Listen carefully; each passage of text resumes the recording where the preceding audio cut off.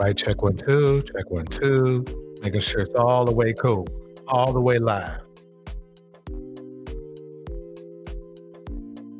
I think we good.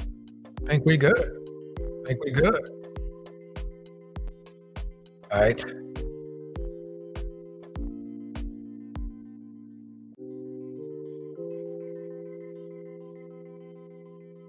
I better not leave. I'm in a hurry today. I need to get in and out of this thing.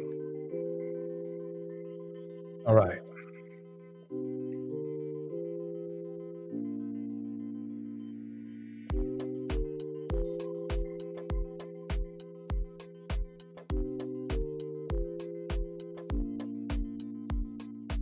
Right.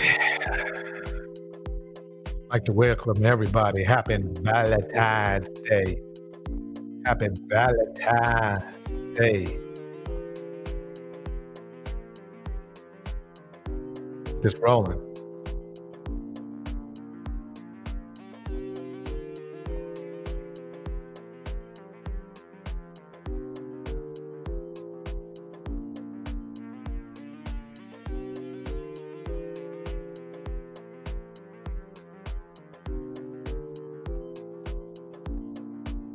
About the math, y'all. It's all about the math. Got to get this started. Got to get this party started.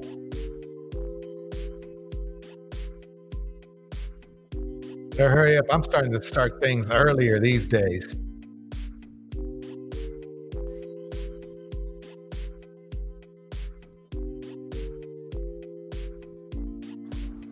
About to hit this water. Let's take that walk down there and then see what happens. See, he's right over there to my left. Taking it easy, getting to him. Got my drab clothing on so I don't alert him. Caps in the house. Speak up. What's good, Rob? What's good? Okay. All right. So I'm going to start at the tail of this pole.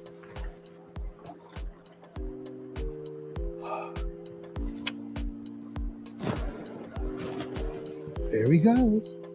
He came up for it like I thought he would.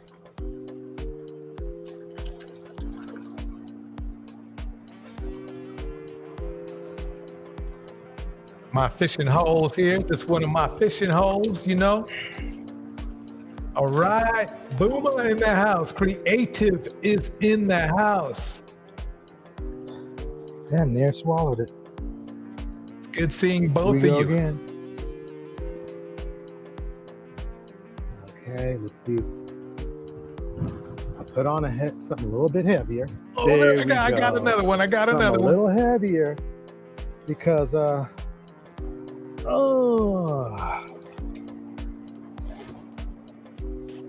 I gets down, folks. something tells me there's gonna be a good day. It was a good day too. I'll It's tell gonna be you a that. Good day. Yes. Let's see. Yes, It's in the sir. net, baby. Get it in the net. Big. Get it in the net. Uh-oh. He's got. Ah, shit. You see that? Okay, I I'm just lost gonna that relax. one right there. This ain't 6X. Oh yeah, creative. It is so relaxing up there. Okay, just relax. It's off the chain. I mean, Easily just grab it's so the stick. peaceful. More concerned You about can my- always find a spot to be by riding my yourself if you reel. need to. Did he get The off? water is got refreshing off. and clean and everything. Thanks to the stick. It's off the chain. I can just Stick say wrapped that for around the sure. stick. Look at that. Good job, Trout. Wrapped The fish around got the me stick. though. I'll say that. Ain't that a bitch? Okay. Where we at? Welcome all the cloud watchers out there. All the break me cloud off? watchers. Fucking broke me off. Oh, that stick going. All right. Broke me off. Right. I'm about to kick up one of my jams right now, y'all. About to kick up one of my That is jams just right now. messed up. Yeah, I was mad when I lost that fish. That looked like a pretty good fish right there. That's how it is when you don't manage yourself, right? I blame that completely on me. Let me stop this reel for a minute. Now it's time for Goldie right here. Yeah, Goldie. Oh man, this is one of my favorite flies right here, folks. It's kind of like it has an olive hue to it. Watch how fast this thing works. Watch how fast it works. Mostly gold. I'm casting it out there. Perfect. Casting it out there. Watch this. Watch how fast this thing works. There we go. See, that was quick. Oh, he fell off. Oh, he fell off though. That's okay. I got back in there. He fell off. All right. Anyway, let me get to the next. Let me get to the next show. And let me get to the next. He loved it though. All right, that was one of my hobbies right there. That was one of my hobbies right there. I'm gonna stop that for a minute, and I'm gonna go here. I'm gonna turn this off. Now I'm gonna kick one of my beats to intro. This is one of my beats right here, y'all. This is one of my beats. Here we go.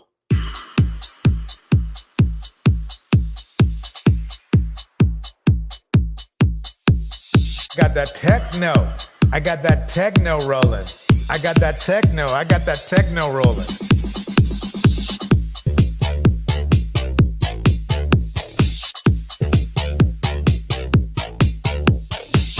Y'all thought I wasn't a DJ. For real though, come on now. Nubia Gold in the house. Creative in the house. Big Cap in the house. Boomasuna in the house.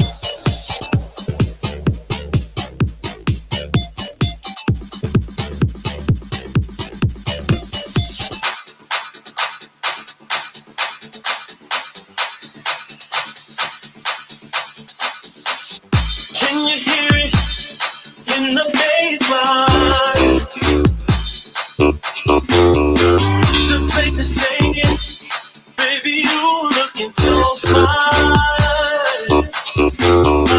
I know you want me, yeah, 'cause I heard it in the baseline.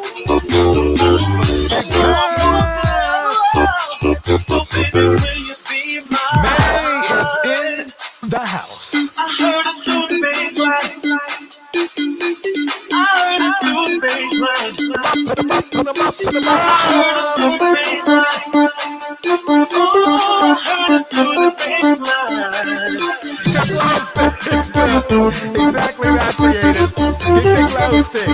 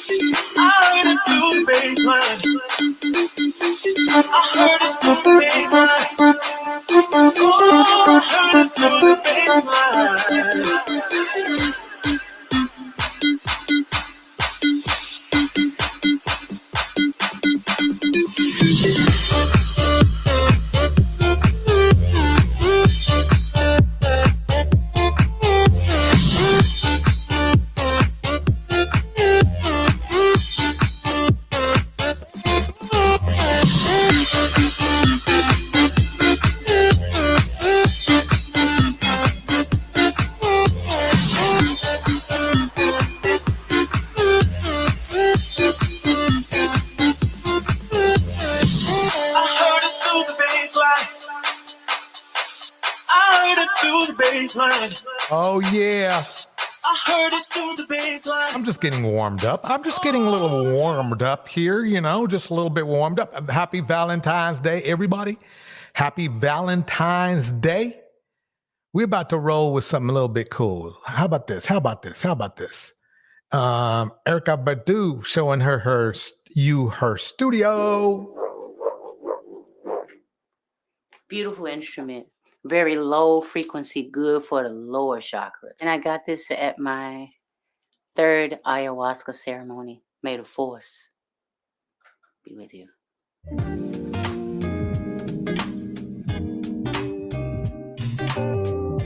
And about have some Hey, fun Vogue. today. I'm Erykah Badu, and welcome to the Badudio. It's my home studio. I'm going to show you some of my amulets and talismans. So come on a journey with me. Let's go. Honey, because it's true is in the house. Welcome, welcome. I've been in the Badudio for almost a year. Our house is around the corner, and I decided to move the studio out of the family house to at least give us some, like sacred space. Of course, it's full of music.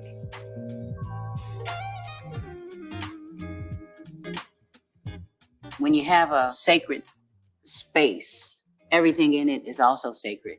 Everything you do in it is also sacred. The whole house is an altar, paying homage to creativity and my blessings and gifts. And one of the most sacred things in my space is this Rhodes 73, given to me by one of my very good friends, Vince. It's a beautiful sound.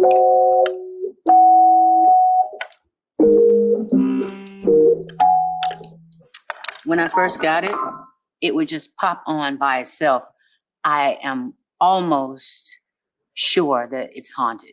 I've written some hauntingly crazy songs on it. I'm an okay keyboard player, but when I play this one, Liberace.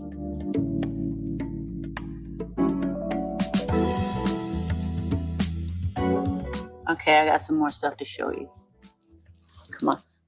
I have singing bowls that I use, and they're good for meditation and stress and those kinds of things. But this one is a purse. Isn't that cute? And this was made by one of my friends, and the name of his brand is Please Look at My Ass. And it has this little tool. So wherever I am, I can find some peace.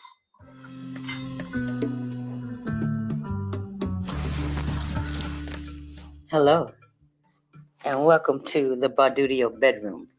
I don't like a lot of things in the place, but there are a few things that I have to have. Number one, my bells. As soon as I wake up in the morning, I put these on. I love things that make music, especially when you walk or dance. And I can also use them when I'm recording. The second thing that I have to have in my room is Right, a sauna. Ree's room is in the house. An infrared sauna. Infrared light on the light spectrum is very healing. Spicy is in the house. My self-care regimen is very important to me, and I really enjoy sweating. Spicy, I bet you are. Bathing and showering and those types of things that give attention to the biggest organ on the body, the skin. But I'm gonna take you like this.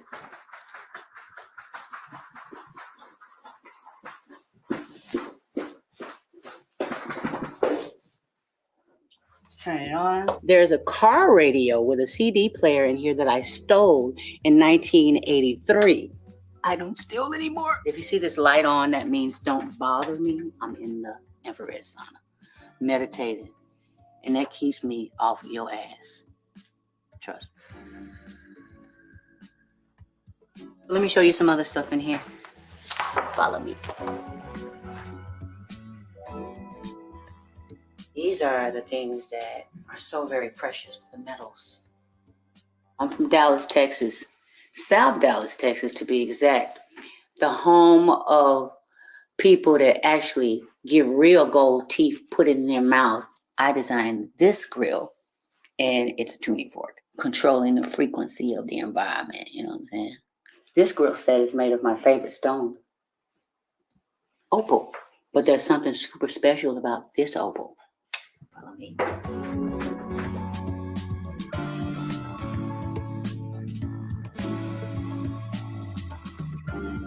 This is a pretty sacred room where I come and meditate. There are different ways that I meditate. In this case, sonically, I've been using sound instruments On my albums since 1997, there's always a bed of delta waves or zeta waves or beta waves underneath the music.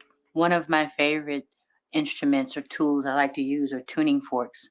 This is a specially crafted double-ended giant tuning fork that I really love. They're delta waves on one side and beta on the other. Big ass tuning And this is fork. how it sounds.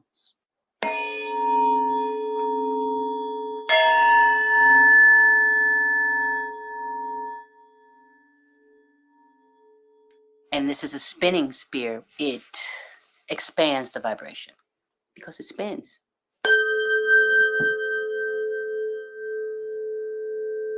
This is in the key of F, which is the frequency of the universe.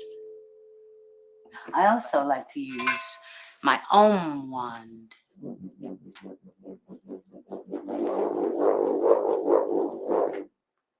Beautiful instrument, very low frequency, good for the lower chakras, the lower nature, sexual energy, creative energy, tribal energy.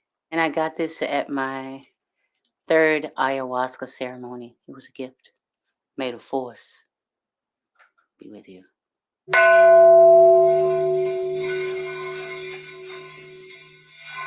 Feels really good.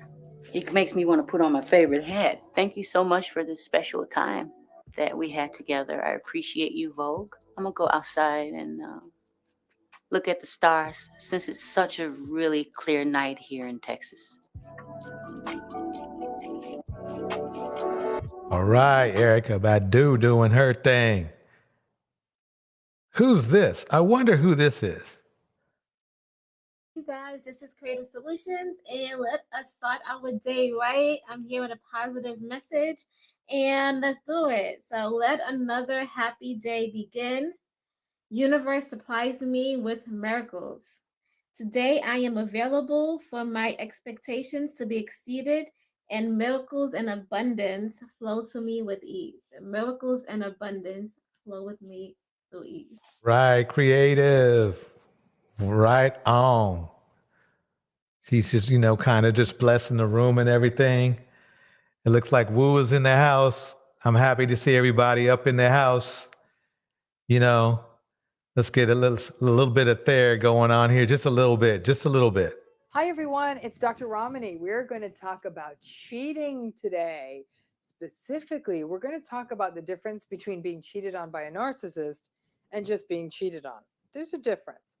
Again, before we get going on what that difference is, hit that bell, subscribe, because if you do, we let you know about new videos coming up. You're notified in real time and all the other goodies we offer, like YouTube Lives and other series. And we're going to be expanding more and more to more content to answer all of your questions. So let's talk about cheating. It doesn't feel good to be cheated on. It really doesn't. And even some of the most open-minded people in the world obviously get hurt. Jealousy is a universal emotion. It is something our brains are wired to feel. We don't like it when our partner strays. It feels like a betrayal. It impacts us in terms of our ability to trust. We don't like it. Some of you may have cheated. Many more of you have been cheated on.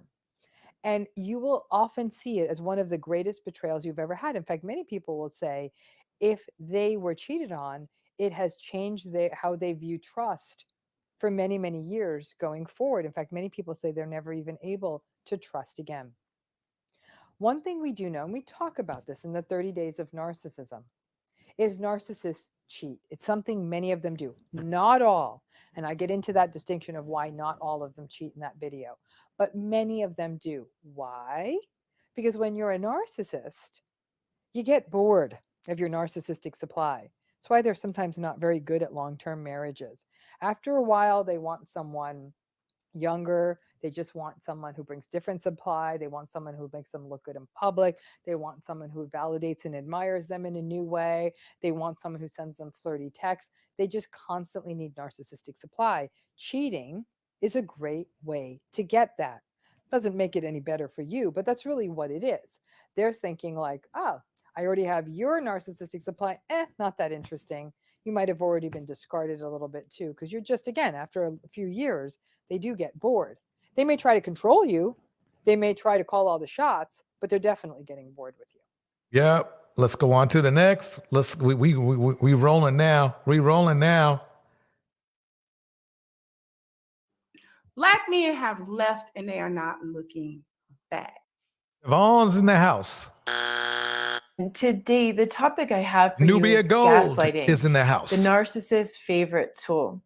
So I'm going to talk about what gaslighting is, why narcissists and other manipulators use it, what some common gaslighting phrases are, how this affects you as the target over time, and finally, I'll give you some tips to deal with gaslighting so you can save your sanity.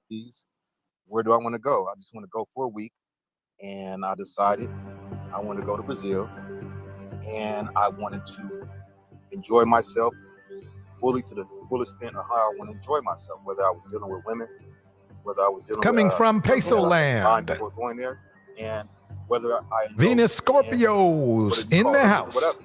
That's my prerogative because it's legal there, and I think it's legal here now in California. I think they just passed a law to make it legal. Do you have kids? Yeah, I said that in the video. So Hey, you're P. sorry, I didn't watch the video. So you have kids in Brazil? I have kids, children. I don't call them kids. Kids are goats. I have children from Your voice cut out. Your voice is cutting out. Trying to think of another lie. Oh, can you hear me? I can hear you now. Yeah. Okay. Yeah. So yeah, I have children from her, and I have one from my firstborn from my Black American. Okay. And you're back in the United States? Yeah, because I had to get back to work. Gotta make money.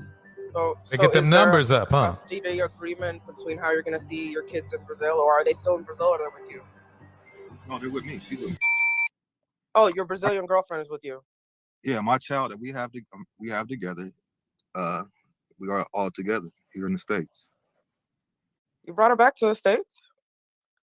Yeah, because actually she had been to the States already. Like, I don't think he talked about that, but she speaks English fluently. So she was actually a teacher, teaching Brazilian children how to, learn English because she had been to the state. She had been to the state and studied. And I think she did like one of those, you stay with a family or something and they sponsor you for like a year or so. So she had a host family. Yeah, she had a host family for a year. But why since she went back, she allowed her tourist visa to expire. So she already had her passport. So basically I helped her to renew it. And that's how she was able to come back. Okay, I got it. Do you believe women should be traditional? Oh yes. I look at my grandma, I look at my great grandma, and I look at those as like traditional women, that are you married to the mother of your child? Yes, we're married. Oh, okay.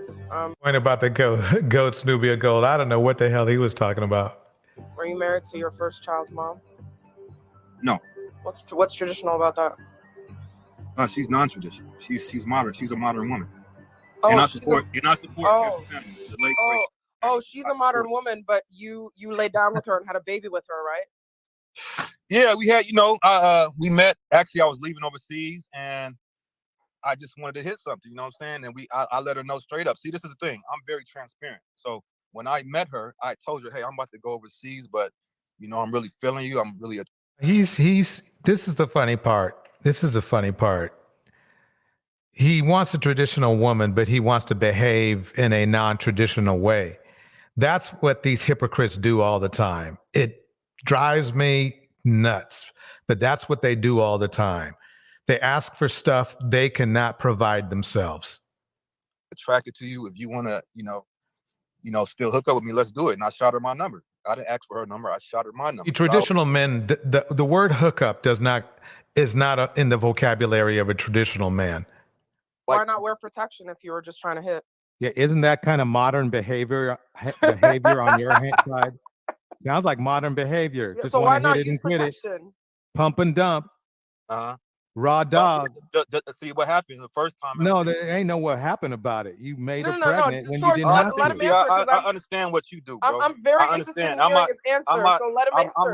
I'm not the last brother that you talk to. I understand your tactics. I already know what you do. No, it's not a tactic. Ain't no You were tactic. about to It's just answer. common sense.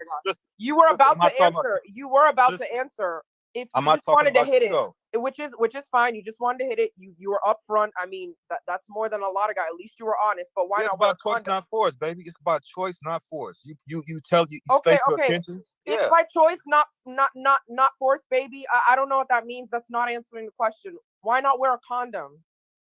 The first time I did, and that was the only time I was intending for us to do Okay, something. and the second time you didn't. You wanted to have a baby with her? No, the second time she begged me, like she was desperate for some reason. Like I guess I gave Dude, wait, Torrance, wait. She was desperate for what?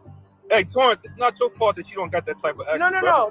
She was desperate. Dude, Wait. It's not, hey, it's not my fault that you struggle getting women in America, bro. Now you sound like a crackhead. Stop I never had that problem, man. She was desperate. Really he's trying to deflect as best as possible. You know how these guys do. Welcome to the stage, Kreative Solutions. Welcome to the stage, Gemini. Let's keep it going. For what? She was desperate for what? She was desperate for what? Yeah. Yeah, well, I put it down the first time, so she wanted a second round. Now, gaslighting is a covert, aggressive way of distorting another person's perception of reality. Oh, now you sound really. Hey, if you got a wife, I'd take your wife too. Oh my God. Okay. If you got a wife, I'd take your wife too. Don't put her in front of me. Okay, I'm gonna wait until you guys are done. So remember now, he's saying that he's a traditional man, but now he wants to steal men's women. These hypocrites, they something else. Let me tell you that. Like to kick out a shout out to 8 Letter in the house, JP Hives in the house, Siobhan's in the house, Newbie is in the house, May's in the house, Ree is in the house. I think Big Cap is still in the house. Woo is in the house. The couple is in the house. Let's see who else is on here. Venus is in the house. You know, I'm gonna keep it going. I'll wait. Let's go. Okay, what I'm getting at is you said you just wanted to have sex with her and she was desperate for you, whatever that meant. My thing is, if you are all about traditional roles, why ask my question though. Answer this question. Do you has there ever been a man that maybe put it down on you and you wanted to go back for seconds or whatever? Well, he put on a condom for her. That's what she did. We wore a condom. Got him. Got him. Okay, so as a woman, as a black woman, why is that so like it seems like you're making a terrible argument, sir. You're BSing and you're not answering my question. No, you're not letting me answer your question. You're all about traditional roles, which is fine. If you just said, "Oh, I just wanted to hit," I wasn't interested in being in a relationship with her. I get that's fine. But my point is, why have unprotected sex with her? Because having a baby mama is not traditional, and you're all about traditional roles. So why did you not wear a condom that second time? Got him. Got him. But this is the thing, right? You see, what I noticed is that when I try to speak, or when someone tries to speak and explain to me what happened, you guys cut them off. Okay, so I'm not cutting you off. So why did you not use protection that second time? Go ahead. I did, but this is the thing. I didn't find out till later what that woman's intentions were. And basically, what her intentions were, when she was begging me to come over, she was ovulating. So basically, she didn't tell me that. So when I went overseas, when I went to go teach in Vietnam, I told her, I said, hey, just in case, oh my God, please take a plan B. Just in case. I like to play it safe. Yeah. Please take a plan B. With all due respect, you're still not answering my question. Why did you have so you just trusted that you would take the plan B and you risked it? No, I had a condom. Got him. Got him.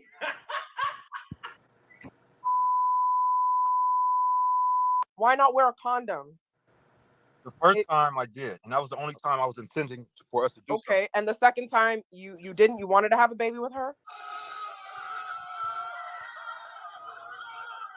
You can't make this shit up, people. That was very interesting. If you didn't catch that, what he first said he used a condom. Right. He just went back and forth lying, trying to justify his foolery. It never fails. It never fails. If you talk to them long enough, they're gonna slip over themselves. It's like it's guaranteed. I like to kick out a shout out to Lee in the house. Let's see if we can get this going here. I know I played this over and over again, but I have to play it because it has to do with the show. So get out of this. Wait. Here we go. Especially no hugging. Okay, here we go. So you talk about Russell Wilson. I don't know many men on this side that respect Russell Wilson, not because he married a woman with a child, it's because he's a simp. Why is he a simp? Why is he a simp? Because that's an entire program. And here's the thing. How about this? Because the men... She got him good. He didn't even know how to answer that. Why is he a simp? And the funny thing is he can't go through his spiel because remember, high value man, has money, has had money for a while. Number two, what does a high value man have? Well, he's a pillar of the community. Russell is what, right? A high value man, has is respected, with his wife and takes care of his kids. Everything that Kevin isn't. But he said he's not a simp because he married a woman with a child. But that's what they say. So now you took away the only thing that you could call him a simp for. Right. Say he is. Well, okay, as a female, then I want to simp because if there's a man. Well, then go ahead. Then you so you want to have again. Yes, ladies, it's simp season. It's simp season. We treat women good.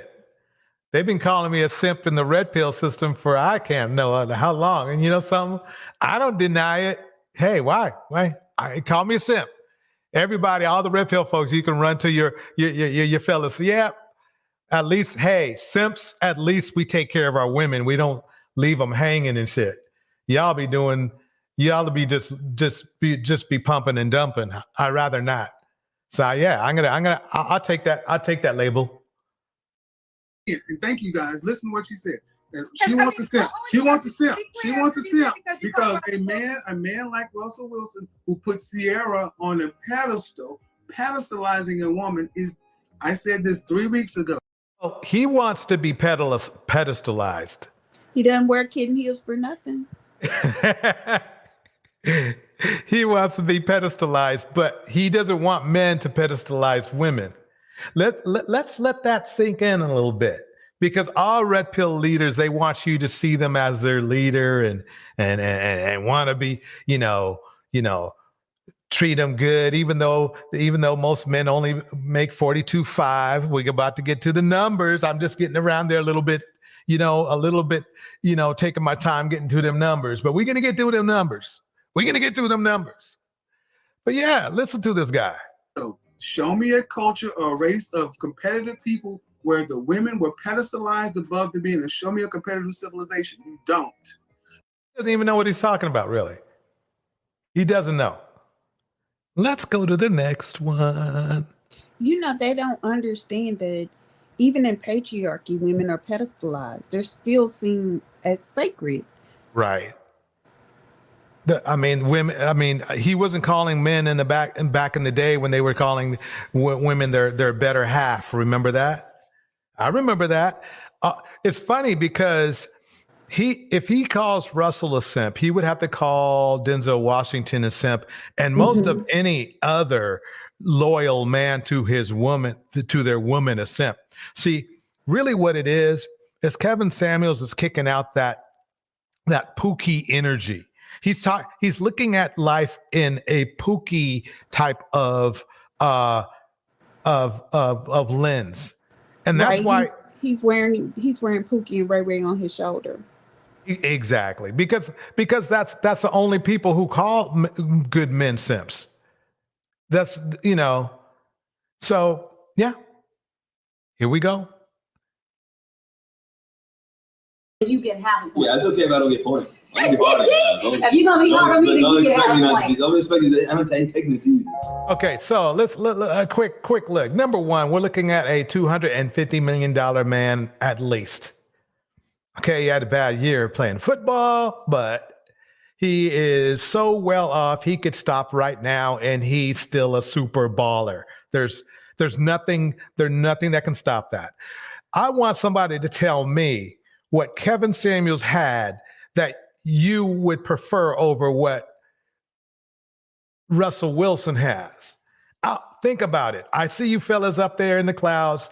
I want you to tell me what Kevin Samuels had that you would prefer over Russell Wilson. You see his fine hair, okay? And the finesse, fine hair. Well, I don't want to say it, but huge, gigantic mansion. I think it's like what, 25 mil or something like that. And he can afford it too. He probably bought it cash. So I want you to tell me what you think. What did, because obviously, Kevin Samuels didn't have health over Russell because, well, one's around and one's not. But anybody tell me, I just threw out some numbers.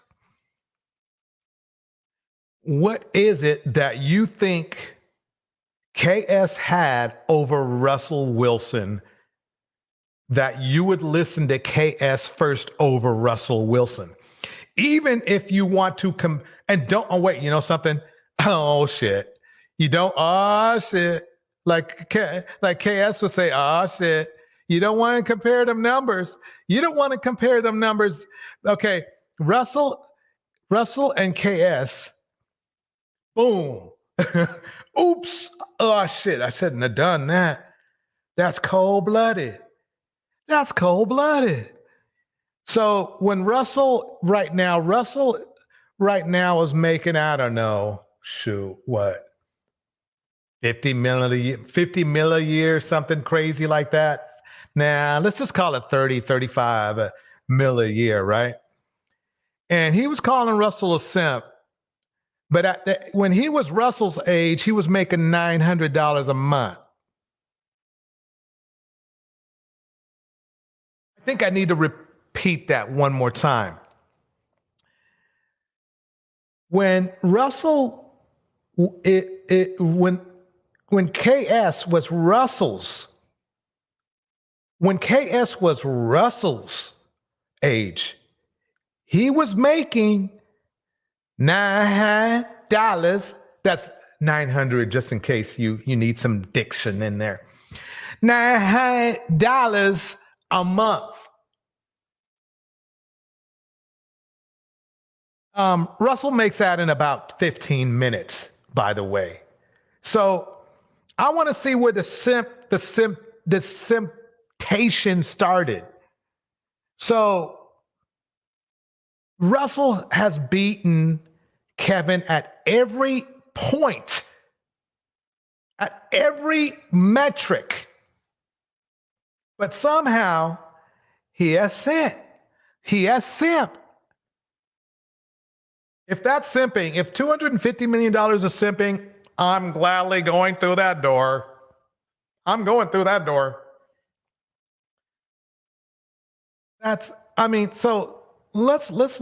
let's break that down again. When Kevin Samuels was Mr. Simp Russell Wilson's age, he was making a grand total of $900 a month.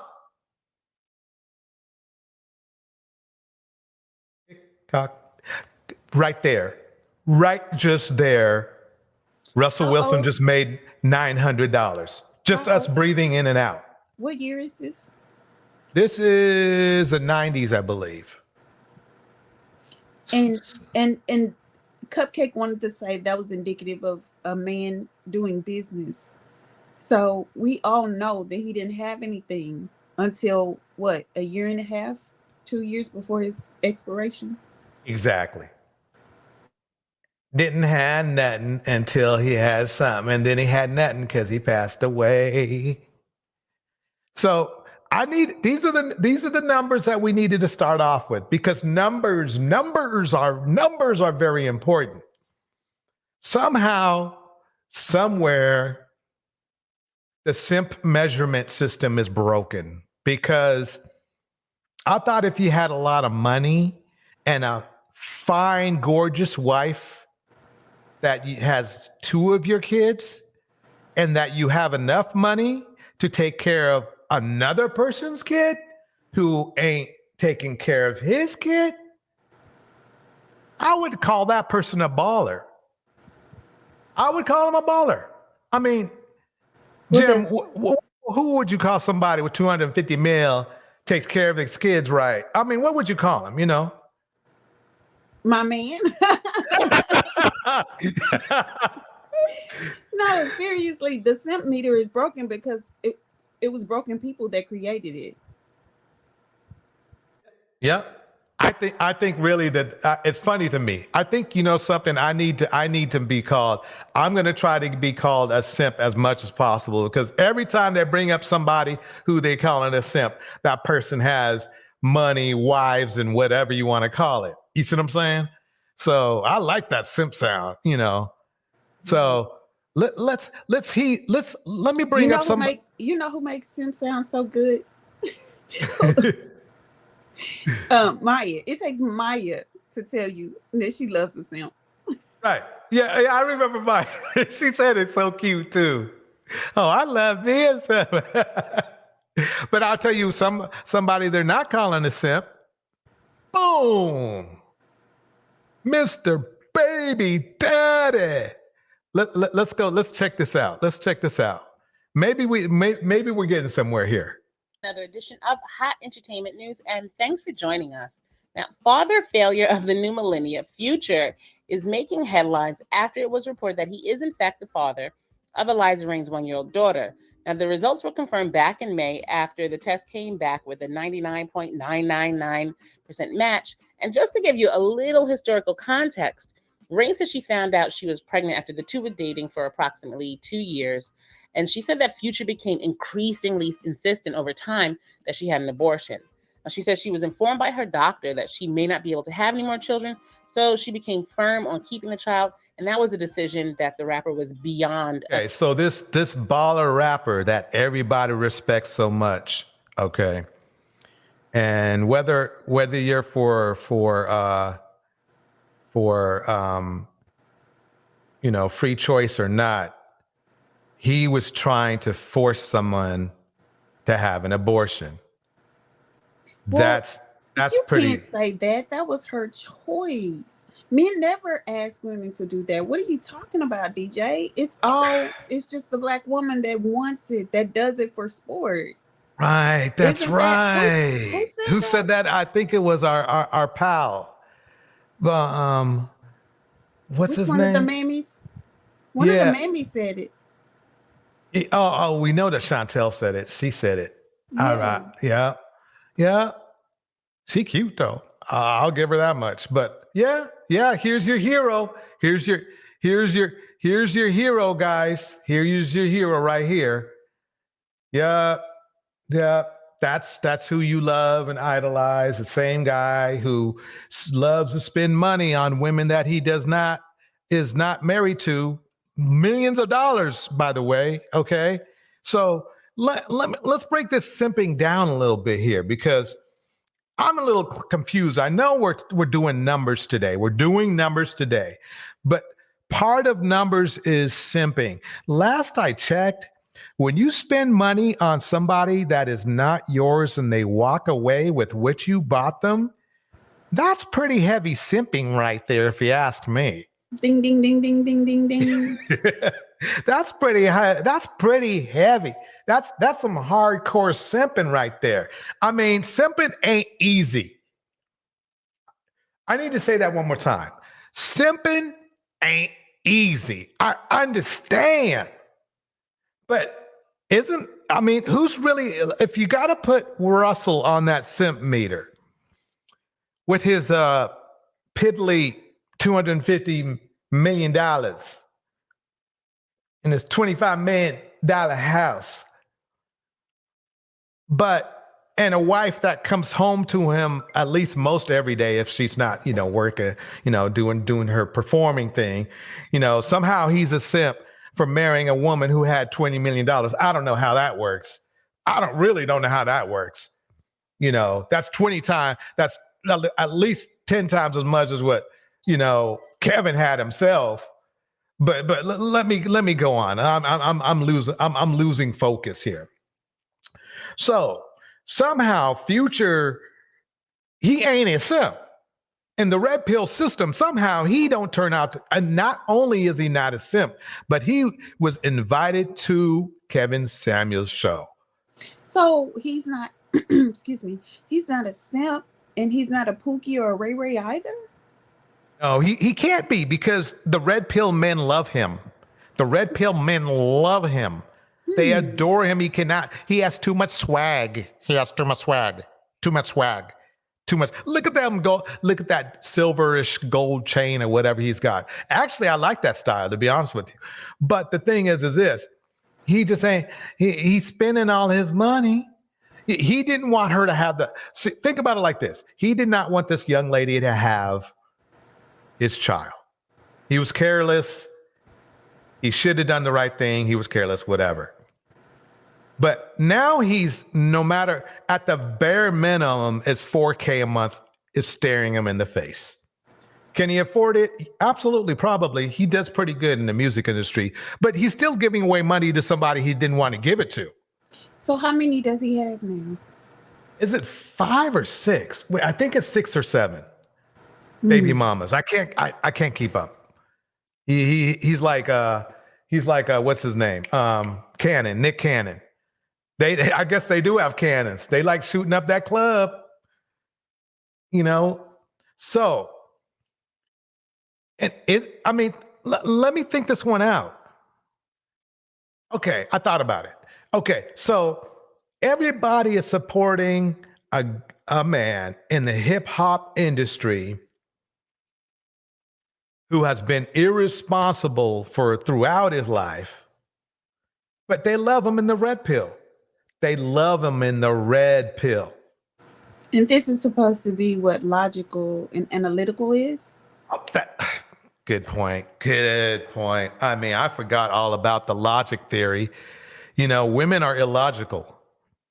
Y'all are illogical. Come on. Just because this guy's logical. He logically, irresponsibly, if that's a word, he irresponsibly, but logically got women pregnant that he did not want pregnant. That makes sense. That makes sense. That makes sense to me. If for the red pill, if you guys love it, I love it. I love it. I love it. So anyway, let me play a little bit more of this. See where this is going. Unhappy with. Now, Eliza also reported that Future went ballistic, reportedly having people call her and come to her place of business.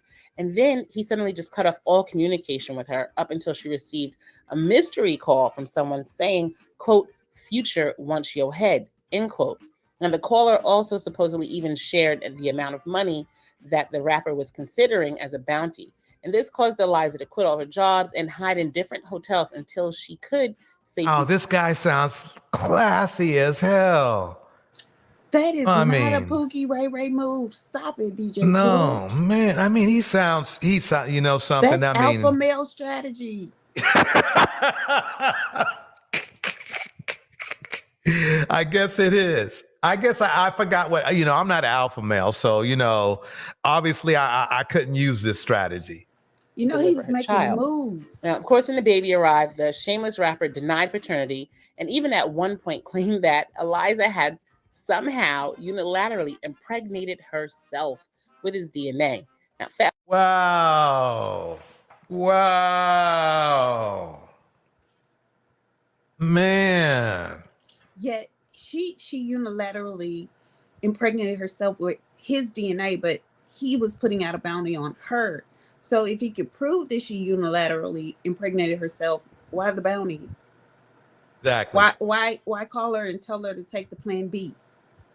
Exactly. To me, right there, that's kind of serious. To do that, it just proves that that percentage that women, the femicide is real when you get pregnant. These dudes is crazy. I was gonna say, how did she even get his sperm? Like, come on. How did that magically happen? Yeah, she must have just she just want to she just she put a spell on him or something. But you have to come back to the plan B. You have to come back to him telling her to take the plan B. If she did it herself, why would you be telling her to take the plan B? You would have not known anything about it, right? Exactly. Like the shout out to the stage, Kreative Solutions and Spicy in the house. Spicy, how you doing? Hello. Spicy, I think your mic is acting up a little bit. We'll come back to you. Let me know when let me know when it's sorted. We can't hear anything right now. So let's go a little bit further. Fast forward now, after Ms. Rain's been fighting tooth and nail to prove paternity. The tests are in. Court is soon going to be in session. And now word is that Future's lawyers have shuffled some raggedy papers over to Ms. Rain's attorneys, offering her a support package that included health coverage and $1,000 a month for the now 1-year-old little girl. Oh my God. Nope. That's not even enough. The thing is this. Classless comes out of my mouth, first of all. That's not going to happen. She would be dumb to take that deal. But the thing is that you would think, okay, the baby is out of the bag, not the cat, but the baby's out of the bag, right? So let me at least seem classy to my fans by by making sure my child is taken care of first class, right? He can't even do that. He can't even do that. He would have made that money back. The money he's going to lose by looking like a jerk is way over $1,000 a month. It's way over that. George? What are you saying? You know his fans don't care. His fans think he's making alpha moves by only offering her $1,000 because it's her fault that she got pregnant. And they actually believe that she inseminated herself in some majestic manner. My bad. Jeez. Dang, that's true. They love them no matter what. Now, in exchange for this whole insult of a package, Eliza would need to sign a gag order, which would stop her from discussing this case openly. Now, naturally, Rain rejected the package because those who have been following this whole story know that she initially petitioned for monthly support of $50,000 monthly. Now, this is an amount her lawyers estimated as fair, since Forbes reported that Future made over $20 million annually.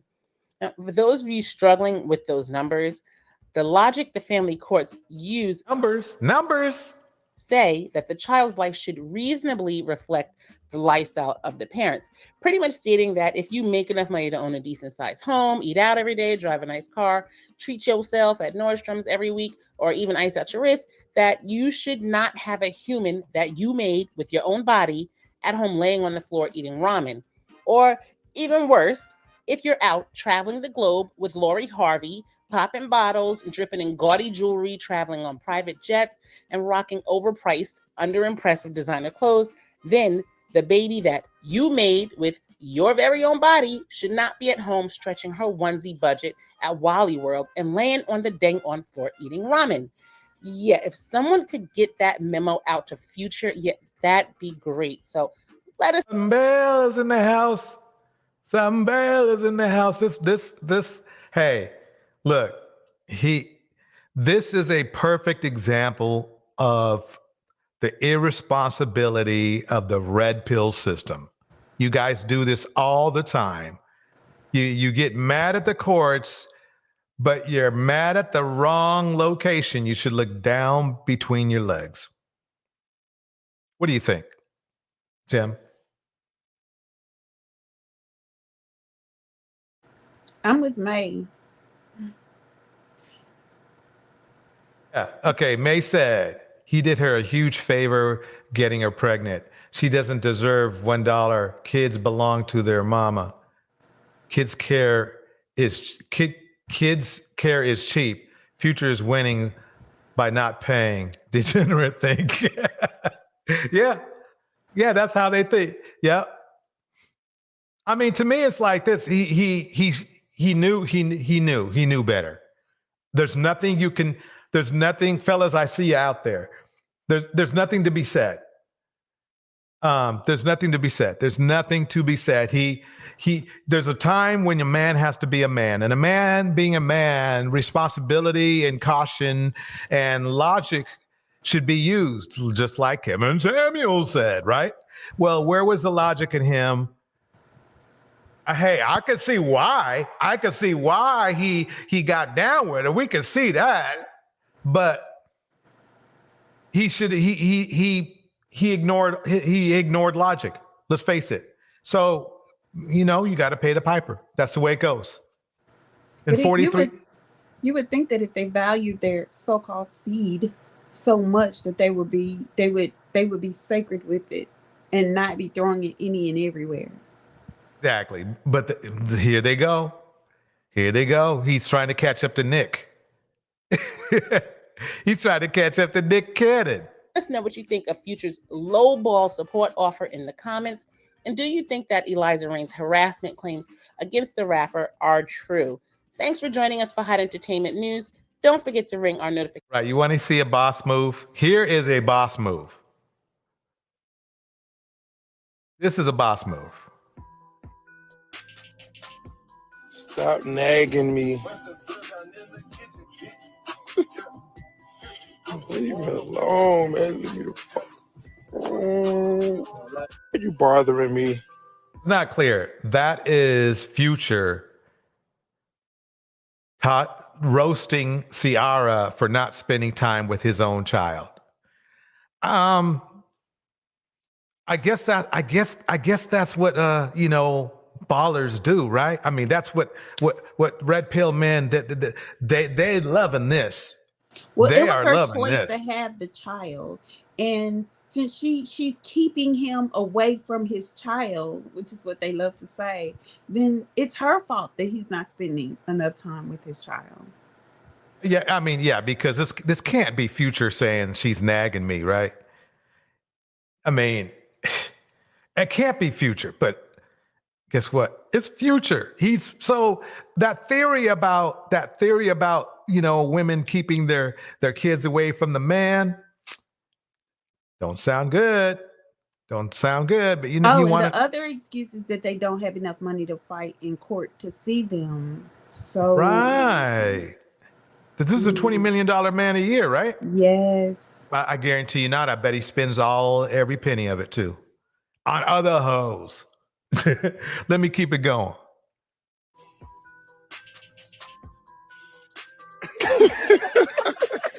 Stop bullying me. What's good, everybody? Make sure you smash that like button before watching the video. Hit that subscribe button if you haven't yet already, because what the hell are you waiting for?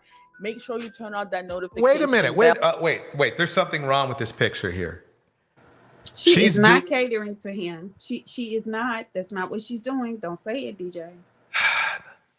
Oh my man, that's not. I'm kind of getting disappointed. That's not a simp move. That's not a simp move. Man, Maya LaShawn is in the house. May, the alchemist, is in the house. Venus Scorpio, Benji, Masu is in the house. We're just walking. We're just. I got a problem here because I thought Russell was a simp. This doesn't look like he's simping here. It just doesn't look like it. I got a problem with this. That doesn't look like being. Let me make. So that way, whenever I upload a new video, you can come through and show some love. You already know what it is. So Russell Wilson is making headlines yet again, and this time it's because he is urging Ciara to take Future off child support. Yes, you heard correctly, guys. He is fed up with Future's shenanigans, and according to him, Future either takes too long to pay or doesn't pay at all. Sometimes he goes months without paying, and he is just... You know, this Future sounds so classy. I think I'd rather be Future than Russell. Yeah. Not. Anyway, yeah, so this is a funny thing. See, the thing is this. Future set himself up to get hard roasted by Russell. That was a boss move what he did. That was a boss move what he did. Russell literally just took his own son from his son that he wasn't really, son that he really didn't want anyway by his behavior, took him from him. I'll take him. Shit. This young man here, he's got potential. This little kid, thanks, Future. You too busy with your other 7 kids. Have a nice day. You're too busy chasing after hoes. But the red pill system loves them, loves them, loves them, loves them. 3D, welcome to the house. Welcome to the stage. What do you think about this?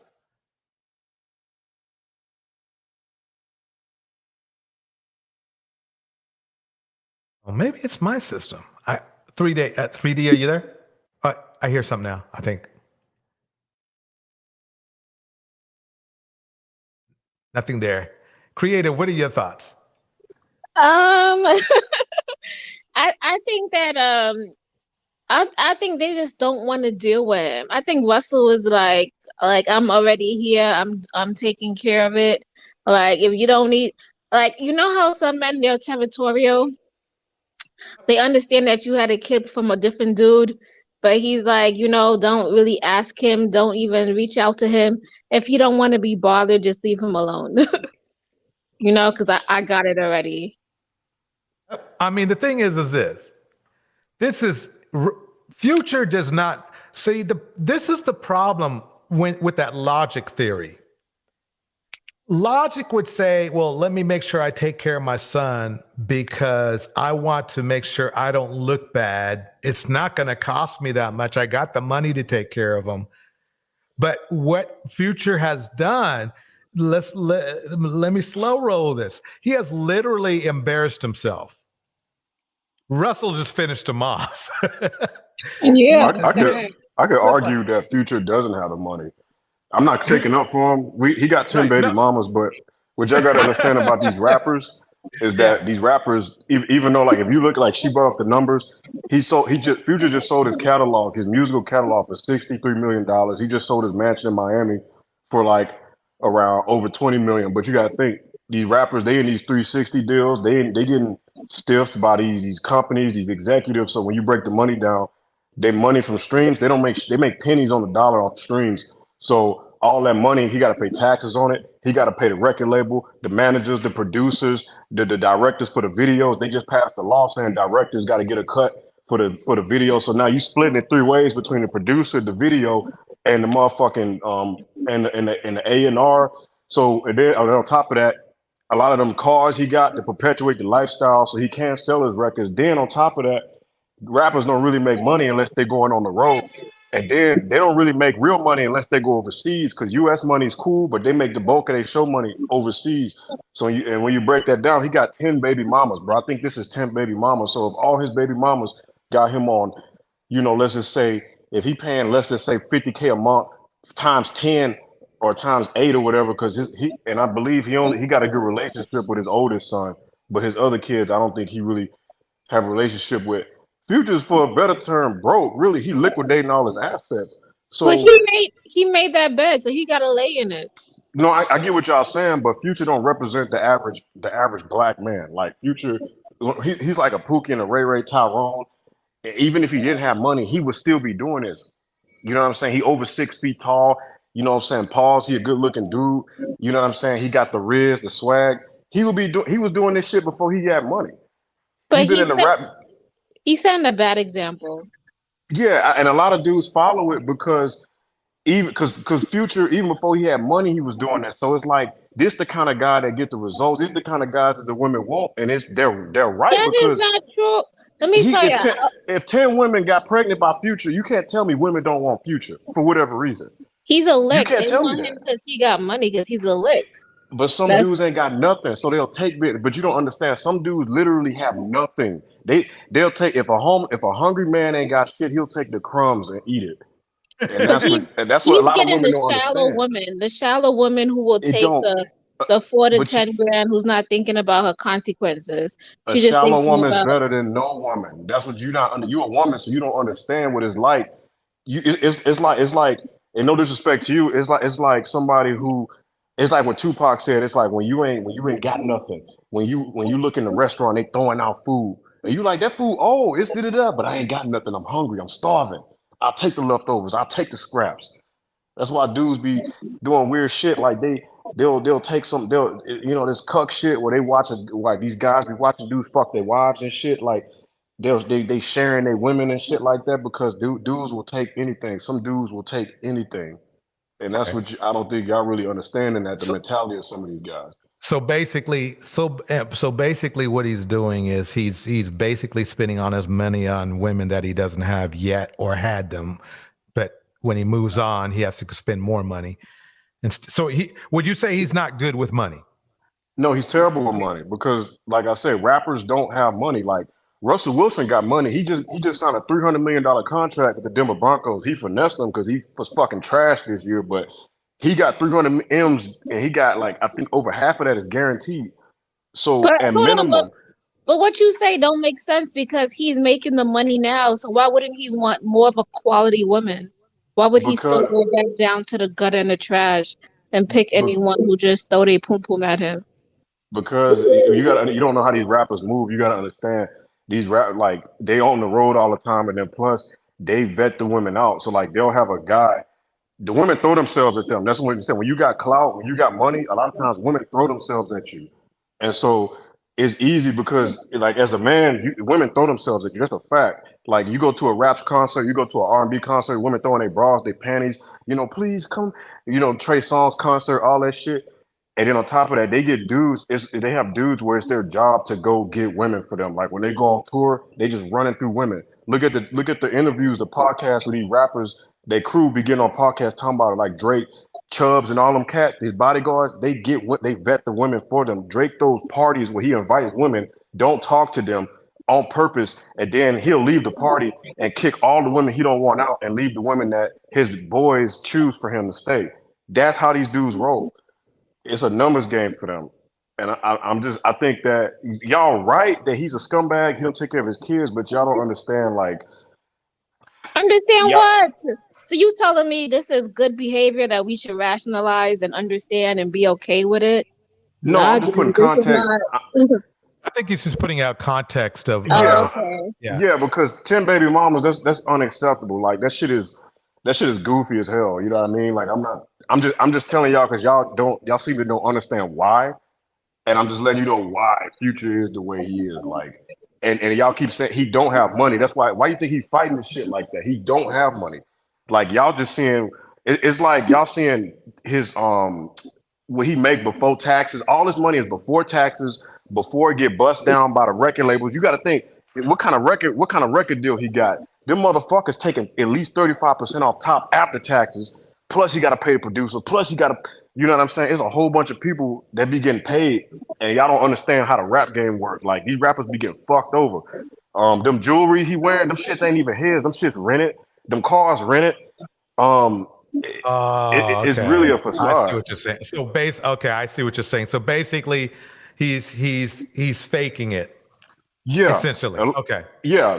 These rappers all cap, and she said, "Please generalize all black." It's not just black women; it's all women. All women do this shit. And it's not just they might not do it to rappers, but they'll do it to shit. Who's that white Harry Styles, bro? He the biggest motherfucking he's the guy right now. Them white girls love Harry Styles, man. The Jonas Brothers, all them motherfuckers, man. So it's not just black women; it's just women in general. you know, they respect the grind, they respect the power, they respect the status, but they don't understand what's really going on behind the scenes. The musicians getting bent over, turned sideways. They really getting screwed. That's They been ain't got no happening. money. That's true. That's been happening since the 60s. I mean, Yep. since whenever. Since whenever. Yeah. I remember. Yeah. And y'all wonder why he just won't pay the money, because he can't pay the money. He ain't got no fucking money. I see. But So- he doesn't humble himself on TV. He's not humble. Like we could understand that if he humbled himself, but he doesn't humble himself. So yeah, because he he just can't. recently tried to diss Russell, you know, $300 million Russell just recently. I can't remember what he did. But I have a question though. If he somehow had an epiphany and wanted to do, he wanted to clean up his act. Let's say he did his finances right. How much do you think he could pull off after paying everybody and after you know, doing business properly, you know? Honestly, I had to look at like his total earnings and shit like that, but you got to think he got, like I said, he just sold his music catalog totally.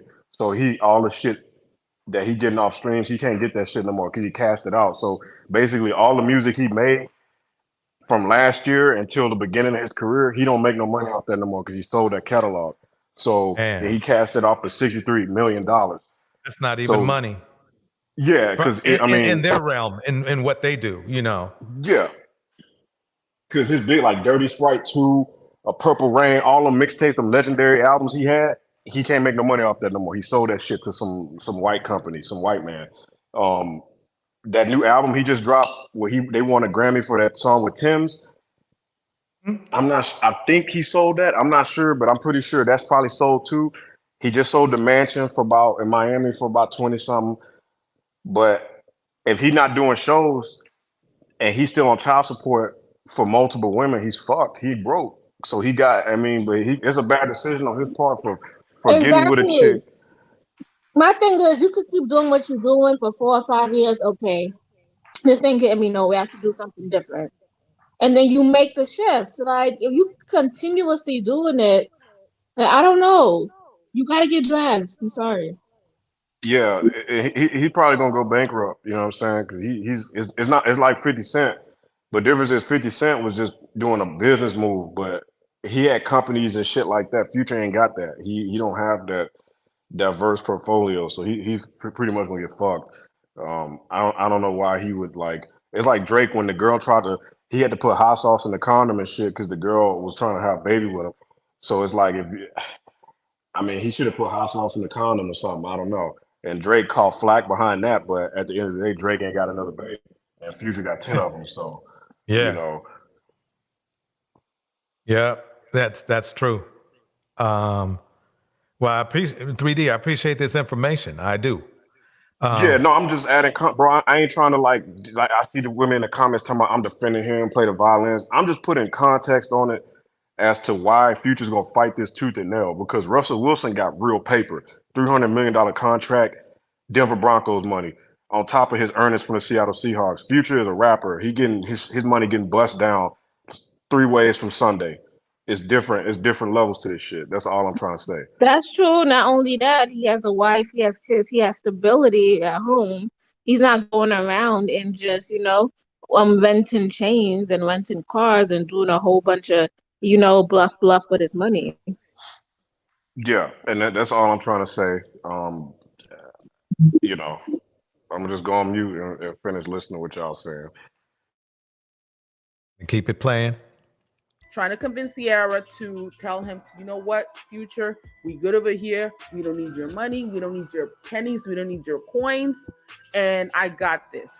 I really find this kind of odd if this is even true, because this is allegedly, because he went recently, it was reported that he went to this radio station in Chicago, and that's where he just pretty much went off.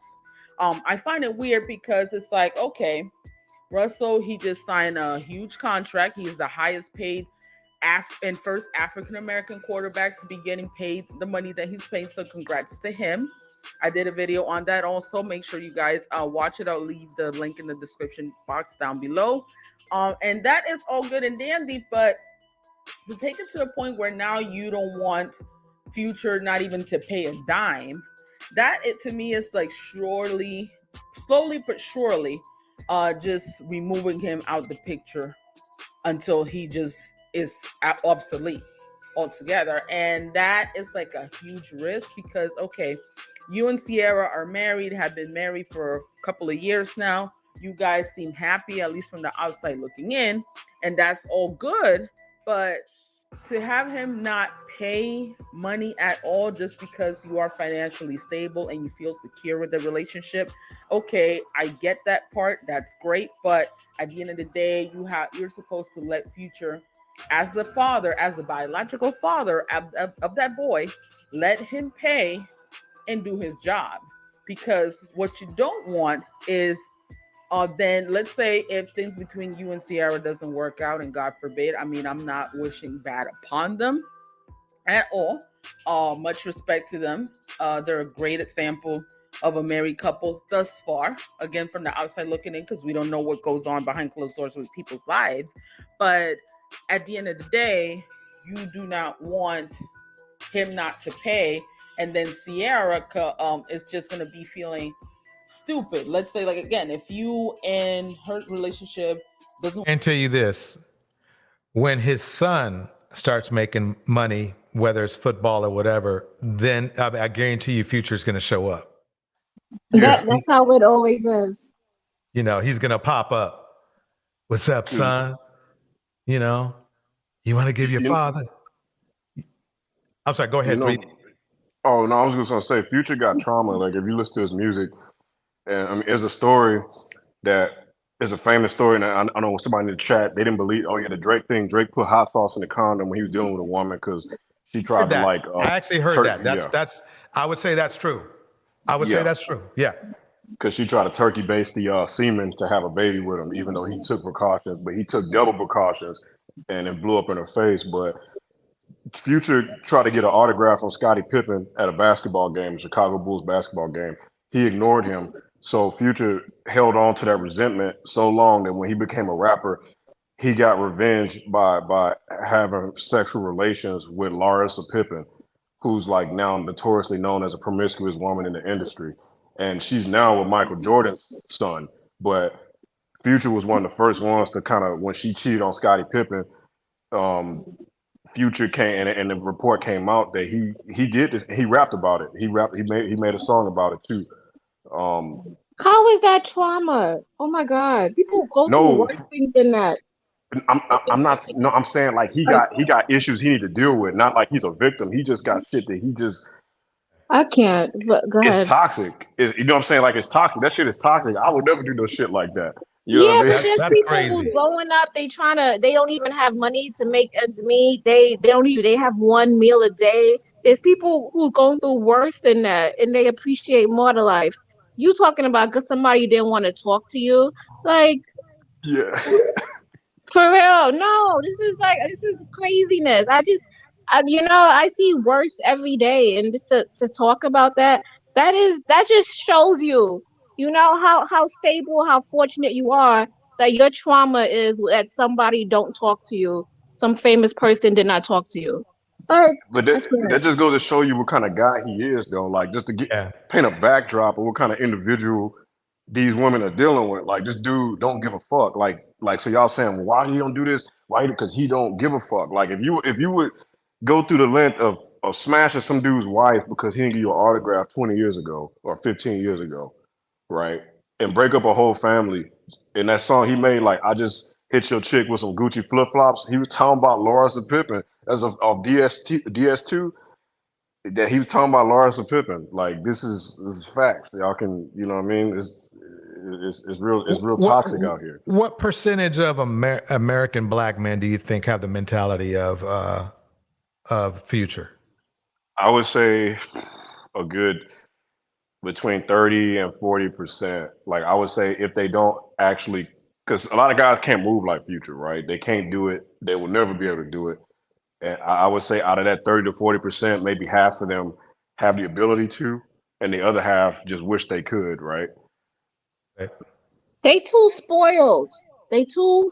I'm sorry. They too. I'm gonna curse, but I don't know if I could. No, go ahead. Go ahead. I was gonna say they too fucking spoiled. Like what the hell? Like you, like come on, that is not real trauma. I feel like they need to go live in the islands. They need to go live somewhere where they had to go build something and go through some trials and tribulations just to appreciate happiness. They don't appreciate shit. That's their problem. They don't appreciate themselves. They don't appreciate their culture. They don't appreciate their family. They don't fucking appreciate nothing. So the fact that I can't deal with this. This is like ridiculous. I never seen you got trauma because of that. That's just unfucking believable. I swear.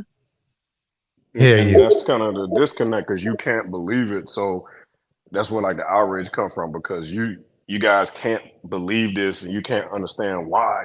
It don't matter why. You just got to deal with what is.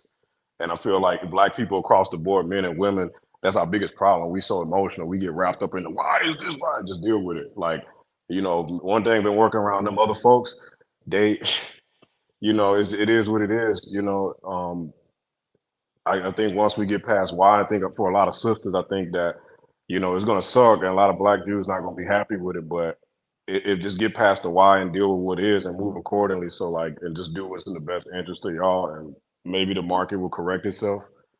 It's just Yeah, like because basic. stuff like this, people don't respect stuff like this. Like I won't respect it. You got zero chances of respect for me. And that's just the way it is. I gotta see you like evolve, doing something good. If you talking about dumb shit like this, like I'm just gonna like this is just so crazy. Like I wouldn't even want to have my kids around you. Like the simple fact that you say something like that. I got my son who schools me on things. He will never ever get mad if somebody did not talk to him. He would just walk away and he would just go do his own little thing. I never seen like I don't know like this. Are you sure? I feel like we're talking about somebody who's like 3 and 4 years old and they're going through their temper tantrums. Basically, yeah. I mean, a lot of what I've found is a lot of the men out here that I've seen, and including at my job, they act like teenagers. It's like they're stuck in their teenage year. It's weird. Arrested development.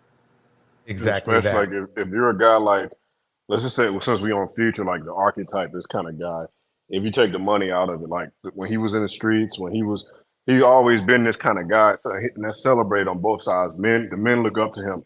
Oh man, dog, you know what I'm saying? You making moves, you making mixtapes, you got clout, da da da. So they constantly yes man, they feeding him validation. The women, oh you so tall, you look good, you got swag, you this and that. So on both sides in the community, we feed into the bullshit and we celebrate it because it's like, you know, men and women and a lot of dudes. I think Dave East, he's a rapper and he was on a podcast recently. And he said like, I think some of these dudes is they go both ways because he said I be in the club and dudes will literally come in and elbow check and big face and move females out the way just to get a selfie with him. He said it's the weirdest stuff ever. He said dudes will literally Damn. push women out the way. Yeah. Like a lot of these dudes be grouping for these rappers. It's really the simping, and simping goes for men and women. Like men can simp for other men too, and that's the I real think men pandemic. do it more than women. Yes, when it comes to these rappers, yes, these rappers and these athletes, like somebody like if you say something bad about LeBron James or Kobe Bryant or somebody's favorite basketball player, it's like idolatry. They will literally get emotional. Like you could have swore you talking about your dead grandfather or something. The way these dudes start crying, they'll go harder for Kobe than they would for their own daddy. True. Because That is I true. come from because Torch, I come from the sports side of YouTube. I be over here sometimes, but I really be over there on the sports panels and stuff every day. I be over there, you know what I'm saying, chopping it up with the brothers, man. On you know, like Players Choice and all them other streams like that. and it's a fanboy culture. Like we a fanboy culture. So we take that fanboyism like, oh MJ like God to me, Kobe, LeBron, Dr. J, whoever, and it's same shit. Oh Biggie, Tupac like God to me. Nas wrote the Bible. You know what I'm saying? It's weird. It is weird, and they focus on those things as opposed to focusing on their own future and their own health. It's unattainable for them, so it doesn't even make sense that they idolize these people, and it makes them disgruntled with their own life and with the people around them, and so they mistreat the people around them because they're unable to attain this unreachable goal that they have set for themselves. I mean, no matter how much they watch the NFL and the NBA drafts, and they conceptualize that a small percentage make it, they still make that their goal. A lot of young men still make that their goal, as opposed to seeing that, saying, okay, the chances for me getting in or getting drafted is small, so let me focus on a career. At least let me do something dual as a career in case I don't get drafted. They don't have that mindset. It's all or nothing for them because it's a cope. It's like, you know, I agree with you because it's like one of those things where we particularly the men in the community get buy into the idea because even if they sell it, we don't have to buy it. You know, they talk about all women, they're delusional, makeup and Beehive and Beyonce and hive mindset, which I kind of agree with, but at the same time, it's like, bro, like dudes will literally sit up and play 2K all day, my player, and spend money on VC and customize your avatar emoji on fucking Call of Duty and all this shit, you know what I mean, for a virtual character and play the game all day, you know. And the difference between women and men is even if a woman is wearing a weave, makeup, whatever she's doing to herself, she's still out there trying to reach her goals. She's still out there focusing on her goals. Those things are superficial, but for some Yeah. reason, men can't get on that level and see that those things that they're doing aren't propelling them forward in society. It's a detriment to them. I Weave and think makeup is never. I don't believe anybody except for women that are boom quishes and they're stealing it. Besides that, how is that holding them back from doing anything? How's a weave or makeup or anything like that holding a woman back from doing what she needs to do? It's not. But these men who idolize these rappers and try to emulate them, it's holding them back. It's holding their mindset back. True. Because that's the only form of like positive. Even some of the cats that got fathers, man. I know some dudes that got dads, but to them, like, oh, my dad was he was a 9 to 5 guy. He was like a plumber or something like that. Their dad wasn't flexing. He wasn't cool. You know what I mean? You know, these rappers, I want to be like that. I want to be like, I want to be like the football player. I want the clout. I want the money. I want the chains. I want the girls. I want the respect. I want and that's where it comes from. It's like being a regular dude, men, and a lot of women, not regular women, but a lot of the women that the Instagram girls, and then a lot of dudes, like a lot of other dudes, made being a regular dude not cool because I remember in high school, oh man, you reading books, you were lame, you doing this, you were lame. Like not from girls, but from dudes would say that shit because they wanted to be like the dude on the football team. You know what I'm saying? There's only 50 of them dudes, and it's what 1,000, 1,500 just regular other guys. Like everybody can't be on the football team. Everybody can't be Michael Jordan. Everybody can't make the NBA. Everybody can't be no fucking rapper. And that's what I don't know. Black like Torch said, I say 40% of black men can't understand that shit. It's like hopeful EC said, they've defined themselves as men based off trauma. Man equals promiscuity, toughness, and violence interpersonally. I was gonna say I think they need the pressure on their back. Like like back in Jim Crow days, like back then, like the pressure was on them. So they had to produce for their families. They just had to because they see what was going on. And obviously you give them the choice and it's not working out. So I feel like the pressure needs to be applied to them, like the weight of the family, the weight needs to be applied to them. Well, who's going to do the applying? Because if you talk about that, then you're saying that the same thing is going to happen to us because nothing happens inside a bubble. I'm going to go on to this next video. Here we go. In the United States, there are more and more African American millionaires. Their number has doubled over the past 25 years. Today, 1 in 50 Black families are millionaires, part of a new Black upper class in the country. $5,000, I mean, we built the company to be a multi-million-dollar business. Today, Black people make up the second largest group of millionaires in the U.S., behind white Americans. But the country carries a long history of slavery, segregation, and discrimination. For the general public, the most well-known wealthy African Americans are athletes. Before I get all into this, let me kick out some more shout outs. Lady M is in the house. Melinda is in the house. Venus Scorpio is in the house. Hopeful EC is in the house. 8 Letter is in the house. Reese Room is in the house. Let's see if I've missed anybody. I got Woo. Maya LaShawn is in the house. Let's see. Spicy, are you still in the house? I think I got everybody. We're going to keep going. Something Bell is in the house. I like saying that, so I'll say her name again. Athletes, politicians, and entertainers. You ain't African American queen. That's a fact. But far away from Los Angeles and its Hollywood stars, there's a different Black elite, and it's on the rise. An upper class that makes up 3% of the African American population. This may not seem like much, but it's nearly 1.5 million people.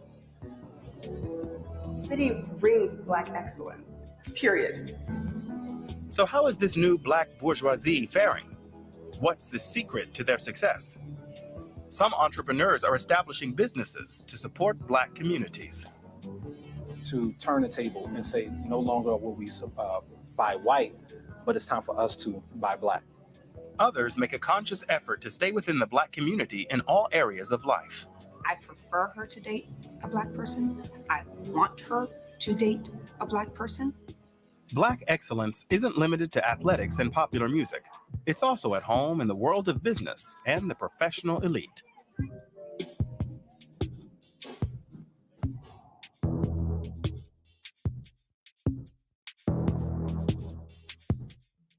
Don Peebles is a Black entrepreneur who made his way to the top.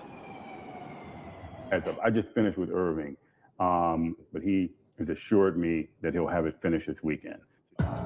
Peebles is a property developer and one of the richest African Americans in the United States. His estimated net worth is $700 million. He's a staunch believer in capitalism as the path to success. I see capitalism first. I see the massive amount of development and the massive amount of people working and doing business. It reminds you of, how America was built based upon capitalism. And then I see great opportunity. Unfortunately, we were part of it in the wrong way. Right. Originally from Washington, D.C., and the son of a civil servant and a real estate broker, he became a real estate agent at 22. He bought his first building soon after and was a millionaire by the time he turned 30. I grew up during a time of transition in America, during the civil rights movement in the United States. And so I got a very good sense that anything was possible. What I've accomplished in terms of business has been far greater than what my expectations were. Okay? All right. Talk to you later. Peebles has constructed buildings and even entire neighborhoods all over the country. He's been nicknamed the Black Donald Trump. He's part of the elite. His own apartment is a testament to his wealth. At more than... See, that's not a great compliment to have because, who was not exactly the most scrupulous person. But let me keep going. It's not even comparative because he didn't get his wealth himself. 45's wealth was passed down to him. So it's not even the same thing. Exactly. In 600 square meters. So go ahead, E3D. No, I was gonna say a lot of these Black millionaires and billionaires, these guys are like, they bootleg, man. This stuff ain't really gonna help us because if you look at it per capita, on average, Asians and Indians out earn everybody. They earn damn near 6 figures for their community as a whole, but they not the second most millionaire class, but they damn near like you know, when everybody talk about who make the most money, statistically, the Asians and the Indians do. And they run the tech industry worldwide. They run certain industries. They got a monopoly on it. So I feel like this millionaire, upper middle class stuff is classism supersedes racism. Like the lady said, I would prefer my daughter to marry a black man, but if a white boy with $1 billion came, she want him to marry him, not the poor black guy, even though he's probably a good guy. It's classism. That's also protection. Like, why would you want your daughter to marry someone like that, a nobody, and not protect your assets? And Like I that's the way said, that it was done previously anyway. Is people married within their class in order to maintain their status in society. So if this guy is saying he believes in capitalism, that's exactly a capitalistic mindset. Men married women way back when to obtain wealth of that family. So why would she marry her daughter off to somebody who's not going to be able to sustain her lifestyle?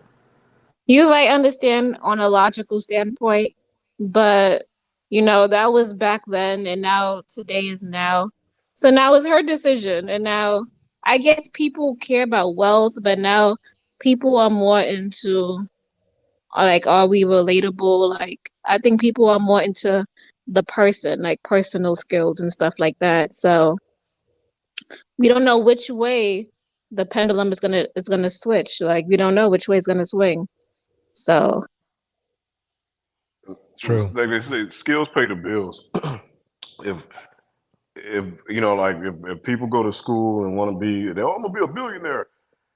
I mean, skills pay the bills, right? Like a lot of these billionaires, Bill Gates and all them, they're not particularly skilled, but they hired people to do work for them that had skills, and that's how they made money. So if you can't do that, then you got to have a skill, and I think that's a lot of black people. We starting to get that now, but we need to kind of like skill, whether it be a trade, coding.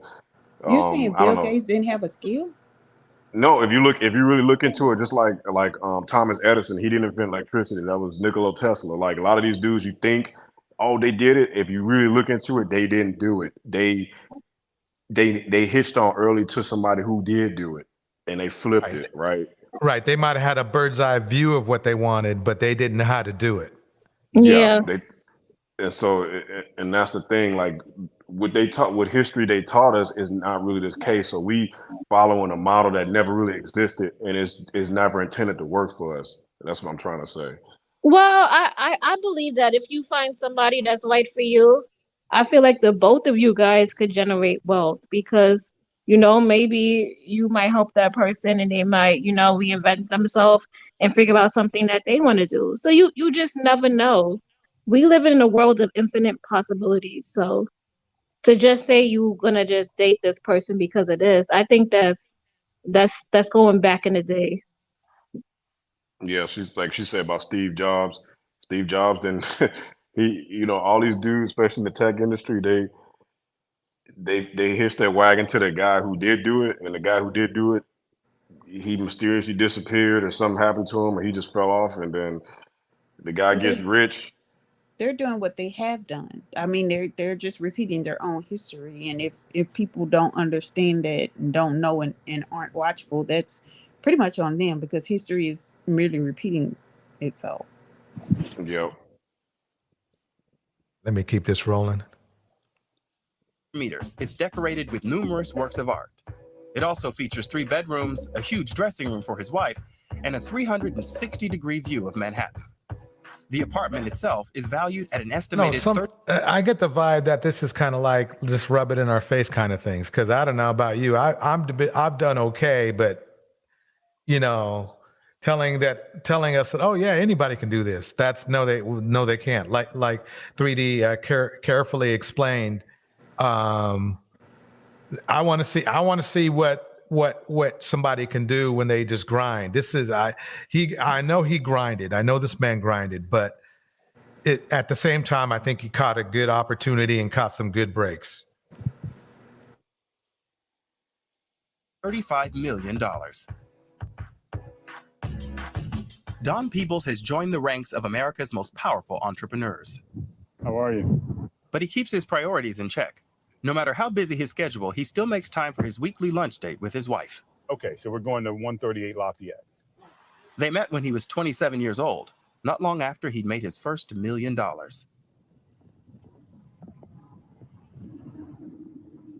was driving in Washington through an area and saw her jaywalking the street, and so I introduced myself. And the next day, I invited her to New York, and she came with me, and then the rest is history.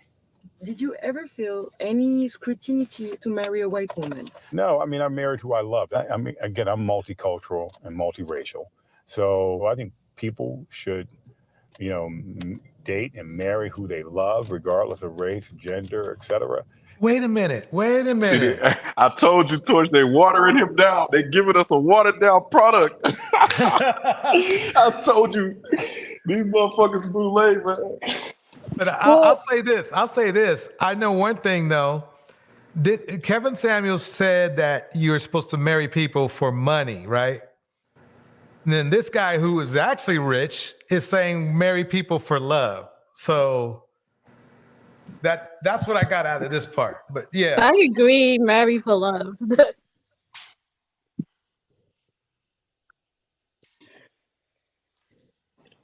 A New York fairy tale and a relationship that's lasted 3 decades.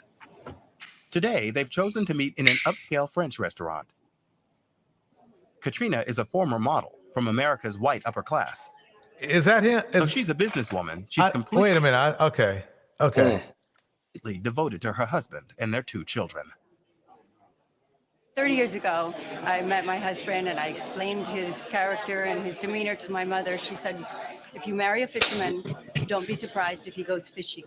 And I've kept that with me all my life because he is a consummate business person. He's an entrepreneur. So there's no on and off button. An understanding wife, perfectly suited to the real estate magnate. A nice way to break the afternoon up, and as I kind of gear So maybe he didn't marry for love. into the weekend. Plus, she's Why also I say that? active in our business, and so we've got a couple of business things to work on. So it gives us a chance to catch up personally a little bit, but also business-wise as well. Business always. Yes. Don Peebles works almost every day of the year. That's the price he pays for being one of the wealthiest men in the country. Reminds me of the September weather when we were married. But Peebles and his wife also know how You was right, 3D. to He relax. don't identify as black. Why you say No, that? he don't. Why you say number that? number one, he don't identify as black. So the narrator identified him as one of the richest black billionaires in the country, but then he came out his mouth and said, "Well, I'm not exactly black. You can rewind the clip. I'm multicultural." Yeah. Well, he said no. He didn't say I'm not exactly black because he was questioning about his wife, and then he explained that he's multicultural and multiracial. It wasn't like he was demeaning his black side. He was just explaining. And this is the problem I have with a lot of people. They want to say that biracial people aren't black, but then get mad when they're biracial like a biracial male marries a white woman. So if he's not black, why is anybody upset that he married a white woman? And especially if his mother is white, why get upset about that? That doesn't even make sense. You don't want him to be black, but you don't want him to marry white either. That just doesn't make sense. Yeah, I agree with that. I was asking Torch why you said that he didn't marry for love. I get this vibe. Because they don't look happy to see each other, right? They don't look like a loving atmosphere. No. Because you could tell when somebody loves somebody. Right. It looked like a business meeting. It looked like You're right. You're right. Creative and 3D. You're right. It looked like a business meeting. You know. I guarantee you, she didn't marry him for love. They've been married for over 30 years. Yeah. They've been married for over 30 years. And it's not, they're in public. So it's not like they're going to be fawning all over each other. But still, you should be happy. You should light up. You should be able to relax. When she was talking about their meeting, to me, she looked like she was happy. Her face was smiling and she seemed to be going when she was talking about how they met and what her mother said. But he didn't look like that. I guess we're looking at it or perceiving it from different lenses. I don't know what people were expecting to see them do. True. I mean, he looked like he was at a business meeting. This was boring, and he was just had his phone up. Oh, Yeah, Siobhan say more money for her community. I think my stream was stopped. You think so? Wait. I think it's back. Wait. Don't tell me that you can't play this, because I played this and I reacted to it. No. We good. I thought I lost it for a second. It stopped over here on one of my computers. Okay, we Boomer good. We said good. it's back. Okay. Wow, that was weird. I better take this shit off. We're going to the next one. I ain't taking no kind of chances. Right. You don't need another copyright strike. They don't want you to promote Black excellence over here. No, yeah, exactly. Man, see, they kicked everybody out. Damn. Okay. Let me play. I might as well play me fishing for a minute until everybody get back in here. Okay. They want you to play the low generous. What we got going on here? Hey, I'm all right. I got for an hour and 45 minutes. Oh, you can eat it.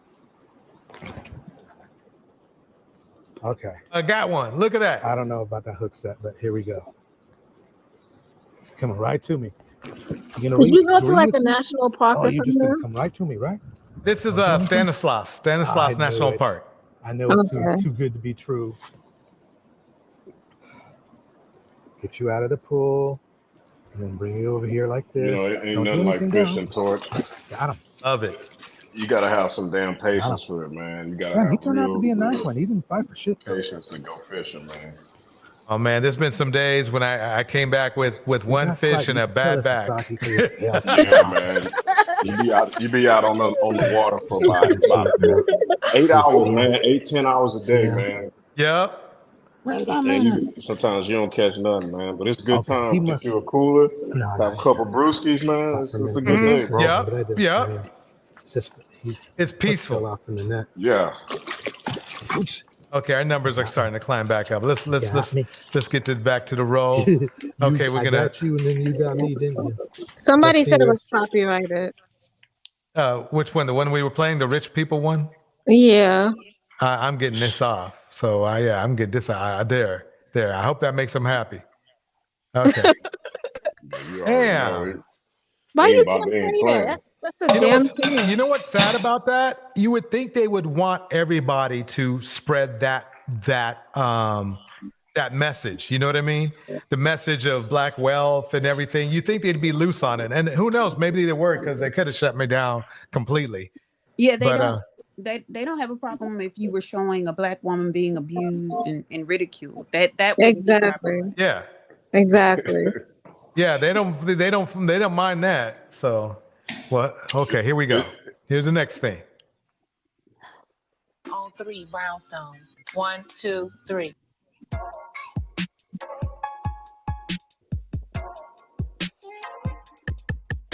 Use fair use. In fact, let me put the fair use sign up. It's scrolling. Oh, is it? Okay. Of course. Yeah. Okay, here we go. I'm saying on 3, brownstone. 1, 2, 3.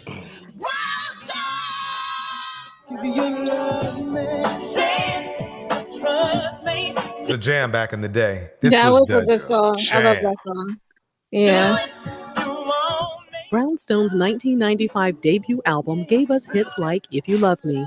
The album back then, R&B was equally yoked with hip hop. In fact, it was probably more popular at the time. Yeah. Right in the 90s, and then when we got closer to 2Ks, it's got more and more hip hop, and then everything kind of fell off the shelf after that. Went platinum, and the group was even nominated for a Grammy Award. Sadly, the trio only released 2 studio albums and haven't been seen on the music charts since 1997. This is a story of internal conflicts, lineup changes, and an untimely passing. Don't forget you can gain access to this audio and one unreleased super messy video per month on the Use Fair Use RRG Patreon. Details are in the description box. Now, let's get into today's video. Monica Mimi Doby, Charmaine Maxie Maxwell, and Nicole Nikki Gilbert all met in Los Angeles in 1994 while attending various auditions. According to Essence magazine, they began singing together and there was an instant chemistry. Since their voices blended perfectly, they decided to form a trio and Brownstone was born. Mimi told the magazine, "We picked our name because brown is the earth and stone is solid." When speaking on Heart and Soul, Mimi said singing together was something that came natural to them and recording music was a magical experience. Unlike other girl groups that experience tension and friction, Nikki told Essence magazine they had a strong foundation and always operated together as a unit.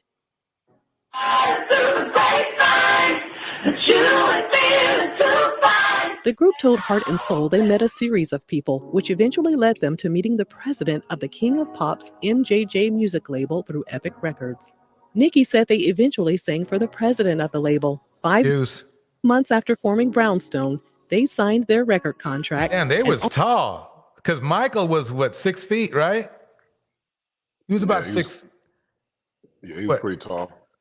So, and she's towering over him. She's actually leaning over a little bit.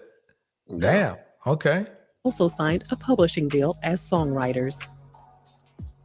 Their debut album, From the Bottom Up, was released in January 1995. The album produced several unforgettable hits, including If You Love Me, which landed at number 8 on the charts and was certified gold. Their song Grapevine peaked at number 49, while Past the Lovin' and I Can't Tell You Why also received a lot of airplay. Thanks to the popularity of these singles, From the Bottom Up was certified platinum and spent 37 weeks on the Billboard 200 chart. The album also earned them the respect of their peers when it was nominated for a Grammy and a Billboard Music Award. Banking on their popularity and success, the ladies embarked on a global tour. While they thrilled fans with their powerful voices, things took a turn. Well, tours always will test your relationship with the other person. That's what I've heard.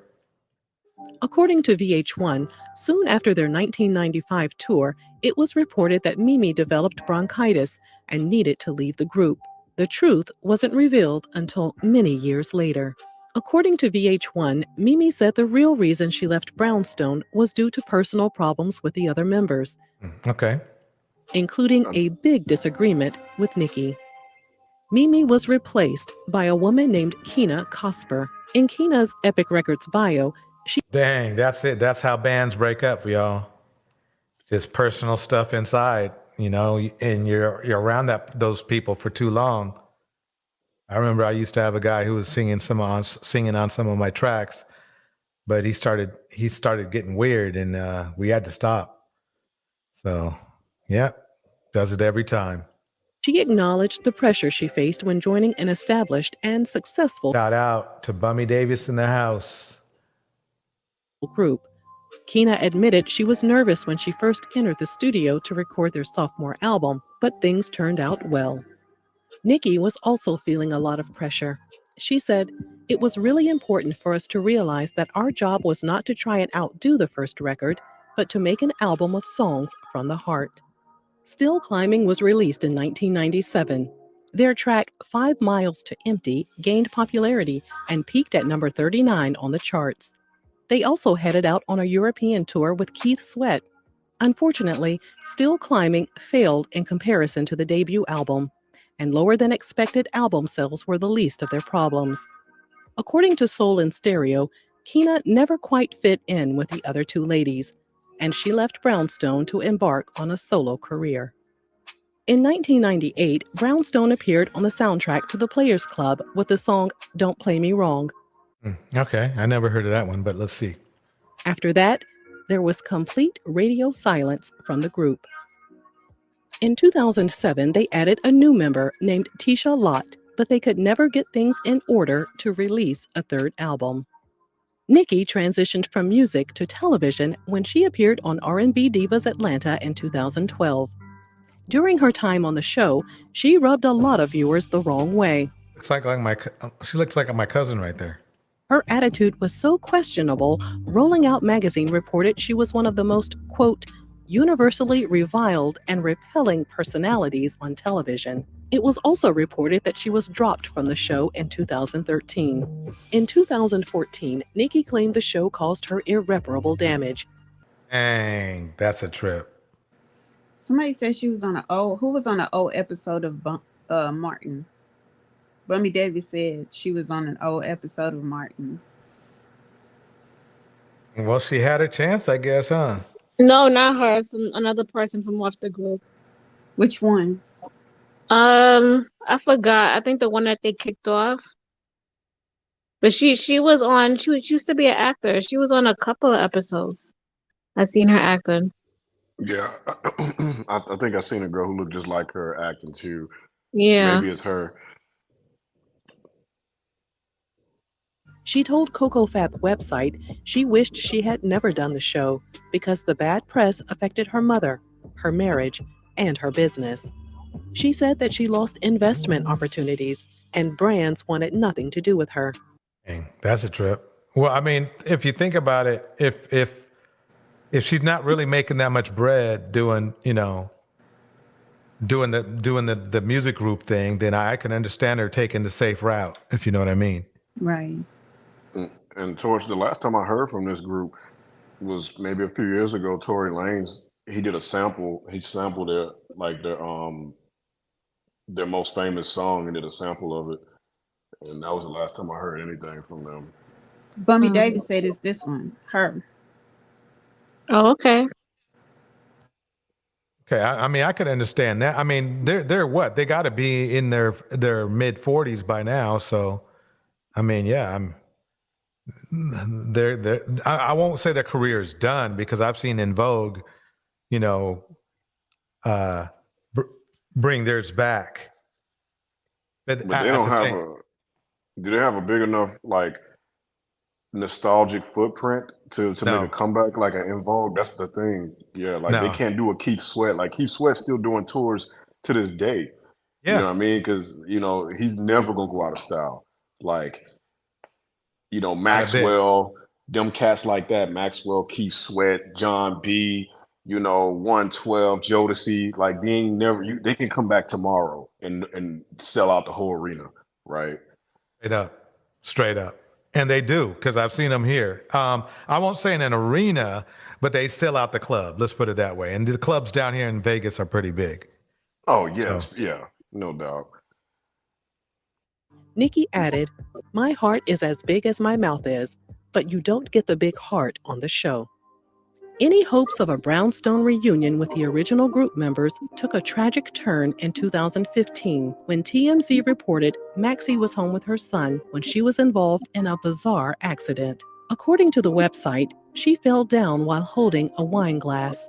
The glass broke behind her head, causing injuries to her neck. Her husband came home sometime later and called 911. Sadly, she didn't recover from the injury and passed away at the age of 46. The police later determined there was no foul play involved. Even if there was, there wasn't. That sounds so weird. Yeah. How do you get the glass behind you like that? Right. That's a weird freak accident. Yeah, that's why we'll just leave it at that. But yeah, I understand what you're saying. For sure. Brownstone was introduced to a younger generation when Tory Lanez sampled the group's hit If You Love Me for his 2016 single, Say It. Nikki called it a bittersweet moment since Maxie was unable to hear Tory's record. In 2019, Mimi and Nikki reunited for the first time in years at Essence Fest. Nikki said she knew Maxie was there in spirit, and they were continuing to honor her as a part of their sisterhood. The group announced they were reintroducing themselves as the Brownstone Experience. Nikki said, "What we are doing is pushing the envelope, putting our millennial caps on." Stop this for 1 second. I'm going to look and see if they're playing anywhere. Brownstone Experience. That's not true. She said only black male groups can make comebacks. That's not true. If Destiny's Child did a reunion right now, it would sell out. Lisa. It's especially like older black, like Aretha Franklin, Chaka Khan. Come on, stop. Let's be real. Come on, like that's. Diana Ross is still selling out here in at the what is the name of that place? Well, Diana Ross is selling out. I forgot the name of the club. What is it? The Palazzo. Down here in Las Vegas. So I mean, she had a residency. So yeah, if you got that kind of pull, you can pull. But here's the thing: back then, most of the best women acts were solo, and the best men acts were groups. Like if you go look at back like the R&B guys back then, there were very few solo acts that were like, oh man, most of the best male groups were groups, and the best female or women acts were soloists. And that's why it's like that paradigm where I mentioned all those male groups. Because like Mariah Carey, she break the charts every Christmas. Every Christmas, she's number one. She don't have to make another song a day in her life because you're gonna hear that same Mariah Carey song every year. The All I Want from Christmas Is You. Every commercial. Yeah, I mean, some of her tracks still slap today. So you know, she'll be fine. If she'd be doing much better if you know she took care of her demons more. But yeah, who am I to say? Okay, I do see Brownstone. They call themselves the Brownstone Experience, but I don't see any of them performing. Maybe this one they are. It's just that it's kind of like more of a podcast show.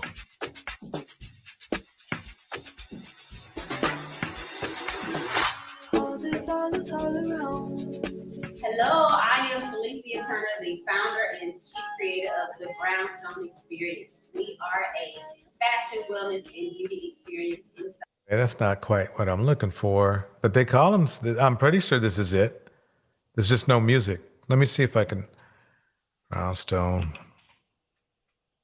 I don't think that's them. That's somebody else. It might be.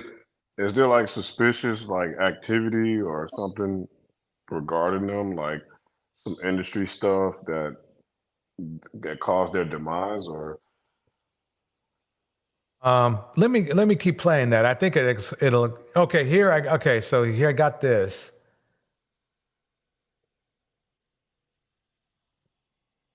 That's them. Okay. Where are they? I don't see it. Okay. I mean, their page is tight. Let's see how many people's on the page.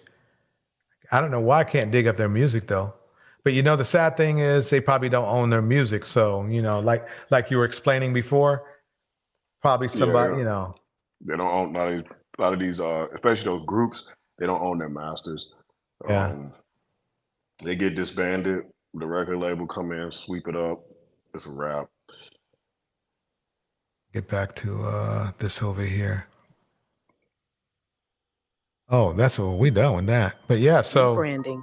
Traditionally a trio, the group welcomed a fourth member, Aaron Jackson. Unfortunately, the Brownstone Experience hasn't put out any new music, but we wish the ladies nothing but the best. Let us know if you're shocked at what happened to Brownstone. And thanks for watching Real Reality Gossip. They look good.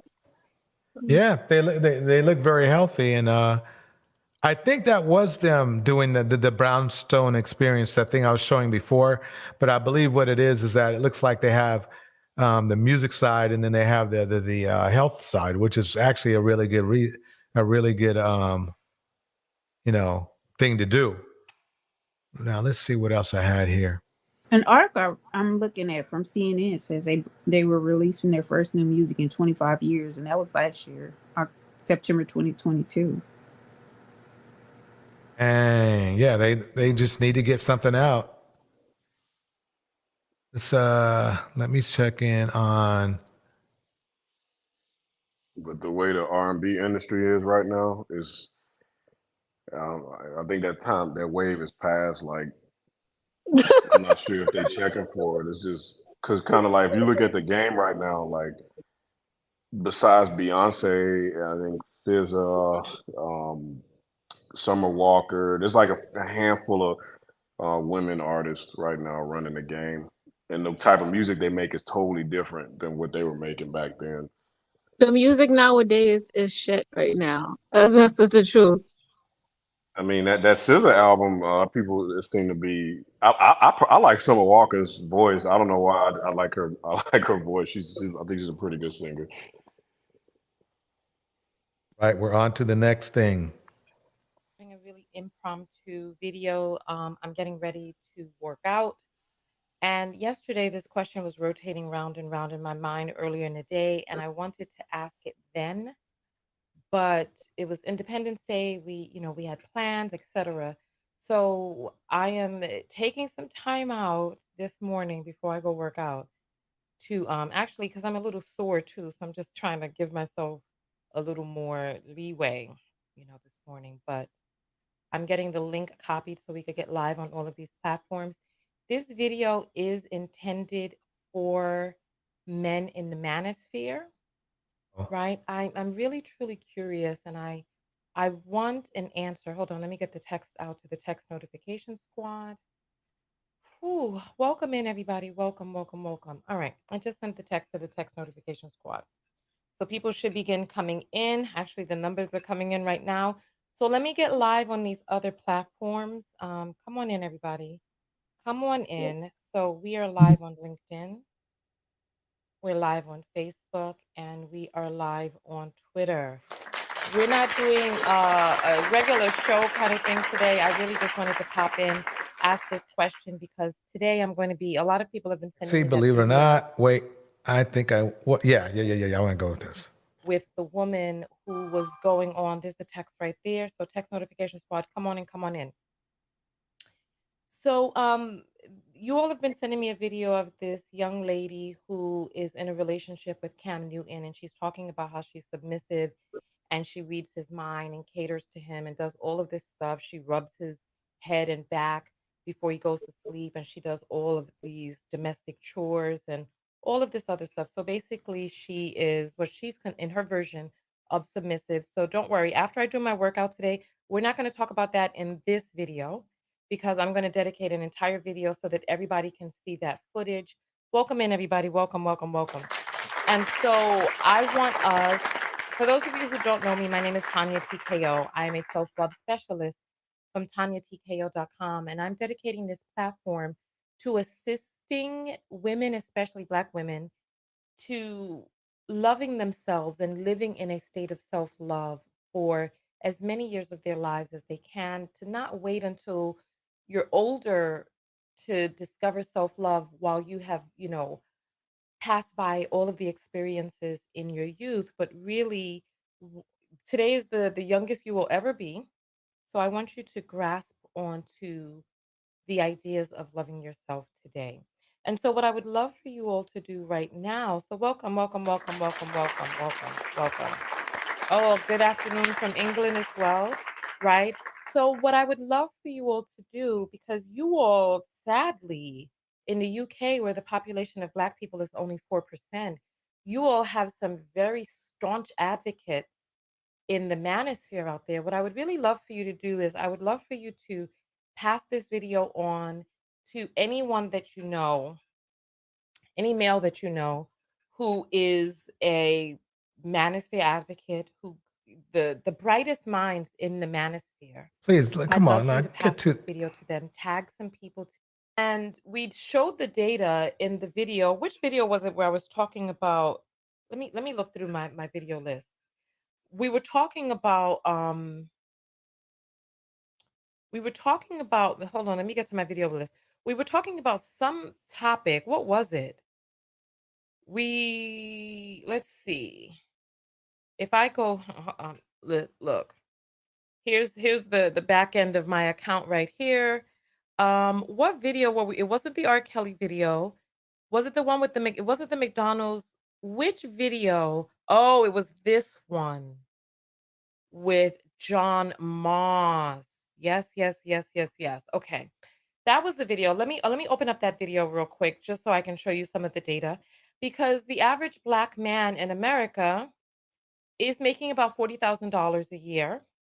41% of Black men between the ages of 16 and 32 like didn't work at all.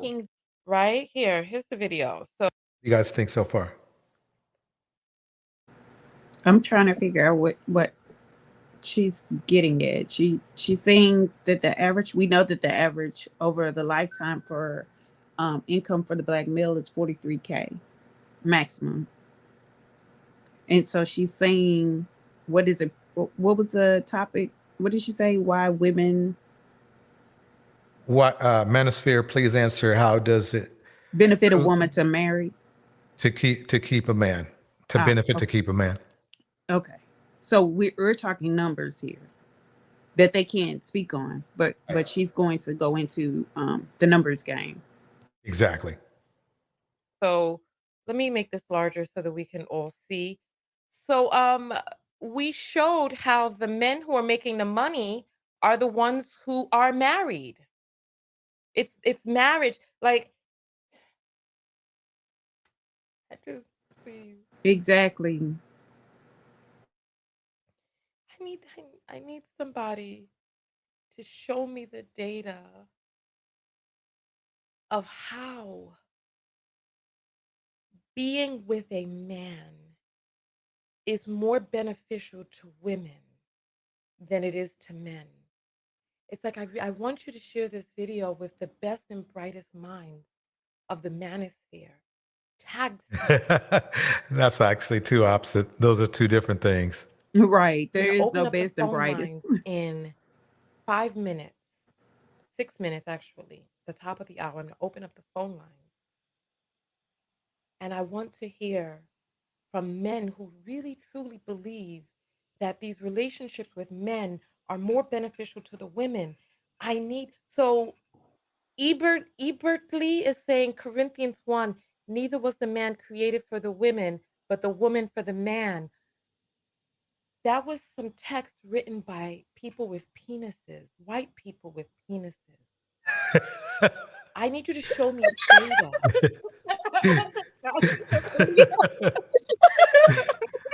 You have to admit that's true as fuck. That's true as hell. I mean, you could disagree or agree with it, but that's just the case. Well, the thing about it is they're proof texting and they're not going with the whole of the text. And that's what these men do a lot. And then they don't even live by the text at all. So I don't even know why they use it. Exactly. And they don't even believe in it. Most of them, Right. Exactly. It again, I keep saying it, it's just a manipulation ploy. Okay. Look, this isn't a biblical channel. Even in the Bible, how does it benefit women to keep men, especially men who don't want to be kept? I need to understand that. I need to understand. I'll go back to the video. So in this video, we looked at the data, right? Because remember in this video, the guy, he was like, oh, he wanted to know, these women wanted him for his money, but he was like, what money? He didn't have money. Remember we talked about Charleston White, and Charleston White was going on about, remember this? So let me borrow your car, and I promise in 2 months I get a car, bitch. Yeah, right now, yeah, bitch. I put more money into my rims than I did my transmission. So, bitch, bitch, I'm a good man. Right? Do you hear him? Bitch, I'm a good man. So what if he put more money into his rim? Bitch, I'm a good man is not real. The way that's how they sound though. That's how that he is a mascot. That's exactly how the Manosphere sounds. See, the thing about Charleston White is that if you actually, I love his content. If you actually watch Charleston White, 90% of the time he's shitting on like black men. So he's like holding black men accountable. If you go look at all his interviews, especially the ones he do with, I forget the dude's name in Detroit. He's always talking about how these niggas ain't shit, blah, blah, blah, blah, blah, X, Y, Z. He's basically he's a troll slash to get his point across. All right. But being married, I mean, if you look at the numbers, it benefits like most rich guys and millionaires will tell you the best way to become a millionaire is to eliminate distractions by either having the best way is to have one woman or no women. If you have more than one woman or one woman, then you won't become rich. That's what they all say. So either be married or just have no woman and live a monk lifestyle is recommended. And if you listen to like any dude's success stories, I was with my girl or my wife, and I was really coming up, and she was there for me, or it was like I was on the grind, no social life, and I got to the money. So that's kind of Because like yeah, because dating and chasing, that takes a lot of not only physical energy, but mental energy. it does. Yeah, I agree.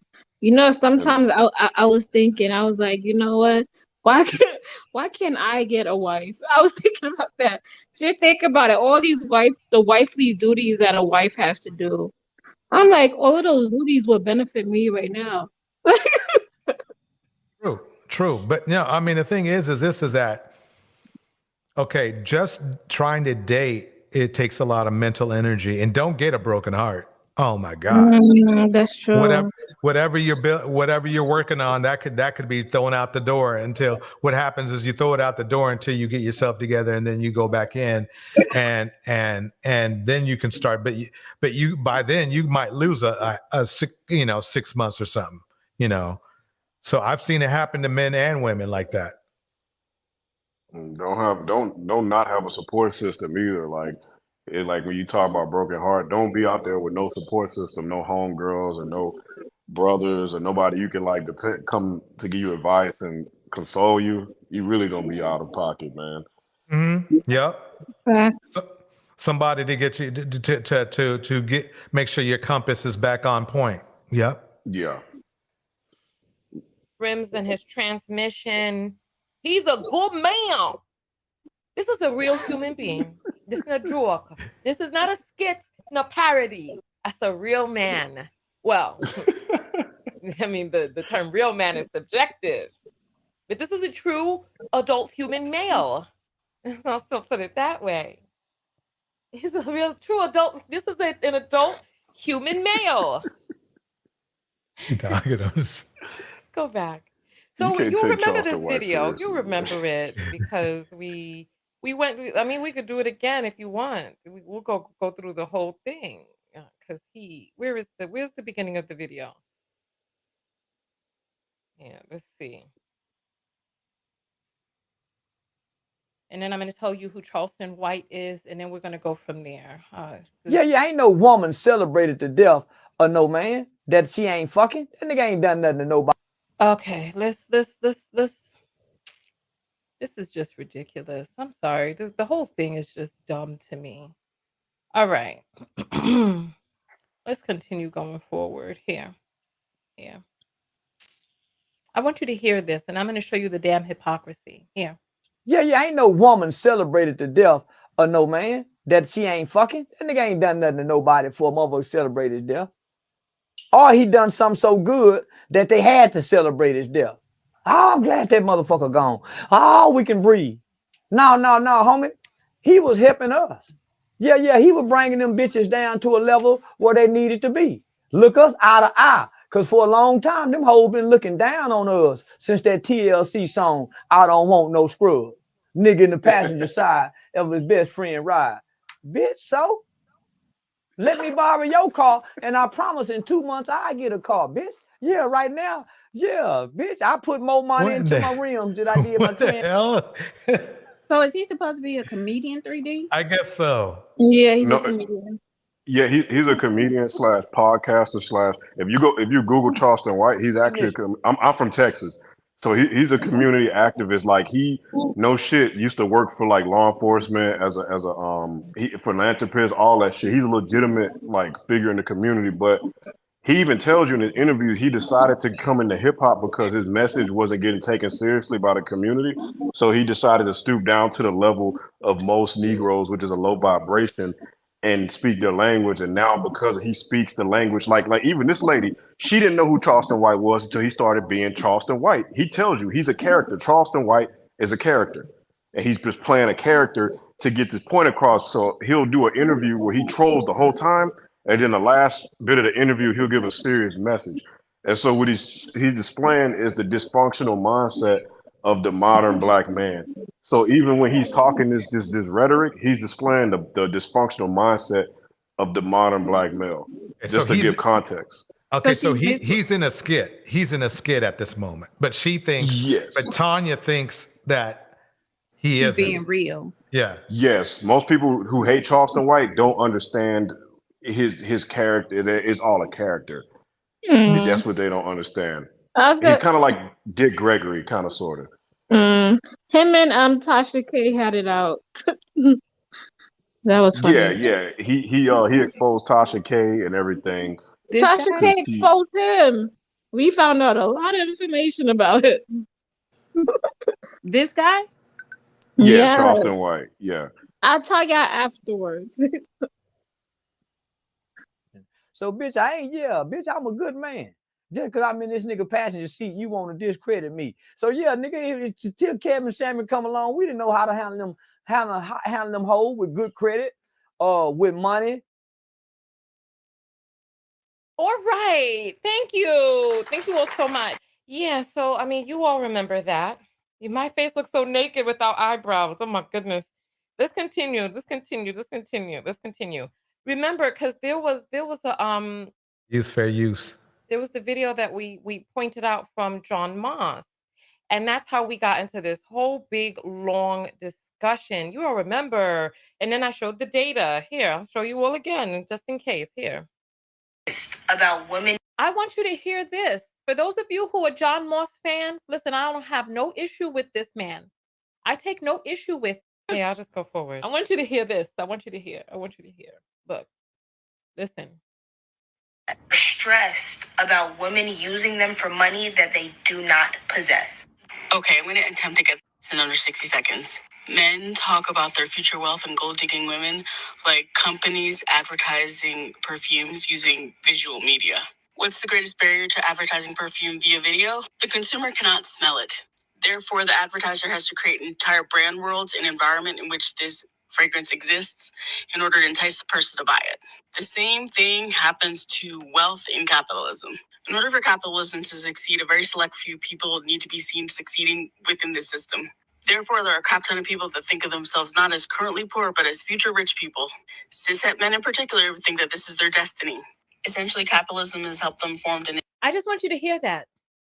They don't think of themselves as currently poor, but future Hey, ladies in the house. rich because of the way that capitalism is posited in our society, shown. You're a king is in the house.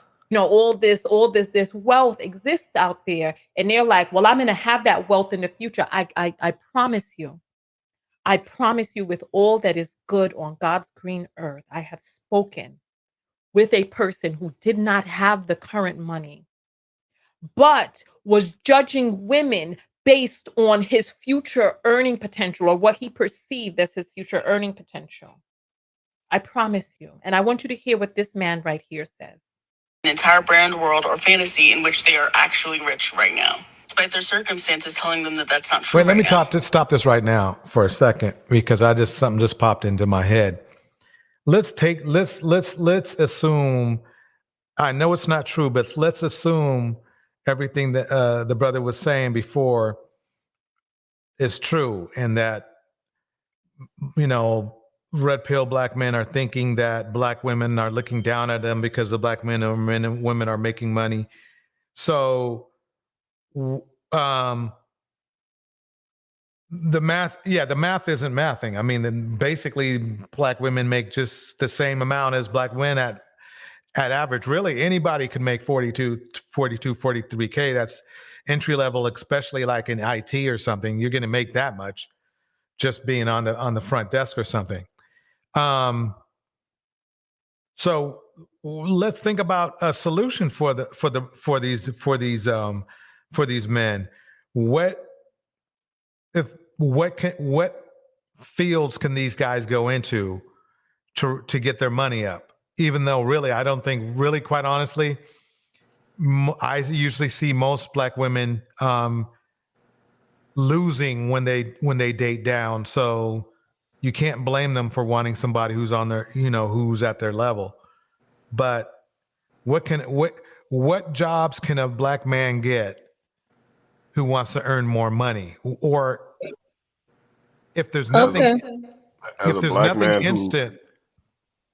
As a black man who's had many jobs, I'm 30 years old. I'm a black man. I've had many jobs.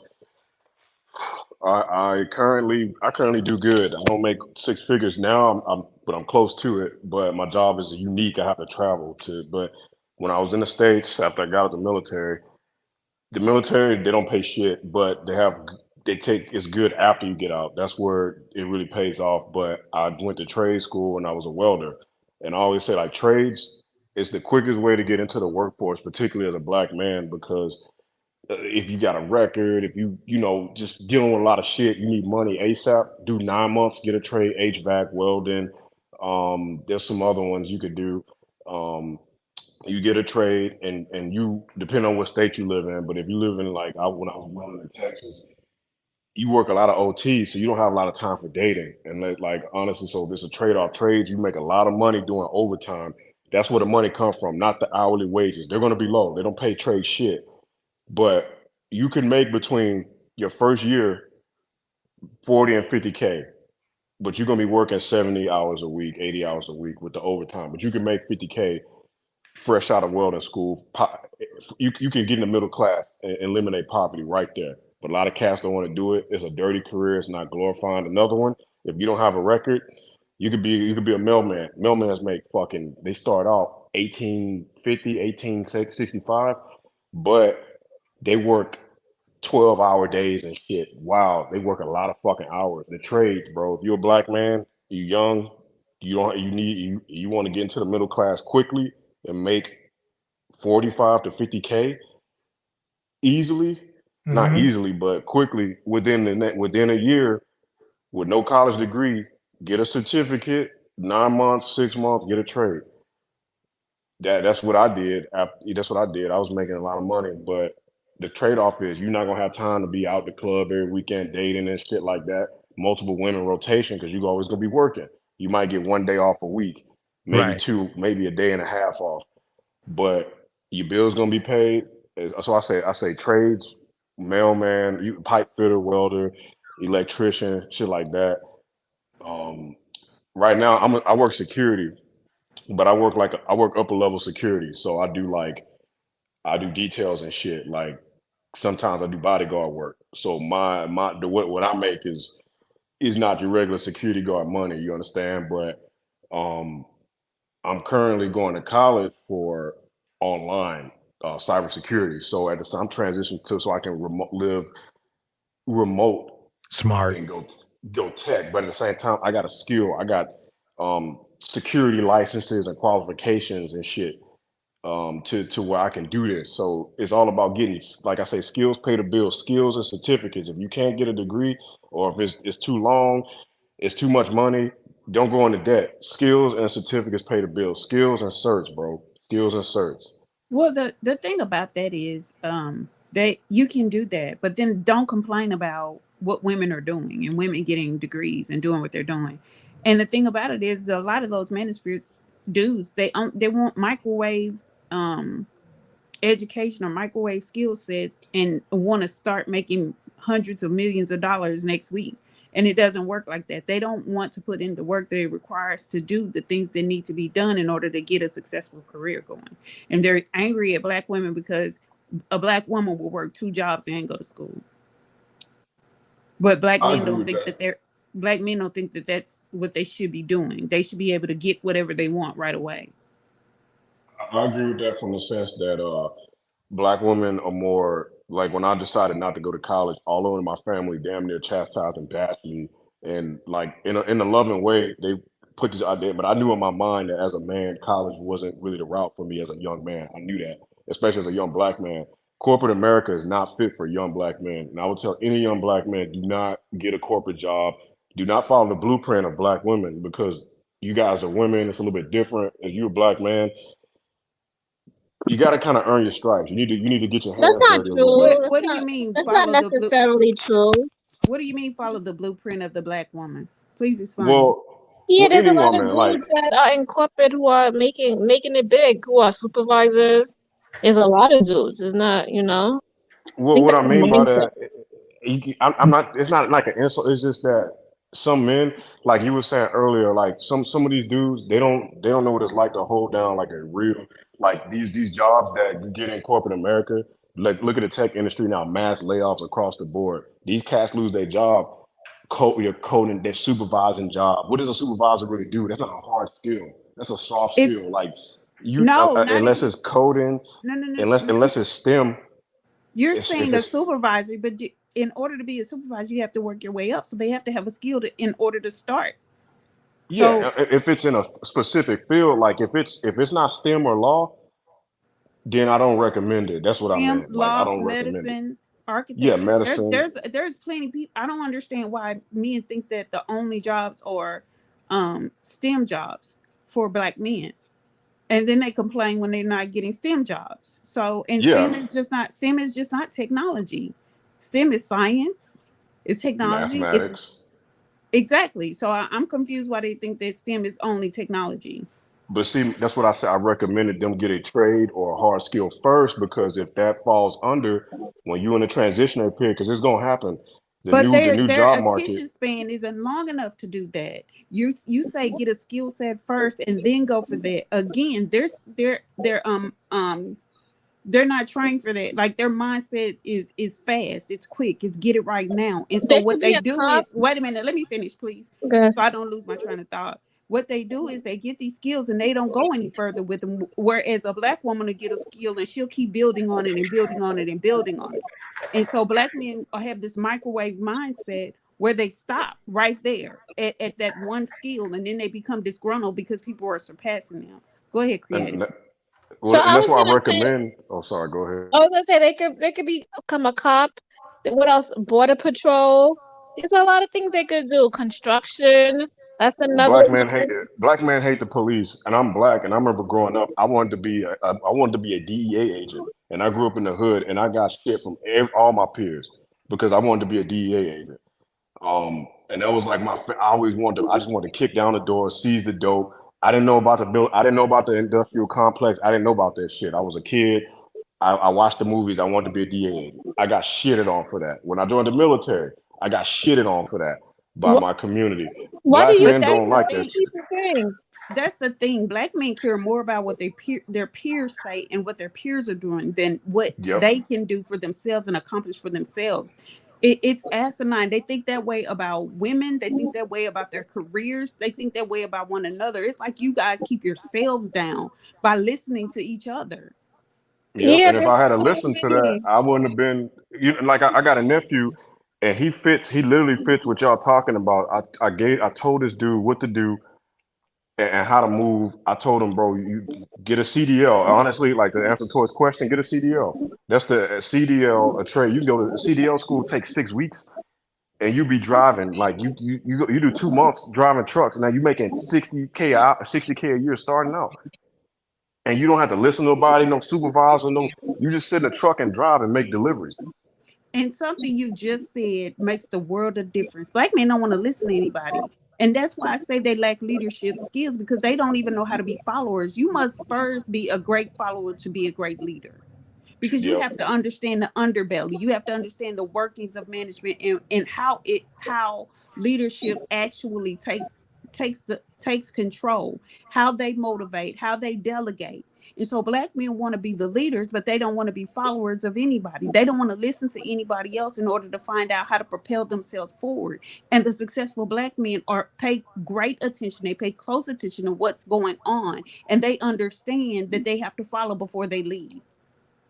Yep. And That's me true. I being me think being a security guard, like me being upper, like I won't even say I'm not a secure. Me being upper level security, it's a lot of listening to people who sometimes you got to listen to people who have no actual idea of what you have to do, but you have to take in consideration their opinion and a view on things because it's politics and it's just the way the system works.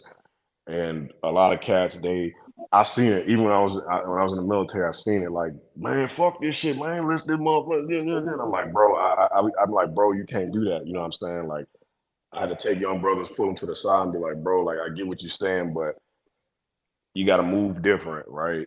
You know what I'm saying? You got to move different. yeah, they don't see the bigger picture. They always in a victim stance, and I don't even know why. And I would say even more if they was to listen, if you just listen to your mom or listen to the woman in your life, That would truly like help you with a lot of things. But I think most of these men don't want to listen to a woman in general. And I don't recommend the military for like this group of black men we particularly talking about, because like this person said down here, that's a 4-year commitment, and if you fuck up in the military, you can potentially ruin like the rest of your life. And if you can't get fired from the military, they have you basically, they control your life for 8 years. So The military is awesome for men to get into in younger ages. They have 2-year commitments. They have 4-year Yeah. commitments. There's National Guard. There's Reserve. There's a lot of alternatives of going in the military, and quite frankly, most of them probably need the discipline in the first place, and the structure in the first place, because they lack it in their homes. But see, a lot of the military, that structure only exists in like two branches, the Marines and the Army, maybe certain MOSs and other branches. But if you go to the Air Force, that's not the military; it's a corporation. The Air Force is ran like a corporation. Well, number The one, those Space guys Force, probably wouldn't even qualify to get, because of the scores that they would have to have. They yeah, the probably wouldn't even ASVAB, qualify. But and still, you still have to show up. It doesn't matter. The military teaches you, you got to show up. Whether you're sick, something is wrong with you, you still got to show up. You got to Right. show up and you got to be present. And if you're not, you will get in trouble. So that right there is going to teach you to show up. And then you got to complete the job. So there's a whole bunch of training on the job that gets you ready. They got the Right. mission statements, they got this. You got to work as a group. So you can learn a lot of skills in the military. you Wait a minute. Let me can, say but this. Let me say this real quick to the person in the chat that said, I don't know what kind of degree that is, so I'm pretty sure you could get it in your sleep since it doesn't exist. If you learn how to spell cupcake, we might be able to talk to you. I could get a sociology degree in my sleep. Why would you want a sociology degree Number though? one, that's not how you spell sociology, so that's not really a degree. That is And true. I was like, what is that? who mentioned a sociology degree though? I Absolutely specifically, nobody. He's yeah, trolling 3D, and so I that's why I trolled him said. back. I say truck driver, bro. I say like for a black man, the best careers for a young black man, and like you say, it's time. So black women tend to go to college and work 2 jobs, multiple jobs. For men in general, it's behoove us to get, that word behoove us. It's behoove us to get in the workforce as quickly as possible to earn a living, right? Why? For whatever reason, Why 3D? because And wait a if minute, let you me say this, and I'm gonna let you answer. Men keep saying this bull crap as if women have some type of magical, majestical someone taking care of them. Women are taking care of themselves just as well. So I'm confused why black men think that black women are somehow, a lot of them are staying at home and they're able to get some type of assistance from somewhere out of the sky, when black women are out there living on their own independently doing the same things. So I'm confused why it's different for black men. well, it's not necessarily. It don't even start with black women, and that's the thing. For some guys, I left home at 18, but for some guys, they don't want to be at home under their mama, under their parents, or auntie, grandma, whoever it is that their caretaker is. They want to get out there, blaze a trail. Again, And I'm saying you're saying that as if black women aren't on their own at that age too. I was taking care of myself at 17.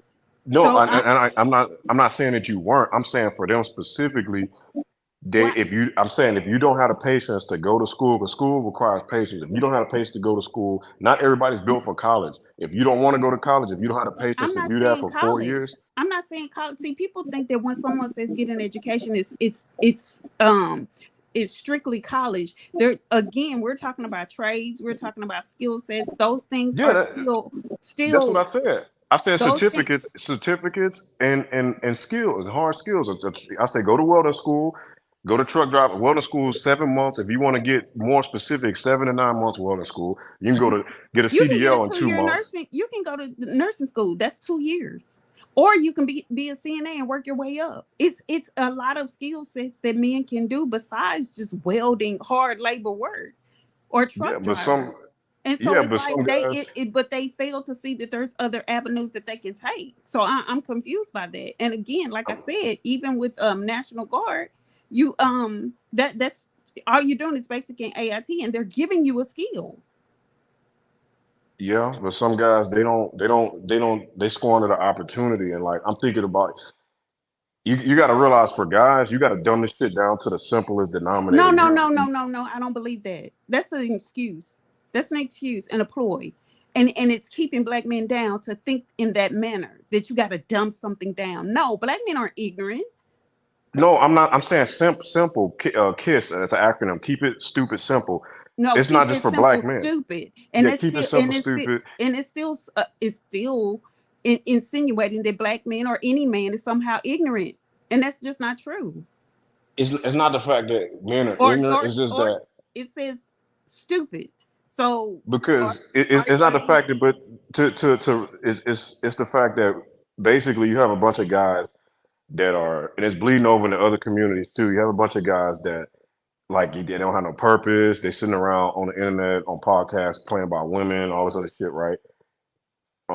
They're not going to listen to the viewpoint of a woman. They're just not going to do it, right? Because I'm not we saying wait. I'm not saying that. That's not at all what I'm saying. If you've heard me speak before, I tell black women or women in general, it's not our job to teach black men or men anything. It's for men to do that. So I'm but not they're not going to listen. expecting. I got a nephew. I tried to tell him. I gave him the blueprint. He didn't want to do it. I told him. I told him what to do. He basically said, "Fuck you. I'm doing what I want." And now he's hating life. He's crying about it. And I say, "Ain't shit I could do, Negro. I told you what to do, and you didn't want to do it." You know, you could his uncle, my brother's a truck driver. My brother makes damn near $100,000 a year, and he's a felon, right? And I told him, we try to tell him what to do. Go to post office. You got a clean record. You get hired. You could drive trucks 2 months. Get hired. Hell, you can go to school and be a welder. I can get you on in my company. No, washing trailers for $13.50 an hour plus overtime. You would have been making $40K a year with no education experience or certificate. Making $40K a year with OT. Washing trailers for $13.50 an hour. Working 70-hour work weeks until you get on your feet. But you didn't want to do that either, right? So now you living in a shelter, you homeless because you don't want to fucking listen to nobody. So I really don't have sympathy. If these Negroes don't want to do it, they don't want to do it. I honestly think y'all being too easy on.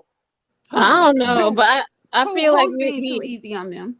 I'm not being. I think y'all like women in general being too easy on. I don't care. Like keep it super simple. If you don't want to follow it, because if you don't want to listen to nothing that's that simple, what makes you think they're gonna want to listen to something more complex than that? If you don't want to listen to the most basic, simple concept, you got to build upon certain things like the building blocks. You can't go from 0 to 100. You got to crawl, walk, run.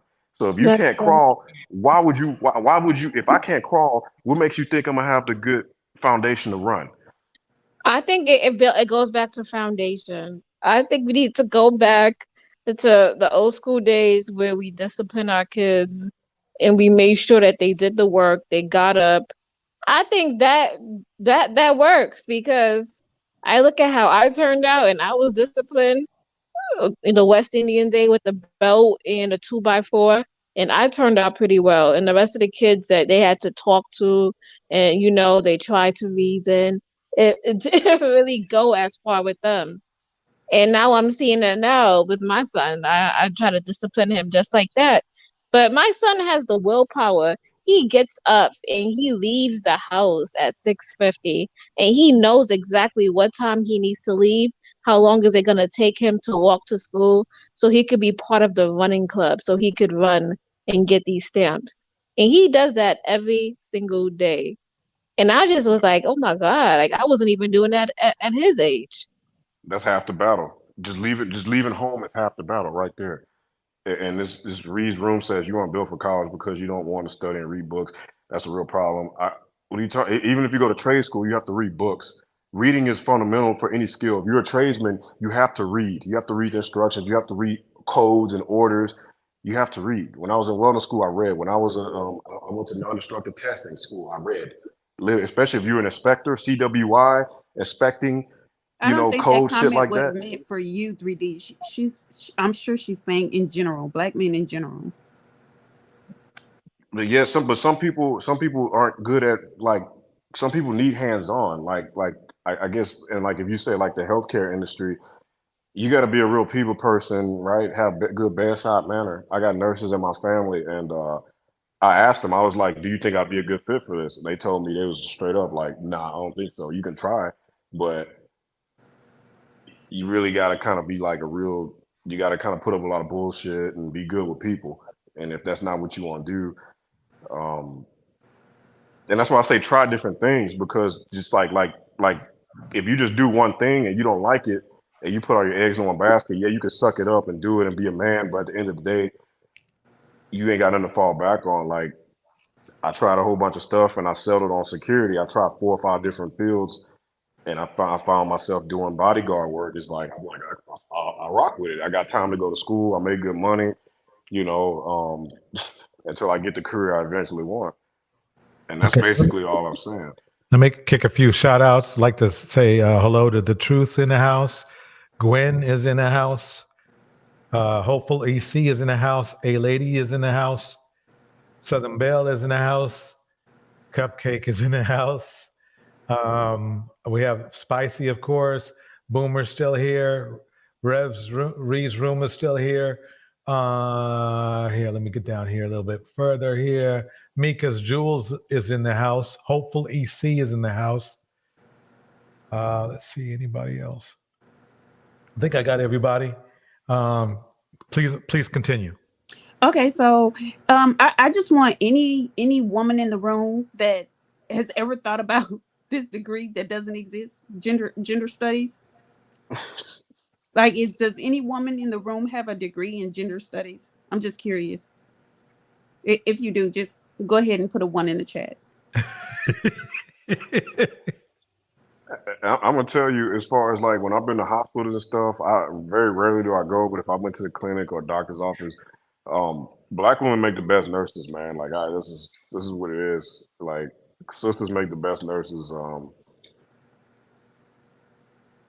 Well, I've been around some male nurses and black male nurses, as a matter of fact, and they make good nurses as well, and they make good administrators. So I don't know why anybody would discount that field for black men. It's as though you're saying the only thing black men are built for is hard labor or some type of trade, as opposed to being doctors, being nurses, nurse practitioners. I mean, there are multiple fields in medicine that black men can be equipped for.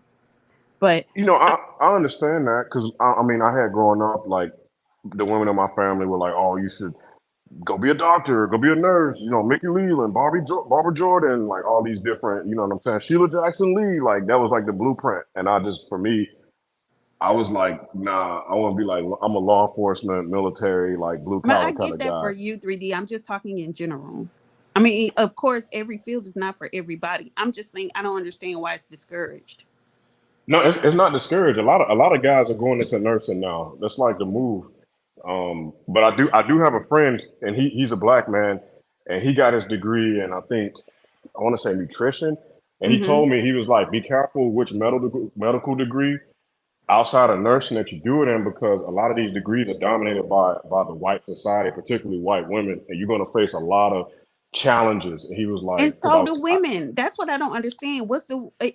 We all face challenges. I'm confused by this. We all face challenges. And so what, you're going to get in a field that you're not going to be challenged in because it's challenging? Black women, I don't understand why people think black women get in fields and aren't challenged. I went through hell when I was in the military, and guess who was giving me the hell? And I'm still not mad. It was black men. It wasn't anybody else but black men giving me hell. So, and yeah, I can see that. I've been in Them black fields. higher ups ain't shit, man. Them bald-headed old ass bald-headed dudes, black dudes. Because I got the when I had to get a shaved kit or whatever. The most hell I got was some of these old black dudes. I'm like, bro, we black. You know how our face get when we got a shave, bro. Like, why you on me like that?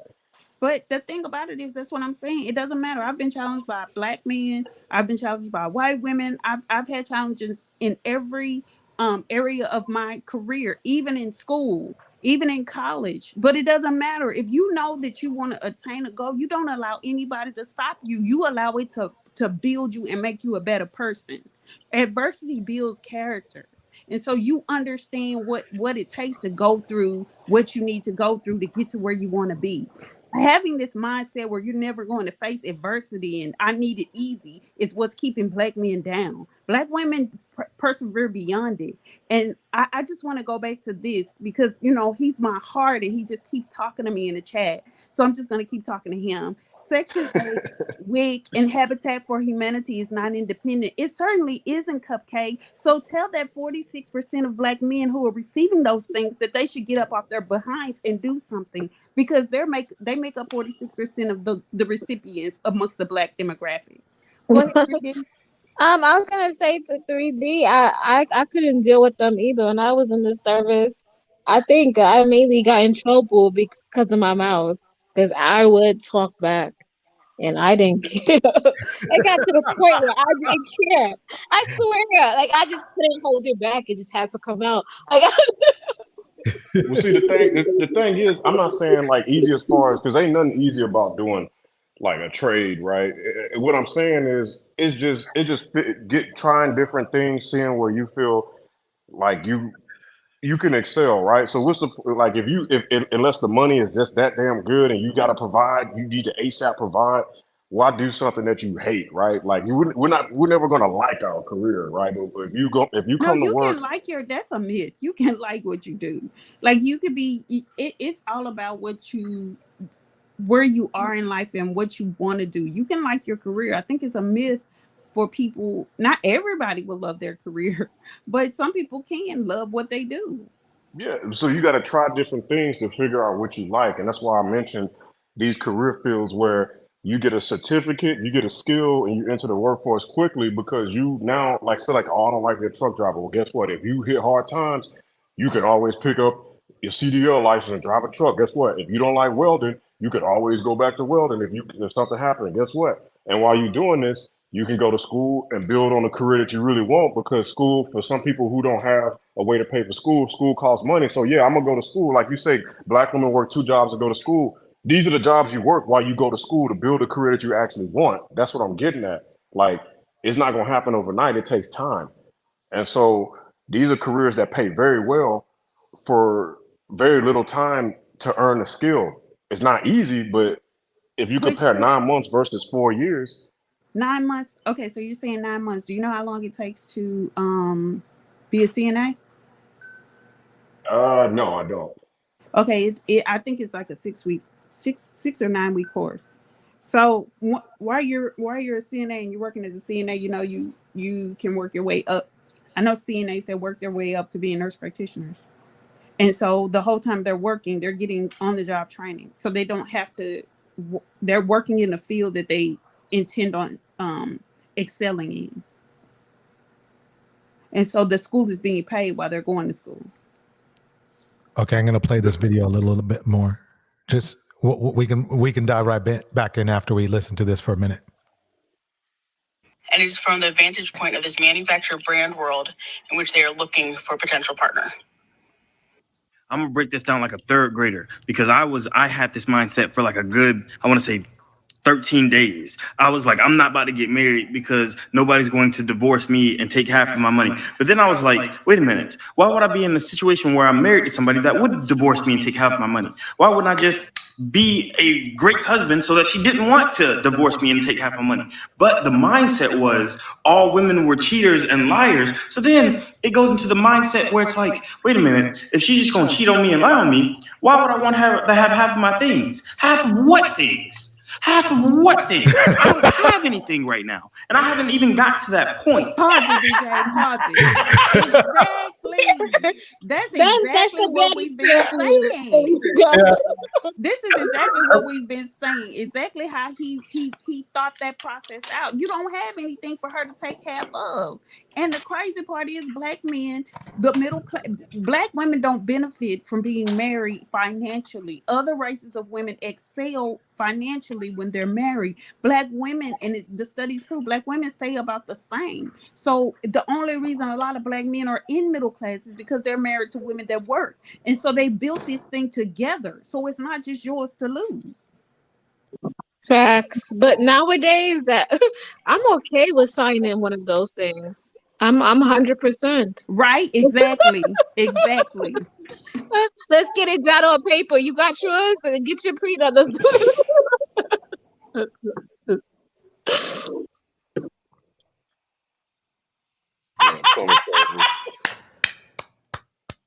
Folks who said, I laughed. Plumber Charles just. Excuse me. I mean, look at this. 2 much. It's too much. All right. Well, I think we should play that over again. Let me. Advertising perfumes using visual media. What's the greatest barrier to advertising perfume via video? The consumer cannot smell it. Therefore, the advertiser has to create entire brand worlds and environment in which this fragrance exists in order to entice the person to buy it. The same thing happens to wealth in capitalism. In order for capitalism to succeed, a very select few people need to be seen succeeding within this system. Therefore, there are a crap ton of people that think of themselves not as currently poor, but as future rich people. Cishet men in particular think that this is their destiny. Essentially, capitalism has helped them form an... I just want you to hear that. They don't think of themselves as currently poor, but future rich because of the way that capitalism is posited in our society, shown. You know, all this wealth exists out there. And they're like, well, I'm going to have that wealth in the future. I promise you. I promise you, with all that is good on God's green earth, I have spoken with a person who did not have the current money, but was judging women based on his future earning potential, or what he perceived as his future earning potential. I promise you. And I want you to hear what this man right here says. An entire brand world or fantasy in which they are actually rich right now, despite their circumstances telling them that that's not true right now. And it is from the vantage point of this manufactured brand world in which they are looking for a potential partner. I'm gonna break this down like a third grader because I had this mindset for like a good, I want to say 13 days. I was like, I'm not about to get married because nobody's going to divorce me and take half of my money. But then I was like, wait a minute, why would I be in a situation where I'm married to somebody that would divorce me and take half of my money? Why wouldn't I just be a great husband so that she didn't want to divorce me and take half my money? But the mindset was all women were cheaters and liars. So then it goes into the mindset where it's like, wait a minute, if she's just gonna cheat on me and lie on me, why would I want her to have half of my things? Half of what things? Half of what things? I don't have anything right now. And I haven't even got to that point.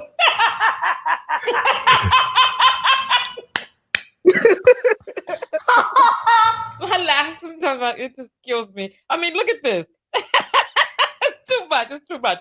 All right.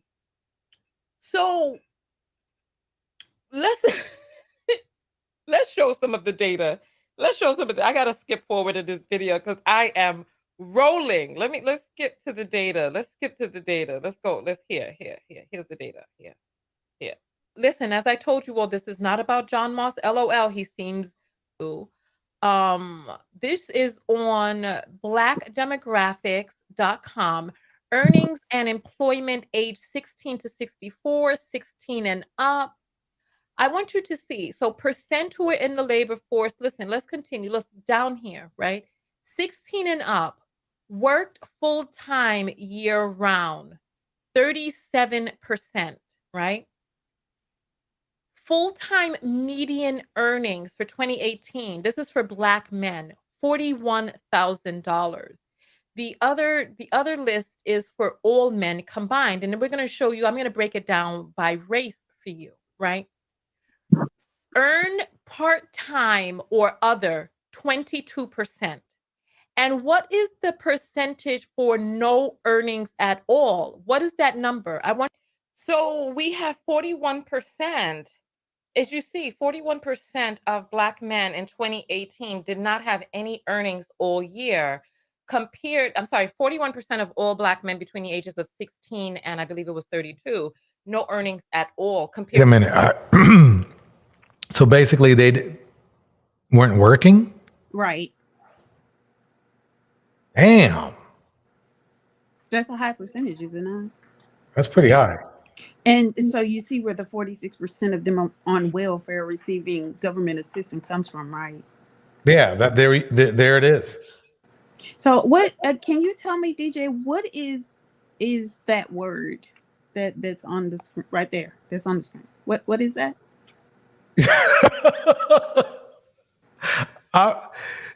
Is that a word?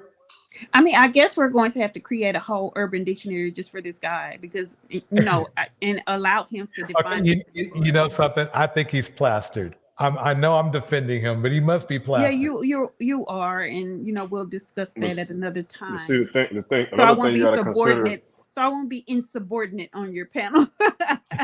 But see, I think another thing y'all got to consider is that I ain't trying to be this guy, but a lot of brothers I encounter, and the reason why I say the trades, especially if you got a record, is because the trades, depending on what state you go to, are more receptive to. A lot of cats I worked with, they were brothers. They were surprised because I didn't have a criminal record. Like no shit. They was like, one dude pulled me to the side. He was like, "Bro, you ain't got no felonies." I say, "Nah, you ain't." I say, "I ain't even had a speeding ticket before, bro." He was like, he was shocked.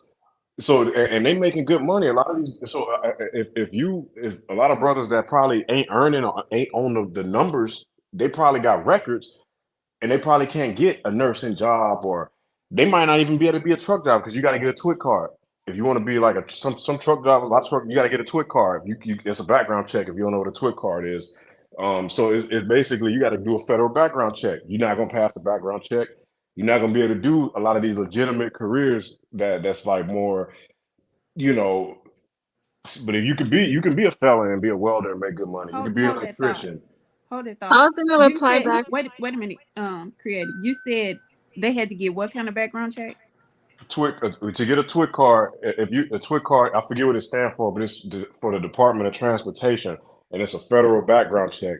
Okay, And anybody know that's who? all I wanted you to say. Ladies, I've said this and people laugh at me. If he cannot pass a federal background check, leave him alone. Run. Yeah. That's true. I shouldn't be laughing. That's just like Yeah, that's true. Same I thing was, with the I was post gonna, office. I Same was thing gonna with say, nursing. You know. to follow up to what you just said, that's not an excuse anymore because there's a lot of jobs that are hiring felons because a lot of people aren't working and they're trying to Yeah, get that's what I people said. back to work. And not only that, the state of California right now, they will close your record if you're a felon. If you have previous felonies in the past, depending on what it is, I think as long as it's not sexually related, they will close it for you and they will Yeah, just sponge it off your record after 5 years. that's why I say get the trades because most of the people I worked with when I was doing welding, they were illegals or they were felons. They're married, and it's not just it wasn't just the brothers too. It was white boys, felon white boys, the motorcycle gang dudes, Aryan Brotherhood, all them cats. If you got a record and you say, "Well, I can't be a truck driver, I can't be this," bro, go to welders. You don't even have to go to school to be a welder. If somebody just teach, all you gotta do is pass a test. That's another thing. That's why I say welding because if somebody teach you how to weld, right? It's like if I taught somebody how to weld and I teach them how to pass a test, you might not get paid as much as somebody who got a cert, but you can still work your way up. So if you go in, because every job you got to take a test, they don't give a fuck about none of that cert shit. If you can't pass the test, you can't weld. So a lot of them cats don't even got certifications. They just been welding for 20 years. They give out welding certs in prison. My cousin, she went to prison and got a welding certificate. So it come down to just skill. If you got the skills, you can pay your bills, bro. And I that's hear why I you. say if you get the cert plus the skill, that'll set you over the top. But if you don't got a cert, half the people in trades don't even got certs. They just know how to do it and they pass the test. It's all practical application. So for a lot of these brothers that can't pass a background check, it's still not an excuse. That's why I offer the trades because there's no way you can be able to not pay your bills and provide for your family, as opposed to the other alternatives y'all providing because a lot of these niggas make excuses, bro. And when I bring it down to the bottom line, ain't no excuses, bro. Get in the trenches, get the work done, get your money, and take care of your family. That's all it come down to. All right. Let me read this announcement from Nubia Gold. Gemini resistant plus astronaut equals resisted odds. That's your answer to Cupcake's reply. Cupcake's spelling. To 30% in the group of all men, right? It goes on further than that. Let's continue forward. Let's see. Get up to earning 30 to 49,000. That's what we have, the 32% right there. 50,000 to 74,000, 20%. When we get to 75,000 or more, it's down at 13%, right? And then let's jump over to this chart here that talks about this right here is a chart that talks about how many Black men are in the upper class. So they're talking about the upper third of society. They're saying there's 2.5 million Black men who are in the upper class of society, right? But I want you to see, because remember on that last chart we talked about 16 and up. But I want you to see this, because this talks about where these men are in the sector. We're going to break this down real quick for you all right here. Let's take a look at this right here. Military service as of age 22, of the Black men who are in the upper 3%, 26% of them were in the military or had military service. This is the number that I really want you to concentrate on. I'm going to put it on the large screen so that you can see it. Of the men who are 50 to 58, who are in the upper percentile, right? I just want you to see, just take a look. Take a look. What percent of those men are married? Like the ones who are making that, 33% married once and still married. Remarried, 31%. Divorced or widowed, 17%. Never married. What is the number for never married? If you can see it right here. And if the numbers are too small, you can always play this on your computer screen. I'm sorry, you can play this on your TV so that it's larger for you. 6%. Women help men through the relationship. Being in a marriage with a woman helps him earn more money. As you see, 33%, so we're talking about 64. 30, I'm sorry, 3 and 1 is 4, 3 and 3 is 6, that's 64. 64% of the men who are in the upper third percentile of earnings for Black men were all married. Only 6% were unmarried. Being in a I think that's because having a woman and not chasing after women, you can focus on. Mm-hmm. You see what I'm saying? You're not spending money away. You're not. So yeah, I see this. I mean, not just, it's obviously there's love and everything It's the else to go with it. responsibility. It's the responsibility that they have to someone else. Yes. And to provide for someone else besides themselves. And so they're not out chasing. They don't have the time or the energy to be out chasing women left and right. And they don't have to impress. There's no need to impress their friends with certain things either. Right. The goal is completely different. The mindset is completely different when you're married. And if it's not, then you don't stay married long. True. That's a great point. I mean, I'm sorry, go ahead, 3D. Well, I was gonna say, even if you're not married, or if you just check, it's ego. If you just check the ego at the door instead of getting the nice Cadillac or the Dodge Charger, get the 2019, get the 2010 Honda Civic. You can pay it off cash, $10,000. You work 6 months, you can pay off $10,000 car. No, we were talking about what Tonya was saying about the marriage rates and how the income with the marriage rates. Because you're not on the streets chasing. You're not on the streets chasing women going on 3-4 dates a week. You're not in the clubs. You're not, on the online dating apps. That shit costs time. You're not, rescheduling dates and having a rotation, and you're not doing all that. You just got one woman or no women. Right. I'd like to kick out a shout out to Carrie and Rose in the house. Thank you for coming through. It's good to see you. Also, what 3D you said about buying a used car with the few miles on it, I couldn't agree more with you. I could not agree more. That's you can actually because think about it like this. Some of these cars, especially for some people whose credit might not be on point, they can almost cost as much as a house note. Yeah. Yeah, I've seen people do it. Unfortunately, I've seen my brother do it. To be honest with you, he had an $800 car note. That's absurd. It's a status symbol, right? And even when you get married, you can get caught up into that because I'm the man. I'm gonna do. I'm gonna provide this and that. Just get the 2010 Honda Civic. and ride it till the wheels fall off, and then save up money and get you another better car. I don't, you know. Boom, boom. I'm 100 on that. 100.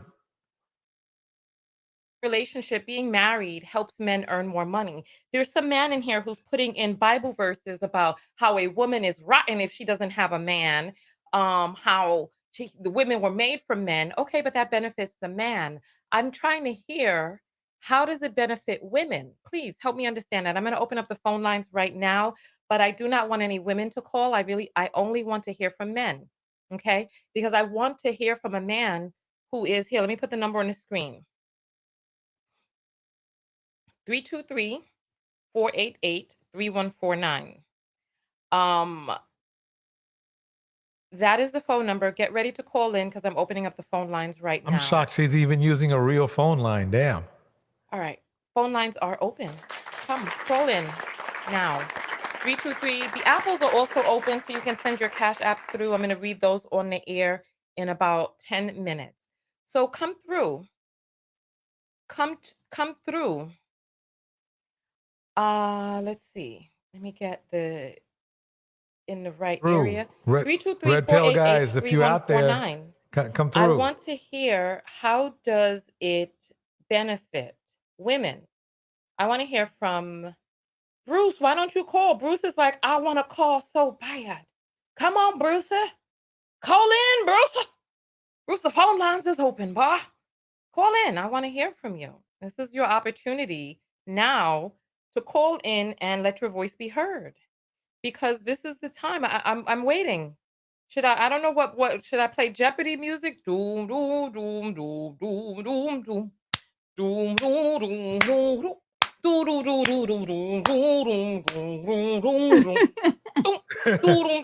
doom doom. The phone lines are not ringing. Wait, let me pause this for a minute.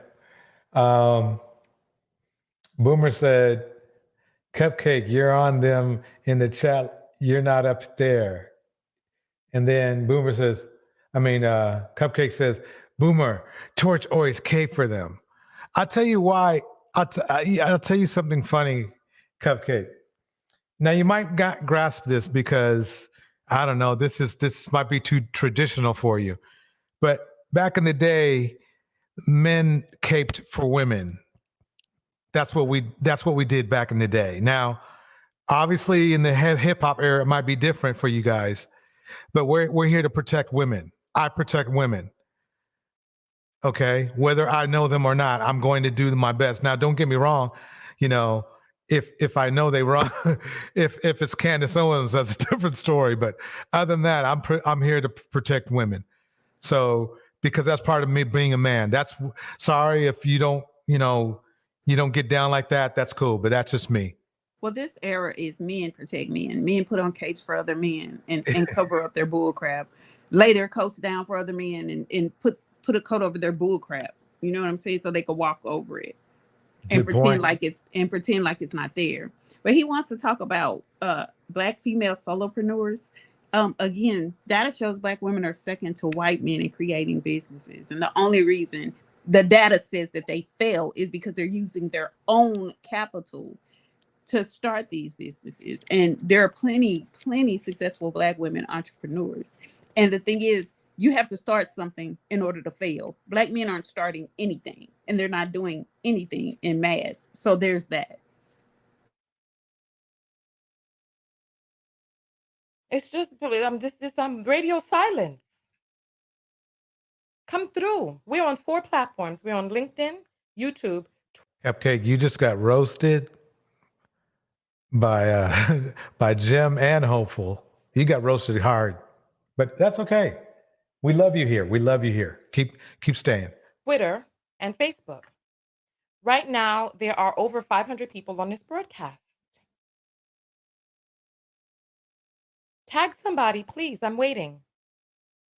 I want to know, because we hear about this is very important to watch, because she's got shadow watchers, right?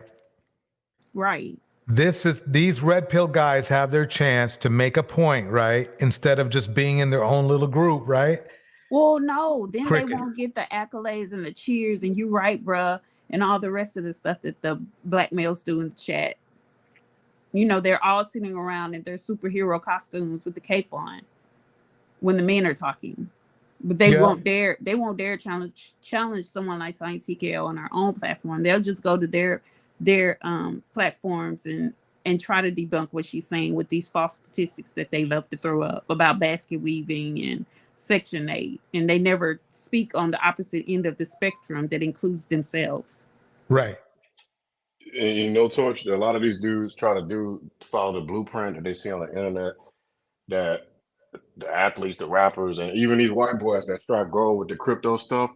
And I follow some of these like white content creators, and there's one in particular I follow, and he really denounces that shit. He's like, get a skill, get a trade.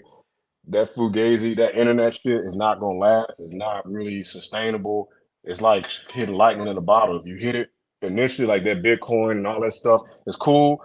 You know what I'm saying, on the side. But if you using that as your primary source of income, the primary way to make money and stuff and start businesses, not going, like real estate, having a skill, stuff like that, that's going to hold for the long term is what, and that's coming from a white content creator who makes stuff geared towards white men, right? And I watch that stuff because if that's what the dominating society is doing, I'm trying to get on, do like them. I'm not, I don't care about no rapper. I'm looking at how Jeff Bezos moving. I'm looking at how Bill Gates moving. I don't care about how Future moving. You know what I'm saying? And that's the way that exactly that. And when you learn that early on, that you watch them, you watch how they move, you learn how they move, you watch them war, and that way you can war and you can match them and you can do what they do and you can be successful. It's not about emulating them. It's that they have the blueprint. They've proven what works. And so if you watch what works for them, it could work for you. You may see adversity. You might get knocked down a few pegs, but at least you have the blueprint and you know how to work it and you can maneuver through that. And that's how those millionaires that we were watching became successful. Excellent point. All of these things that women are doing, jumping through these hoops, making all these pancakes, popping pussies for a pancake on a date. And you go out, they don't even want to take you for food. They want to go get you a donut. And then just poke your holes like the donut in the middle. I'm trying to figure out. Help me. Phone lines are open. You see the number rolling across the screen. You don't have to type. When Attorney Griggs was on the line, there was some girl talking about how she wanted to get in the attorney's ass. Right? Sleep from what? Them no work. But she was like, what's the number? What's the number? The number is on the screen. You don't have to pretend as if you don't see the number. Maybe somebody can type it for somebody who's, maybe they're driving. They can't, I don't know. 323-488-3149. That's the number. Bruce? Cam? Where are you? Oh, a call is coming in. I gotta move my mouse. Let's catch this. You're on the air live with Tonya. What's your name and where you calling from? Hey, Miss Tonya, this is Bruce. I was in a meeting. I would have called you a couple of seconds ago, but he was in a meeting. Oh, okay. So you work. Oh, wonderful. Wait a minute, Paul. You got a leg nice up. to finally get to talk to you. Oh, wonderful. So he would have called her earlier, but he was in a meeting, but you were able to hear everything that's going on in your meeting? Right. That was, these guys don't lie too well. Bruce? Cam? Where are you? Oh, a call is coming in. I gotta move my mouse. Let's catch this. You're on the air live with Tonya. What's your name and where you calling Hopefully, he says they glitch if they can't stay on talking points. That's so true. Hey, Miss Tonya, this is Bruce. I was in a meeting. I would have called you a couple of Yeah, seconds that's a good question, Reed's room. Cupcake, what exactly is median household income? What is, tell us about this what's median mean? Is that new median? They could just call it median? but I Oh, was he a was little in a bit busy. meeting. Oh, okay. So you Yeah, work. Oh, but wonderful. You got a it's leg nice to up. finally get to talk to you. Oh, wonderful. Oh, Wonderful. wait, Yeah, Toy. I think I Okay. figured but We it got her out. on the ear. I think it's net and median together, so it's median. So he's saying what they bring home the net medium is 77K. That must be. Oh, that's what he meant, Yeah, man. and you know what? I'm learning this ebonics that he's putting out. I need to check myself. I need to Yeah, reevaluate. I like to have some whatever he has. I'd like to have some of that. You're live. Where I you wanted to calling in talk to you from? for. Can you hear me? Yeah, where you calling in from, babe? Oh, I'm calling from Hampton, Virginia. All right, so we got VA in the house, y'all. All right. So talk to us, Bruce. You're on the air live. Wait, first of all, why were you What? on a YouTube thing in your meeting? I'm sorry, Why were you on a YouTube video in your meeting? because I don't pay too much attention to meetings. I'm usually the enforcer in meetings, so I don't pay too much attention. Uh-huh. But Okay. it, your subject is who benefits who the most in the marriage, and from my perspective, and let me give you a little background. I have never been married. I would love to be married, but I've never been married. But from my perspective, I think the man benefits the most. I'm gonna be 100% honest with you. The man benefits the most. The woman can be everything from a cook to a secretary to another source of income. I mean, of course, sex is there too, but I believe the man benefits the most, and I'm gonna just leave it at that. Well, that's interesting.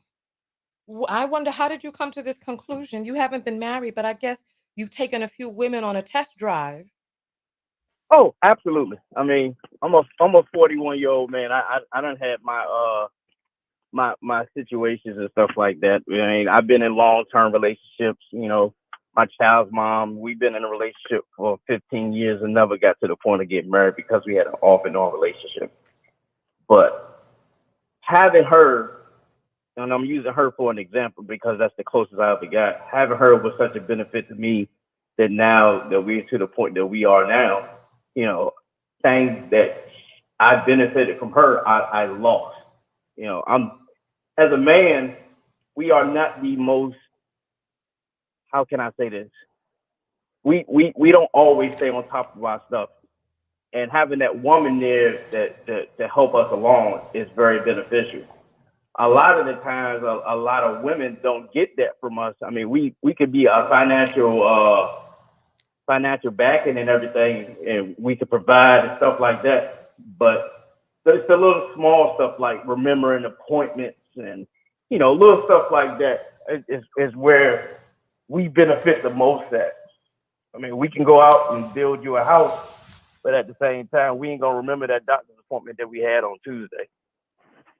So that's the way that I look at it. I would, like I said, I would love to be married to have that in my life, but it's just not there. Why aren't you? Well, thank you for calling in and answering. Why aren't you married? Yeah. You about to expose me, Miss Tonya. As a man, we another thing of being 100% honest with you, we mature later. I say a woman in her late 20s, they're pretty mature. We still learning the rules. I can't speak for every man. I can only speak for myself. I was still learning the rules and things of what to do and what not to do.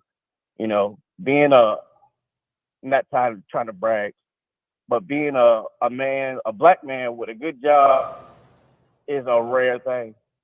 So a lot of women throw themselves at. Wait a minute. Did he just say a black man with a good job as a red flag? He sure did. Yes, this is Wait, sad. Oh my God. what the heck? I got to hear that one He more just time. threw his brethren under the bus. You about to expose me, Miss Tonya.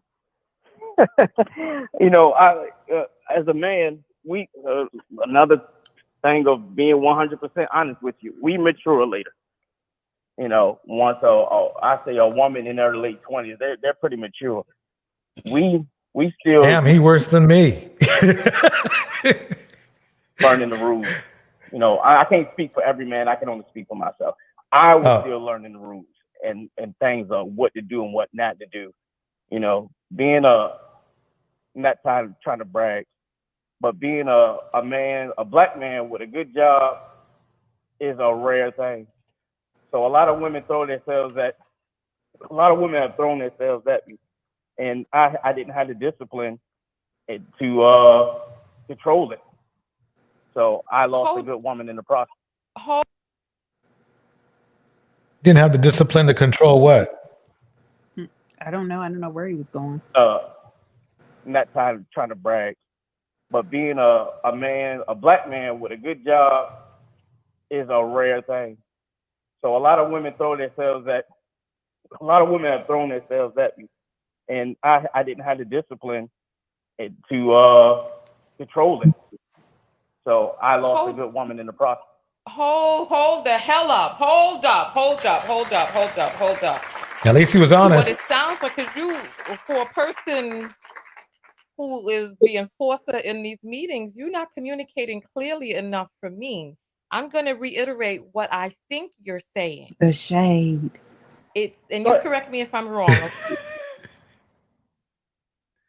So he's a horn dog. Not only that, she called Cap on his on his employment status. Yeah, that sounds weird too. That sounds weird. Because yeah. That's why she's playing with the enforcer thing. Okay? It sounds like you're saying you had a good woman, you've had many good women, but This is very important. This is very important right here. In the process. Hold the hell up. Hold up. Listen to this. What it sounds like is you, for a person who is the enforcer in these meetings, you're not communicating clearly enough for me. I'm going to reiterate what I think you're saying. And you correct me if I'm wrong, okay? It sounds like you're saying you had a good woman, you've had many good women, but your penis was on the stroll. Oh yeah, it took a mind of its own. And your I mean, to me, that's red pill right there. Even if they're not getting it, they're running after it. Red pill men. That's their biggest problem. The overarching thing for them is to get your money up so you can get a woman, or so you can get as many women as you want, or you can get the caliber of woman as you want. Not get your money up so you can excel and be better and be a good man. Right. Or at least I take at least like, get your money up to find a wife. That'll work.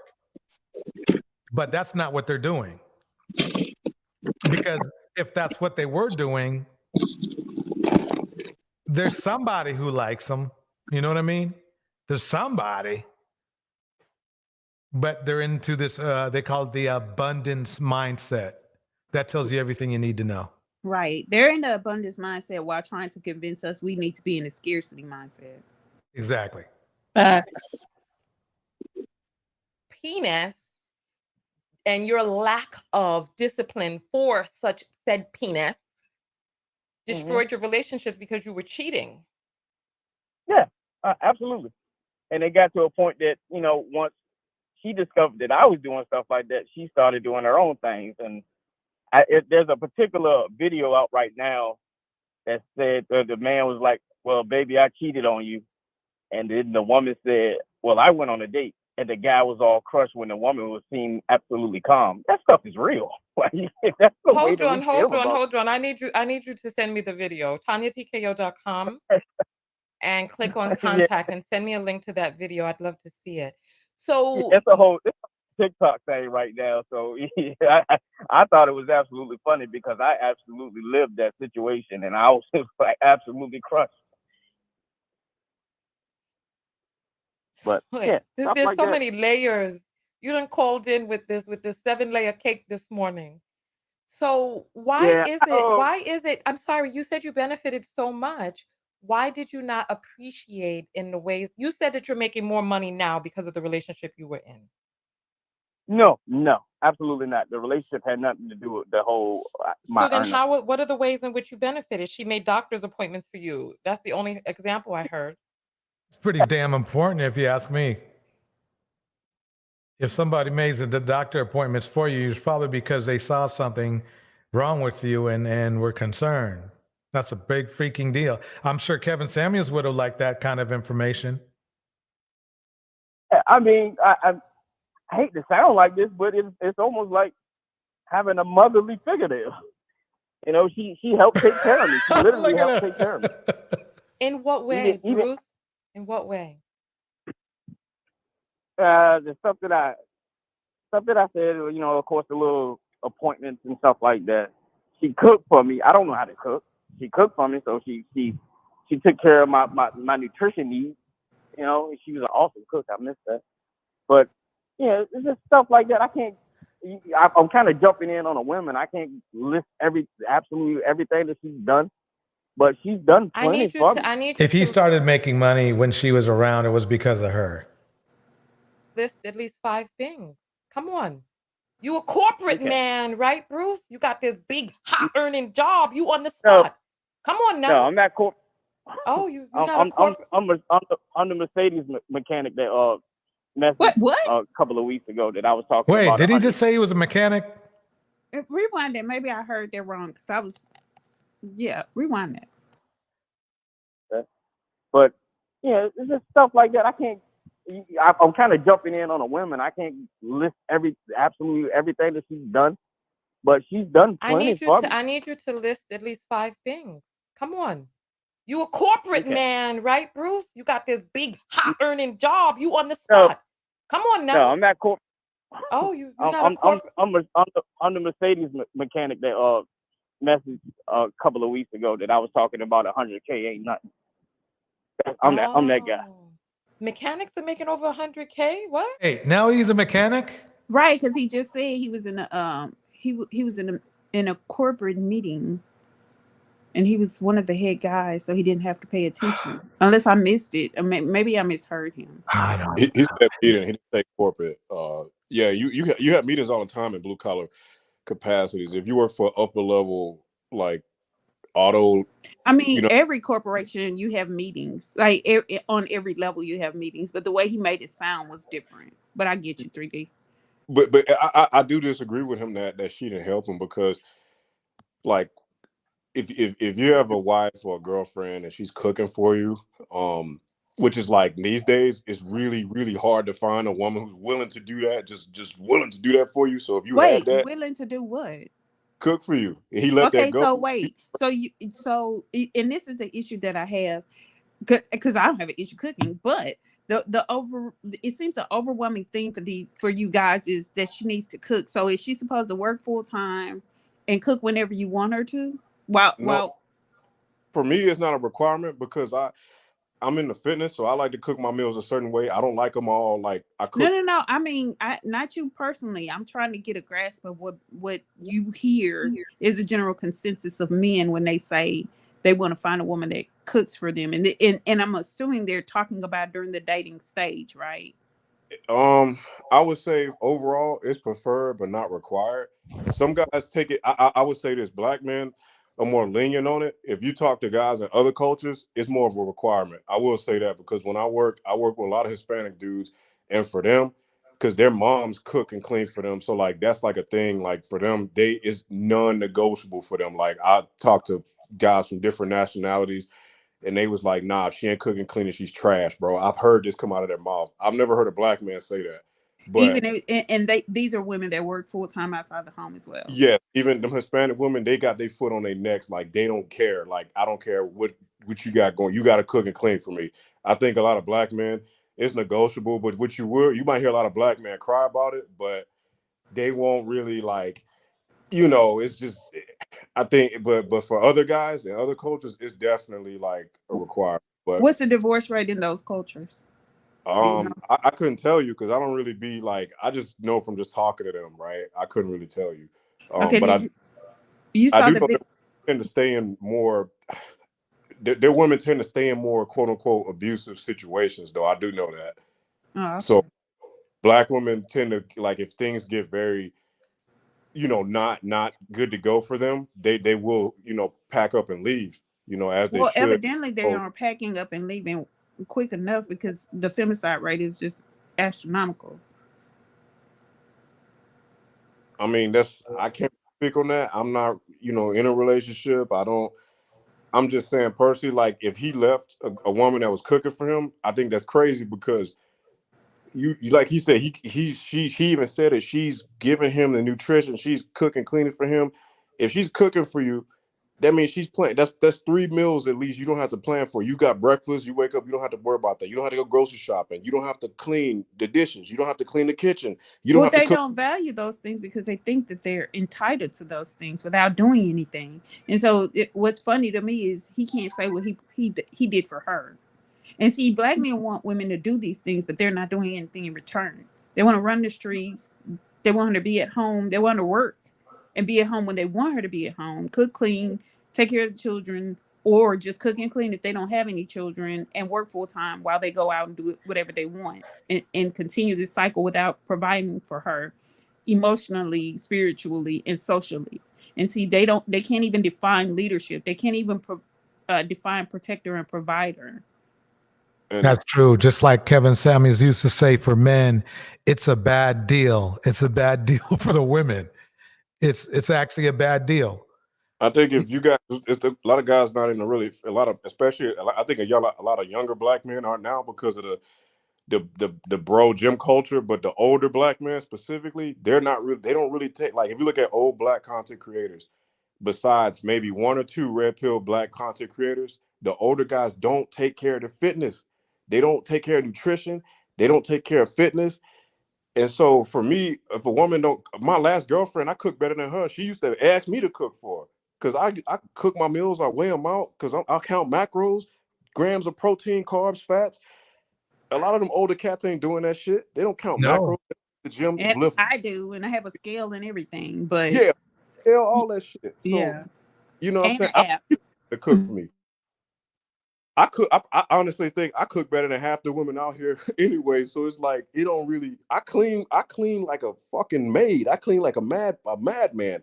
So cooking and cleaning, I have the mindset that any woman I get with, I probably cook and clean better than her anyway. So it's really not like a requirement. I don't need no motherly figure to cook for me and all this kind of shit. Because my parents taught me how to do that on my own. My mama Right. and my So I know a lot of people. I'm not one of them, but actually enjoy cooking and cleaning. It's actually actually enjoy doing that. yeah. But I don't mind doing it. I have to have a clean home, but I'm not a maid either. So you're not going to leave dirty stuff just sitting around just with the expectation of me picking up behind you. And I think Honestly, it's the other way. In my experience, when I've been with women in a long term situation, it's honestly been the other way around. Where I've been kind of like, girls, you too much. Why you just so?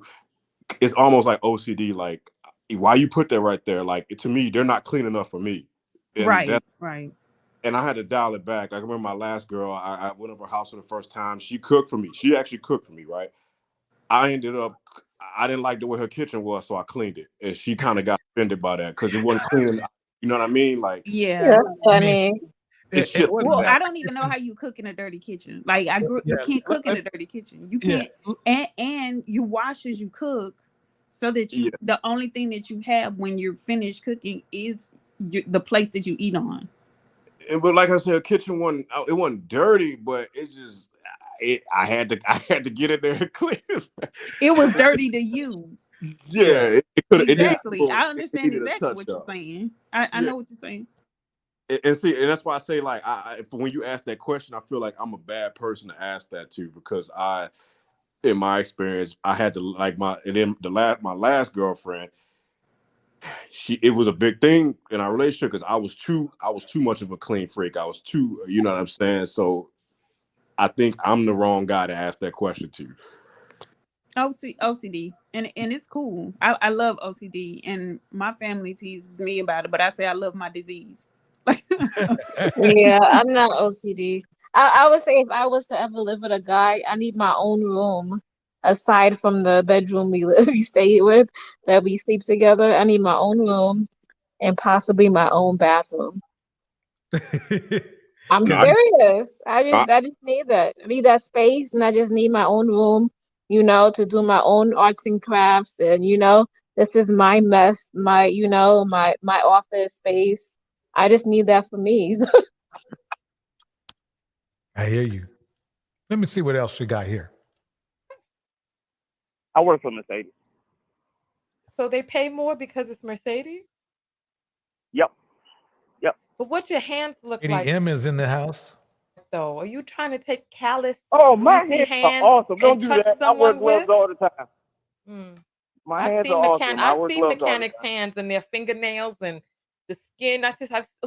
Nonetheless, I need you to Don't name do me 5 like things. that. So she cooked, she made your appointments. What else? Because you said you benefited so much, you should have been thinking about this in all the years since you've been left. Absolute. Those are a couple of things. Absolute emotional support she gave me because we've both been through life situations where we both lost our parents and stuff like that. We had a good backing for one another. He messed up big time. But hers was more than mine was because, as men, we're taught to have hard emotions, hide our emotions and stuff like that. I was a shoulder to cry on, but she did it to 100% more than I did. Okay, so the emotional support in times of crisis, trauma, and need. Come on, we need 2 more. You got me on it. There you go. Keeping me, I would say also keeping me away from certain people that was going to knock me off the track. She will point out, hey, this is a bad situation for you. She done that plenty of times, and she was absolutely right. Let me see. So Let me she think used of her insight and intuition to steer you away from toxic, negative, and dangerous situations. She kept you safe from negative relationships and things that were going to deter you off your life path. So in a way, you are making more money because of her because you didn't get deterred. So let's one more. We need one more, Bruce. You can say it that way. Yeah, I can agree with you on that. All right, one more. Oh man, you got me in a rock and a hard place right now. I really can't think too much because I got like a million things going on. But I just wanted to call in. But one more. overall, I'm not letting you off the hook. One more. Think of you were with her for 15 years. She had your child. I would say too, one of the things that she did, and I can only speak for my situation, she opened me up to the world a lot. I grew up in the ghetto and stuff like that. So I always had a hardcore mentality about me. Becoming around certain people and stuff like that, I always kept that mentality, and she always got me like, so she cultured you and opened you up to a larger world. Okay. Yeah. All right. Absolutely. Well, you know what? We appreciate you calling in with your perspective and your point of view. Thank you. Thank you. Hey, Miss Tonya, I want to thank you for cussing me out one day. Because you cussed me out so good one day, and I like, you know what? Maybe I am a little bit too harsh on this app, but your messages mean a lot. It's getting a different perspective, and I appreciate it. I cussed you out over the phone or in the comments? I'm sorry? I cussed you out over the phone, in video, No. or in comments? I made a comment. You cussed me out speaking. like wow. But did I cuss you down to the ground? Yeah, you dug at me really pretty good. What was it? What was the message that you received from my cuss out? I mean, us men, we need that every once in a while. But I can't remember the exact situation it was. But when you cussed me out, I was like, wow, I didn't mean for all that to happen. But okay. But it took me a while to open myself up to your messages and what you were saying and stuff like that. But I'm here now, and I appreciate you. Okay. Well, I'm glad that cuss of fire, brandished you in the flames and made you. May's in the house. become born anew. I'm glad. My godfather is Jamaican, and it was just like, you know, I was like, oh, these are the type of women that was handling you. I can understand it because I didn't even get to see you face to face. You put a little fear in me. Oh, I struck some fear in you, Lord have mercy. You got to remember. You got to let me know what video that was so I could pull that If back I get a up point from today, the I'll definitely archive. send it to you. Okay. Remember, and send me that other Well, thing from TikTok too. Anyway, thank you so much for calling in. We're going to open up the phone lines to someone else. You have a great rest of your day and go find yourself a good woman and marry one, okay? Yes, ma'am. All right, then. Bye. All right. So we heard that. Right now, there are over 800 people on this broadcast. Right. What do y'all think about that? That's an L, man. This dude threw away 15 years for some side chick action. Now, Yeah. judging by the way he sounds, I would think eventually she probably would have left him just because he sounds like the kind of guy that his woman would lose respect for him anyway. Whatever, she would eventually run him over or grow unsatisfied with him in some way, shape, or form. And the fact that she didn't do that after 15 years means damn, bro. Because the way he was talking, he sounds like gut shucks, guys. I just like, nah. He does. He sound like he doesn't take life seriously. Like Yeah. he doesn't. He sound like he's here for the fun. He doesn't have any pride in his family and the things that he's doing in life. He's just here, for the good time. You And know? that's not the type of guy that usually gets that kind of treatment from a woman. So, yeah, for him to throw that away, that's probably why he's out here like damn near about to break down crying. I miss you, want you back type vibe, because he probably threw something good away. Yeah. And no other woman these days is gonna respect a guy like that. Like, I'm a guy and I'm listening to this like, damn, what woman gonna respect you and cook for you and clean for you? I can hear you over the phone. You sound like a chump, bro. And money can't fix that. Money can't, you got a good job, but money it's not gonna fix that. No. I'm over cooking and cleaning. I tell you, one time I was in the dating phase. I was dating this guy, and we were dating for like a month or so, and then I went over to his place and I had cooked for him. And then he turned around and he threw it back in my face. Saying, what kind of woman would come over and just cook for some guy or something like that. He like threw mad stuff back in my face, and I was just like, what the hell? But Yeah. I thought these men like wanted these things, but no, I guess they don't. Or some guys don't know how to handle when they get it. They don't know how to like handle it. It's like shock because they used to hearing like, you don't deserve this, and they could believe it, and then when they get it, they don't know how to act. And it's like, what the fuck? Like, it's like an override. Your system is like overridden. It's like you're like a malfunction, right? It's like, and then you just ruined it for yourself and everyone else, right? There's no turning back. Once you say word, like they say sticks and stones, but once you say certain things, you can't take it back. There's no oopsies. Like, my bad. You can't unhear certain things. This is the same guy who asked me, can I have his baby? I was like, what? Yeah, Not him.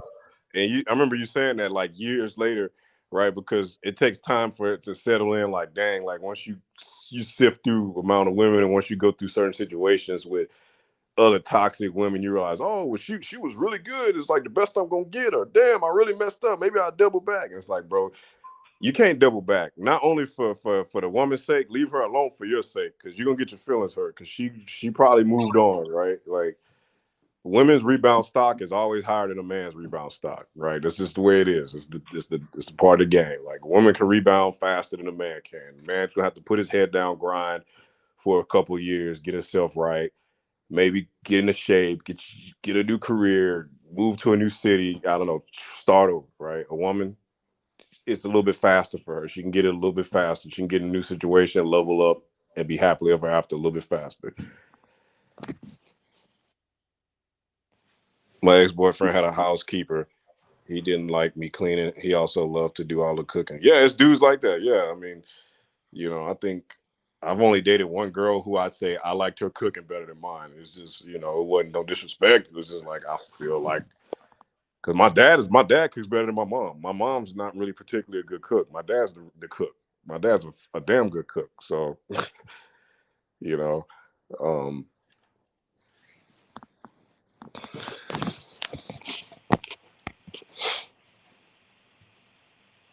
The phone lines are open. The question is not who benefits more. The question is, how does it truly benefit a woman? I mean, it says it on the screen. How does it benefit a woman to keep a man? Oh my goodness. My thing is, I gotta get my I that's what I want to know. How does it? Please help me know. How does it truly benefit a woman? The phone lines are open. We're waiting for a man to call in.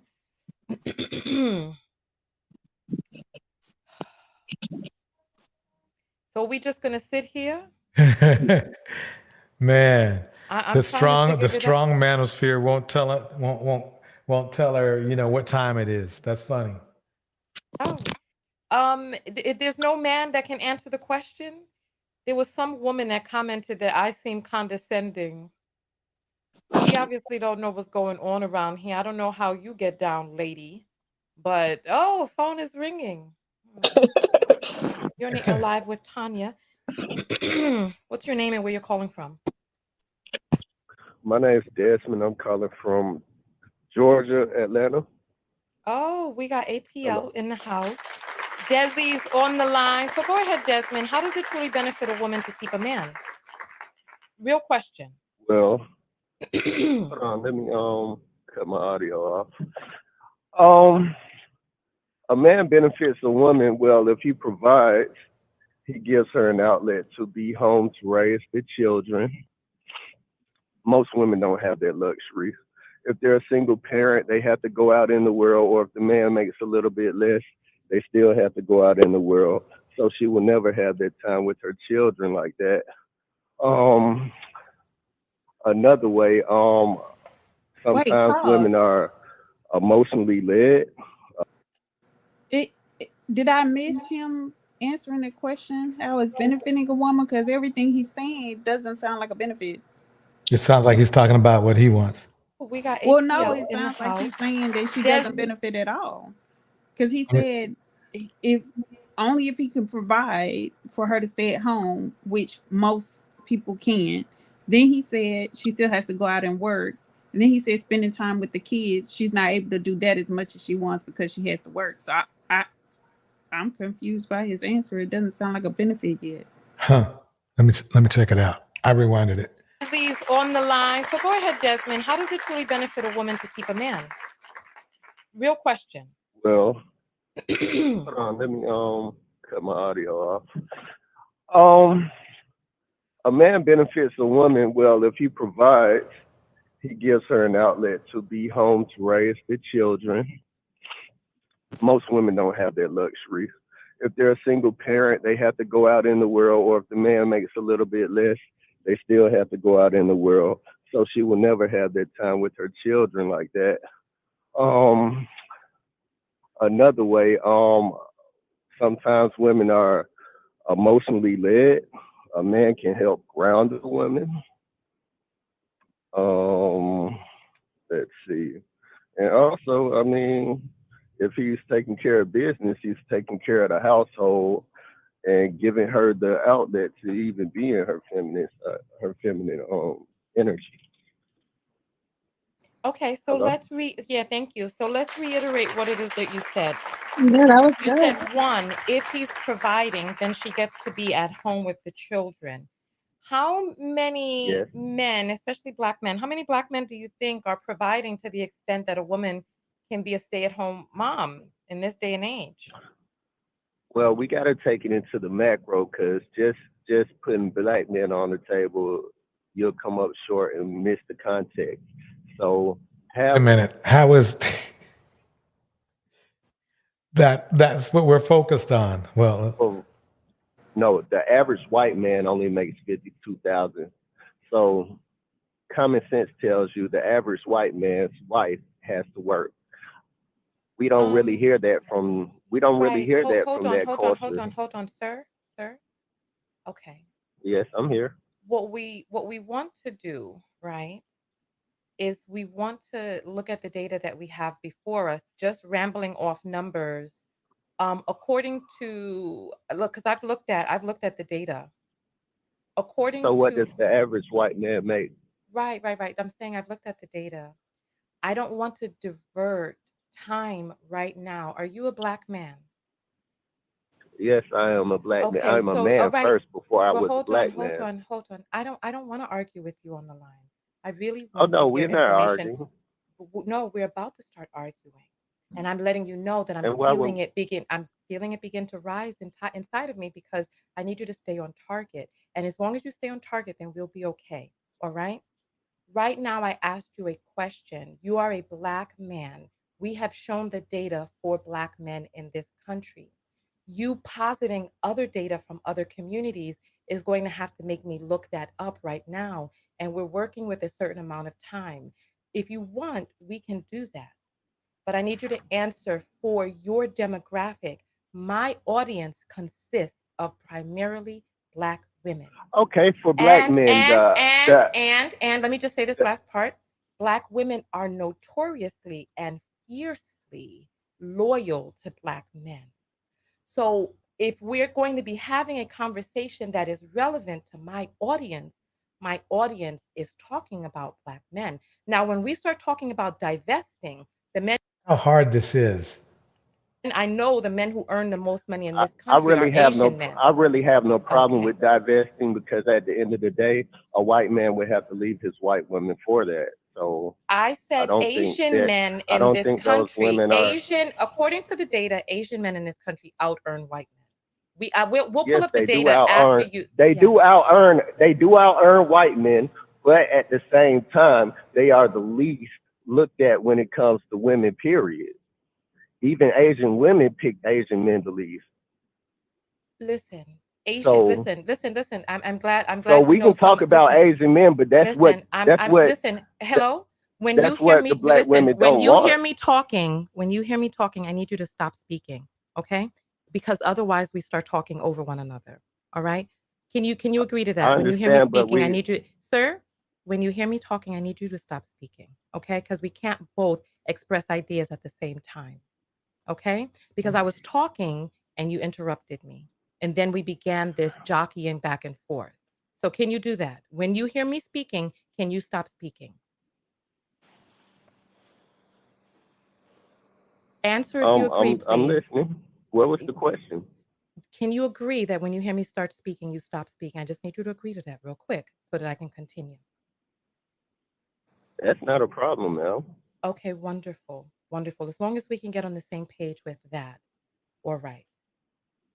I understand Asian men in this country earn the most. We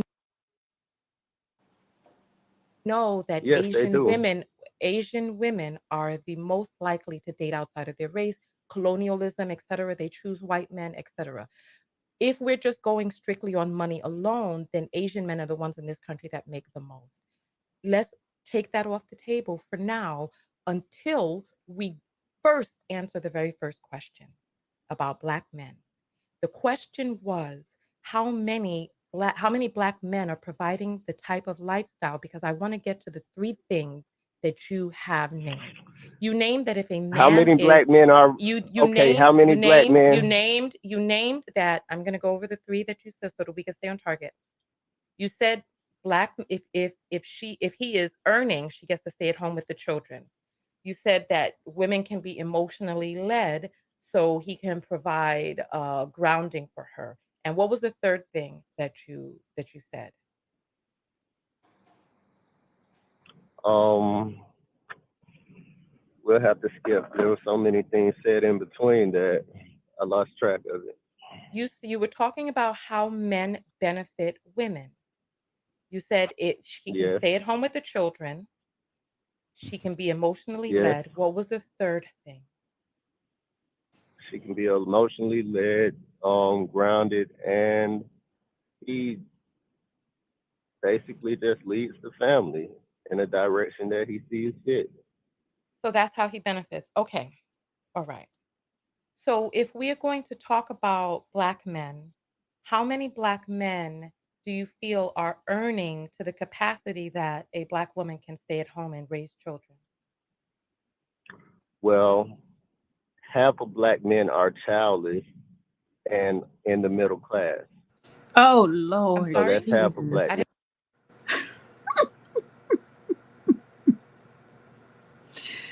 Woo, I'm sorry. Let me catch my breath. They love that tired trite statistic, don't they? women Half. can be emotionally led so he can provide grounding for her. And what was the third thing that you said?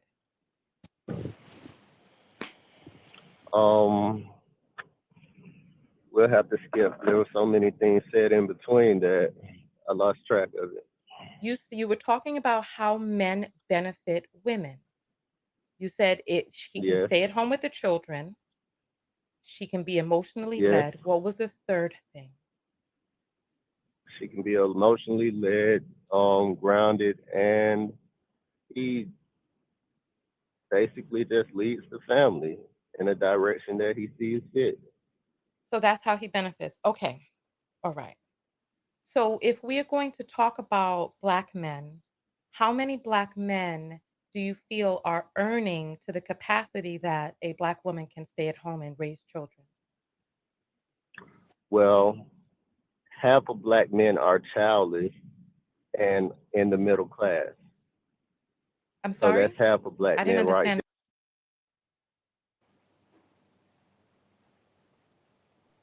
Yeah, I know she about to check him on that.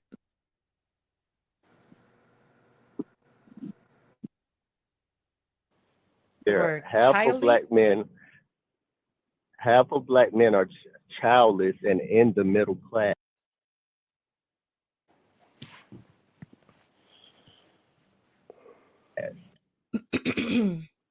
Half of Black men are childless and in the middle class. Half of Black men between which ages, and what are you considering to be middle class? Middle class is defined by the census statistics. That would be like what, 35 to what, 70, 80, probably a few 100,000. Okay, we showed the data. I can put it back up on the screen for us right now.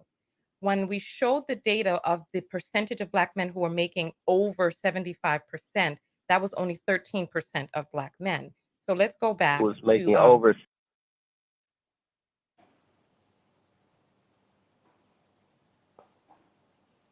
75% of what? 75 as of in 2018. No, right? no. You said 75%, No, but no, no, what no. would be the 75%? 75,000. I'm sorry. $75,000 Sim- or more, Middle 13%. middle class Listen, doesn't start sir, at 75,000 though. listen. No. I'm talking about the answer that you just gave.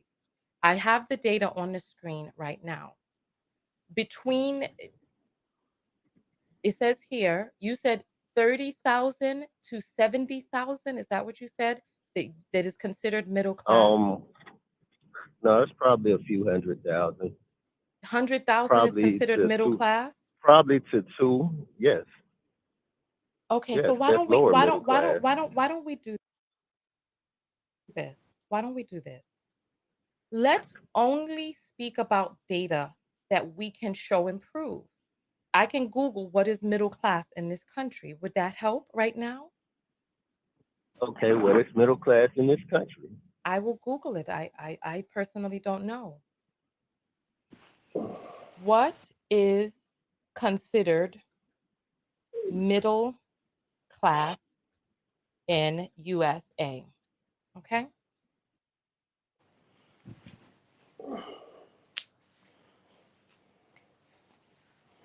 It's actually 47 to 141. And so if we're going by the data, Black men's average income for a lifetime is 43K. And I believe earlier we found out that 41% of them were unemployed. And the age that he's talking about with half don't have children, I believe it was between was it 14 to 27 or something like that?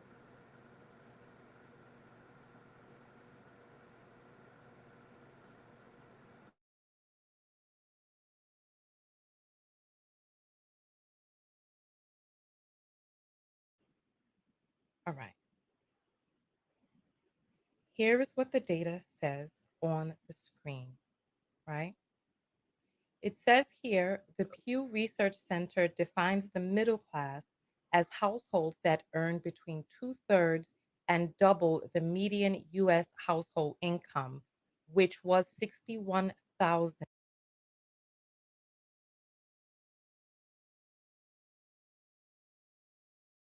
If you look on, it In says.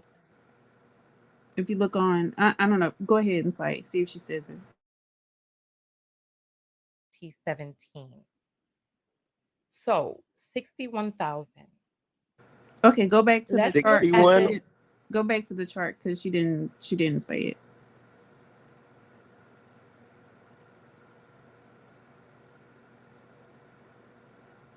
No, forward, DJ. To what you looked up on Google. Right there.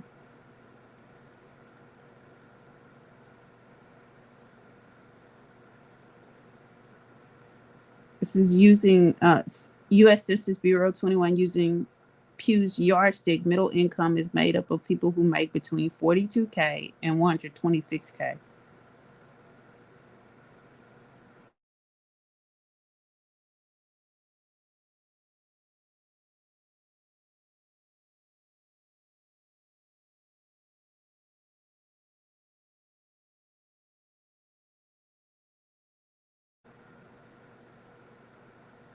income, which was 61,000 in 2017.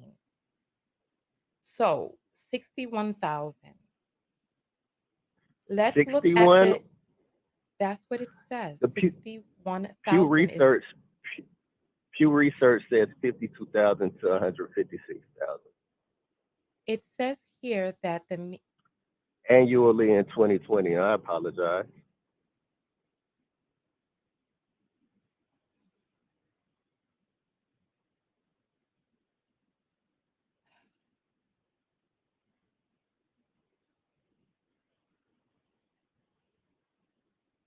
Hello. Okay. Sir. So Sir, the average, listen. black. Sir, I just want to show you what's here. I'm reading this right now. Pew Okay. Research Center defines the middle class as households that earn between 2/3 and double the median U.S. household income, which was 61,000 in 2017. According to the U.S. Census Bureau, 21 using Pew's yardstick, middle income is made up of people who make between 42 and 126. So middle class is in the middle right there.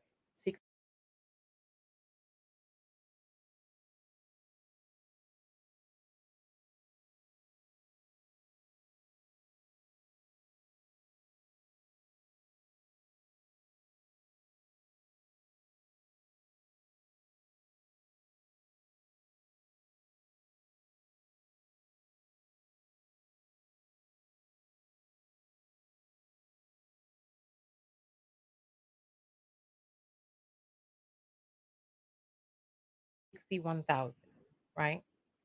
61,000. Okay, I understand. Okay. So when we looked at the data for Black men who are even earning more than 61,000, right? Here, I'll show this, right? Yes.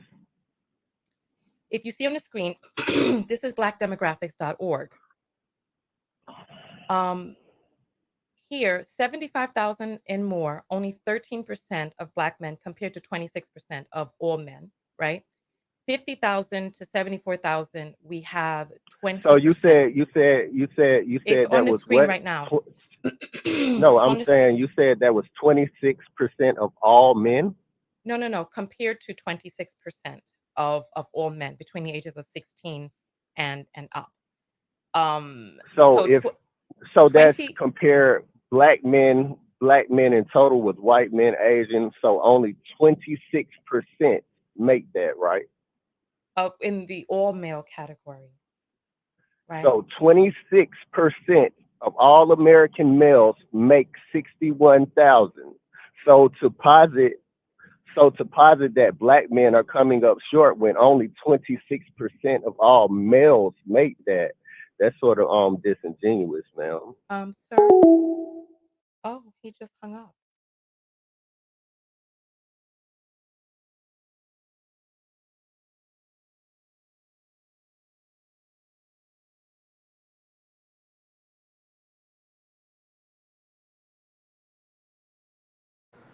So he couldn't stand on his square and had to hang up.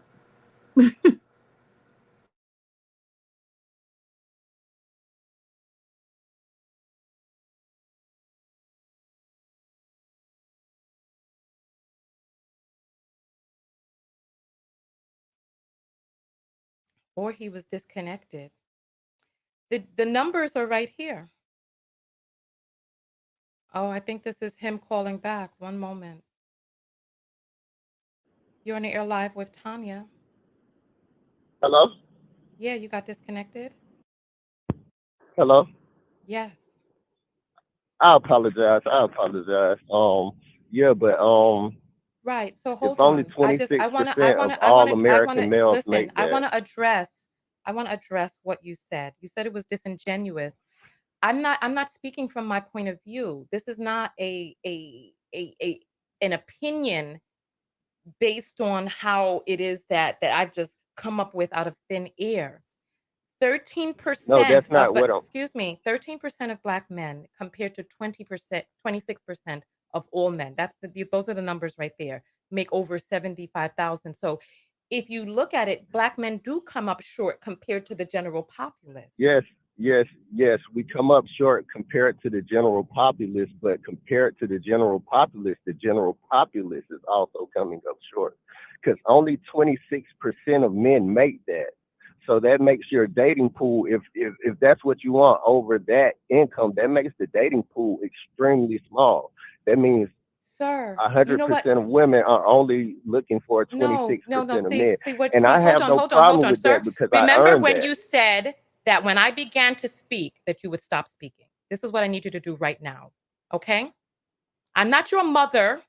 I'm not your girlfriend. You're calling in on the show, and I She's talking to him like he's a little boy. It's crazy. want to get information from you.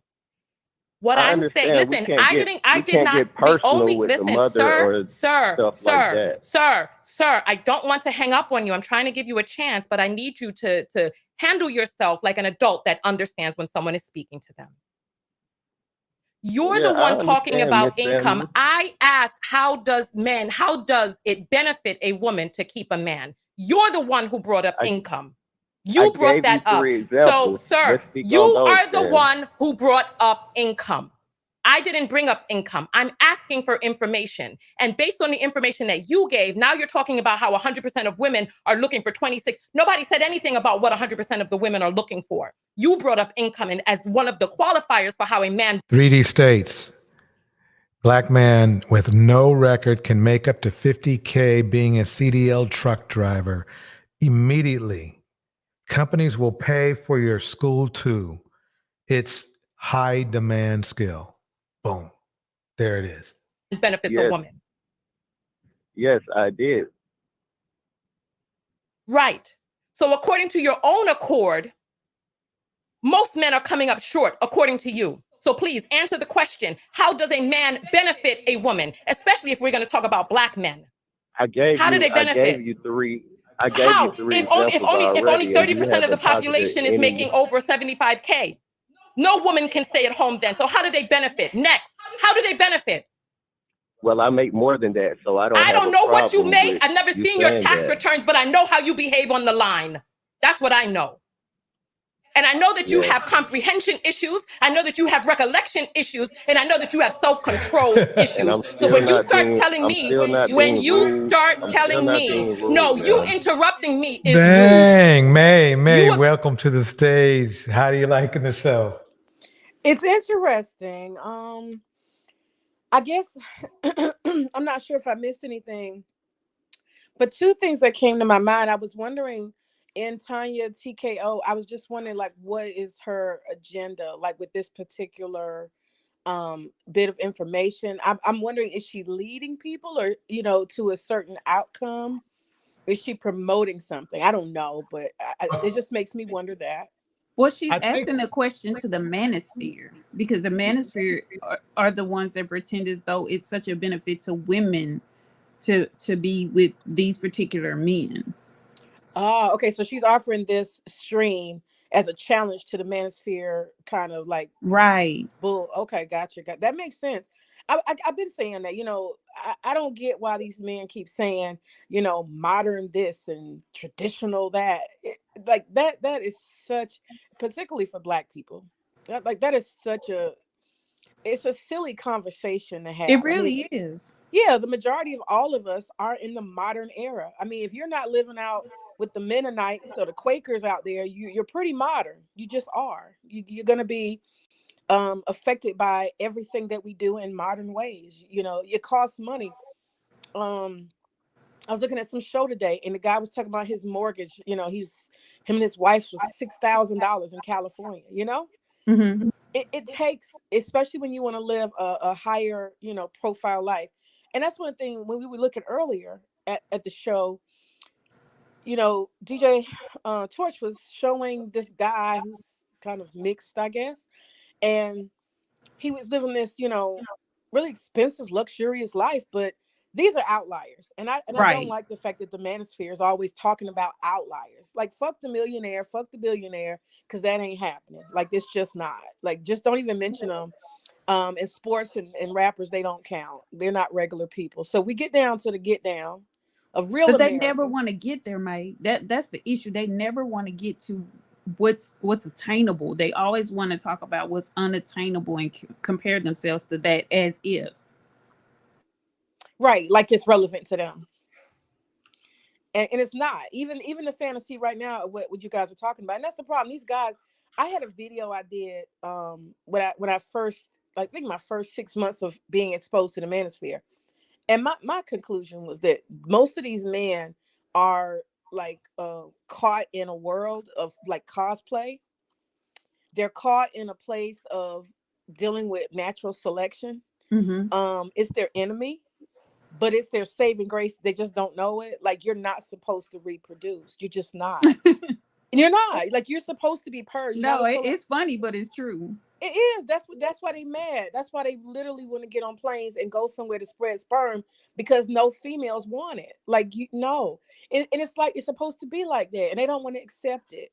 And so let's just say, I'm not trying to be funny. I'm not picking at homeless people, okay? But the homeless man, is he supposed to get the best?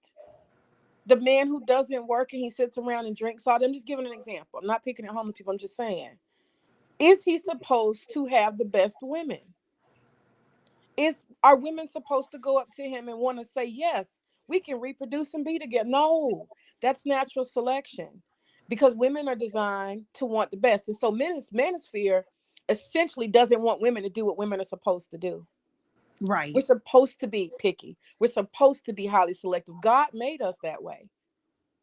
Because if not, it would be like, our breed, our civilization would disintegrate.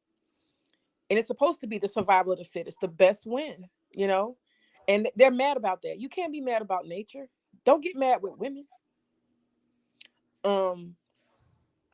Those are some of my thoughts. But yeah, these men are definitely living cosplay, cosplay like they want to live out fantasies that are not real. You don't have the income, brother. Just do the simple math. You don't have the income. You can't be a traditional household because you can't support one. They don't even, and if they were even sincere, they would actually do a budget, right? And they'd figure that out pretty quickly if they were for real. What do They you don't think? want a budget. They don't want a budget. They don't want to look at the numbers. Again, that's why we're doing the stream. They will not look at the numbers. They will not acquiesce to the numbers. They want to live in a fantasy where the numbers that they like to put out are true. Just like that guy did with Tonya, saying that over half of Black males don't have children. Like, in what world? Right. They can't even name 10 Black males that they know that don't have at least one child. So it's asinine. And just like they were saying 80-20, only 20% of black males are impregnating all the women. Okay, so how Bullshit. is it that these Bullshit. 20% is somehow quantum leaping through every state, getting every woman pregnant that's pregnant? Yeah, yeah. I don't know where they getting that crazy stuff from. But these are statistics nationally, across cultures and stuff. But even if that man was sincere, let's say he was sincere. And let's say he wasn't an asshole. I am a traditional man. Let's just say he's not even part of the manosphere, but he's a real man who wants to have a traditional household. Let's just say he's a nice guy. And in his manhood, he would say, I need to be prepared to actually run and finance and pay for and be responsible for this sweet little wife I'm gonna have and this sweet little family. Just a regular guy. And if he would look at that 42,000 or whatever he's making, and he would just do some basic math about his own income, forget what everybody else is doing, he would come to a natural conclusion. Oops, this ain't gonna work. Can't support 4 people lifelong through all stages of life on 42,000. Anybody with common sense can do that math. You know what I'm saying? Right. So that's what I'm saying. Even on the most basic level, these guys not even looking at their own income and seeing what's feasible. But I would submit to you that maybe that's because a lot of these men, they're not actually even really living right now as adult men. That's why they Right. can't see budgets. Right. That's true. I mean, and that's why they get on here and make up these astronomical jobs that they have and this career that they have, and they're making so much money. And you can't talk to me because if you listen to them, they defy what what the numbers say that they have. They defy that. Because Right. everyone you run into is making over 80K or making 6 figures. Every one of them. Every one of them is taking care of home and they're childless until you catch them on another string talking about child support Right. and the women that Yes, they you can't will. You stand. will see them lying in different places. They Yes. 6-figure man over here. Then the next thing you know, they're talking about the IRS coming after them, and Right. they lie so much, and they love to say they in STEM programs or a STEM career. Like, no, you're not, dude. You can't even read. Come on. Right. Well, and it's evidenced by the fact that the only thing they think is STEM is technology. That's the only thing they think STEM encompasses. And they Right. have no idea that STEM encompasses the sciences. It encompasses a whole lot of things. And what's sad to me is that they keep talking about these same careers as if there's not a plethora of careers for Black men to enter and be successful. That's disheartening. It is. It is. And it's like, the whole thing about not having respect for education, that tells you everything you need to know. Yes. You want to devalue education just because you can't sit your behind down somewhere and get focused. You want to smoke weed. I'm not stereotyping, but I'm telling you what a lot of guys do. Even people that grew up with me and went to college, they might have been from the suburbs, raised well, but when they got to college, they wanted to be hood. They wanted to go and smoke weed and sell weed. Your daddy giving you money. Why are you selling weed? So there's some level of like failure to recognize that education has value. It has value beyond, just creating a career and income. These skills that you learn can take you to a whole new level. They can bring resources, they can bring opportunity, entrepreneurship. And I don't know why they want to tie a salary to a career. Like, that is foolish to me. Right. And it's like a friend of mine has a son, and she was saying he went to jail or he went to prison, I don't know which one, but he learned how to do tattoos. So he was jobless and he was living with her. And I was like, a lot of these guys, what they fail to understand and what women will do is, if you go volunteer somewhere and you sit under someone else's tutelage, they'll likely give you a job because they see you're eager to do something. Yeah. But it's like these things don't cross their minds, and I don't understand. It's like we will do everything that we have to do, again, including working 2 jobs, not getting any sleep, to better our situations. And they act as though Black women are sitting, like we're capable of sitting at home in our parents' house and waiting, or our parents are so rich that they're sending us to school and we're not getting student loans. But in the same breath, they say we get student loans for useless degrees. Make it make sense. Useless degree. Yeah, that's the worst part. That useless degree stuff. They just come up with anything. And somebody said it the other day. And it was pretty brilliant. They said they want to humble Black women by devaluing education. Well, you look at Asian people. They're the most educated and making the money. They winning in America. Right. So you make it make sense, fool. Exactly. Everybody's education is valuable except Black women. Okay. Exactly. And if the thing about it is, and what they get angry about is, people wouldn't invest in us if they didn't see how hard we work. If they didn't see our work ethic, they wouldn't invest in us. And we got work ethic. We definitely got that. Focus and work ethic. Yes. But we're supposed to be shamed and ridiculed for it. We're supposed to condescend to them and acquiesce to them and allow them to rule over us when they can't even rule over themselves. Yeah, definitely.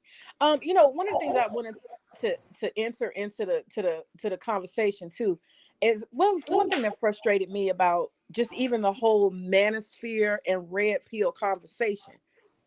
They act as if all Black people are low income, all Black people are ghetto, all Black people are the same, period. Like, the whole baby mom. My question to some of them in Manosphere: if you're exposed to all these baby mamas and that's your only pool, my question is, what part of Black society are you existing in?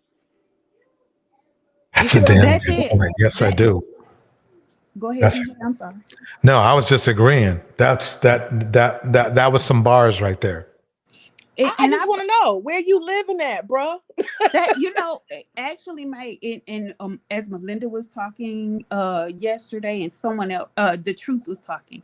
A lot of times, people like you, me, and them, we come into these spheres, and we talk to them from our experience, not realizing that they're not even they don't have the same experiences, and they get mad because they don't have access to women like us. They don't have access to women that are doing things and that are on their grind, and so they come with this lens of poverty and women who are impoverished and not able to get out of that for whatever reason, and so they want to judge us by what they see in their lives, and they're not able to. Because I was like, well, just change your demographic. Yeah. If you're having a problem finding a good woman, change your demographic. Well, they're incapable, because you can't compete where you don't compare. You can't go into an affluent area and speak like Cupcake speaks and think that someone is going to compete. Little shade. No, I threw the whole forest. It wasn't just a little. I threw the whole forest.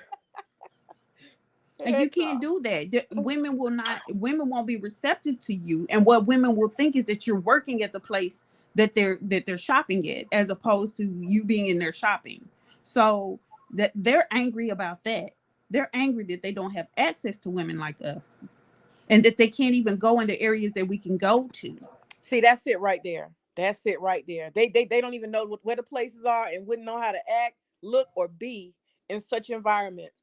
And that's the thing. I was saying to myself the other day, I was like, some of these guys who keep talking about their high income and this, and I'm like, I know you're lying. Because if you are at a certain, and I'm not trying to tie this to economics totally, because I understand that poverty is a culture. You can have money and have a poor, when I say poor mentality, a poverty mentality. So I don't tie that totally to economics, but economics is a big piece. And I was thinking to myself, now, if you are a man who's making 100,000, they say they make six figures, why aren't you in the, the Black Association of Cardiologists, and then you'd meet other women, as a man, you would meet women who are your so-called equal, because they always swear that they can't meet women who are high quality or this or that, and all these other women are ghetto and they're this and that, and all these kids. How about your, even just your fraternity, the HBCU, the pledge? But they don't have all of those things. They don't. They're not. The Black Bar Association. Where you at, brother? I'm just saying. But they're not in those things, and so they can't access those areas. But they want to demean us for having access to that. They want to demean us because we do have a system of networking. We can go on those. Networks, yes. That they don't understand that networking isn't about sex and how many women. That's their network. In their minds, that's the pinnacle of their network is how many women they can sleep with, how many guys they can impress. They're too busy trying to impress one another. Yeah. And you know, and I had came up with this idea a while back. I'm a Du Boisian.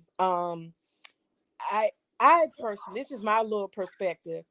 I took the idea of the talented tens because I believe that the strivers in the United States, the Black strivers, those who created Black Wall Street, any major city where Black folks existed, you know, the Harlem Renaissance, there's this group of strivers, DC, and they have always been like a Black upper middle class people who, I hate to say it, but it's true. They try to acculturate and assimilate. Doesn't mean they want to be white, but they take the white man's plan. They take the white man's pattern because that's the pattern that seems to be the formula for success in America. I would say extremely architectured lives. That's what I said earlier. I don't know if you were in here, but that's what I said. What'd you say? I want to hear it. Yeah, I was telling 3D that. I was like, you learn to, it's not assimilating, but you learn how they excel, you learn how they war, and you watch their path, and you take their path. It's yours, but you take their path because they've already proven that they can be successful. It's a way to success. Yes, exactly. I'm glad you said that. I feel comfortable now saying what I'm saying because I was like, I hope I don't get and that's out. Yeah, that's any demographic. That's even Asians. I mean, any demographic that you see. And it's to propel yourself forward. The problem that we have is that you're almost incapable of reaching back, because when you reach back, you're going to remind it where you came from. And then you're going to hear all excuses, and they want their hands held. They want you to give it to them without the work.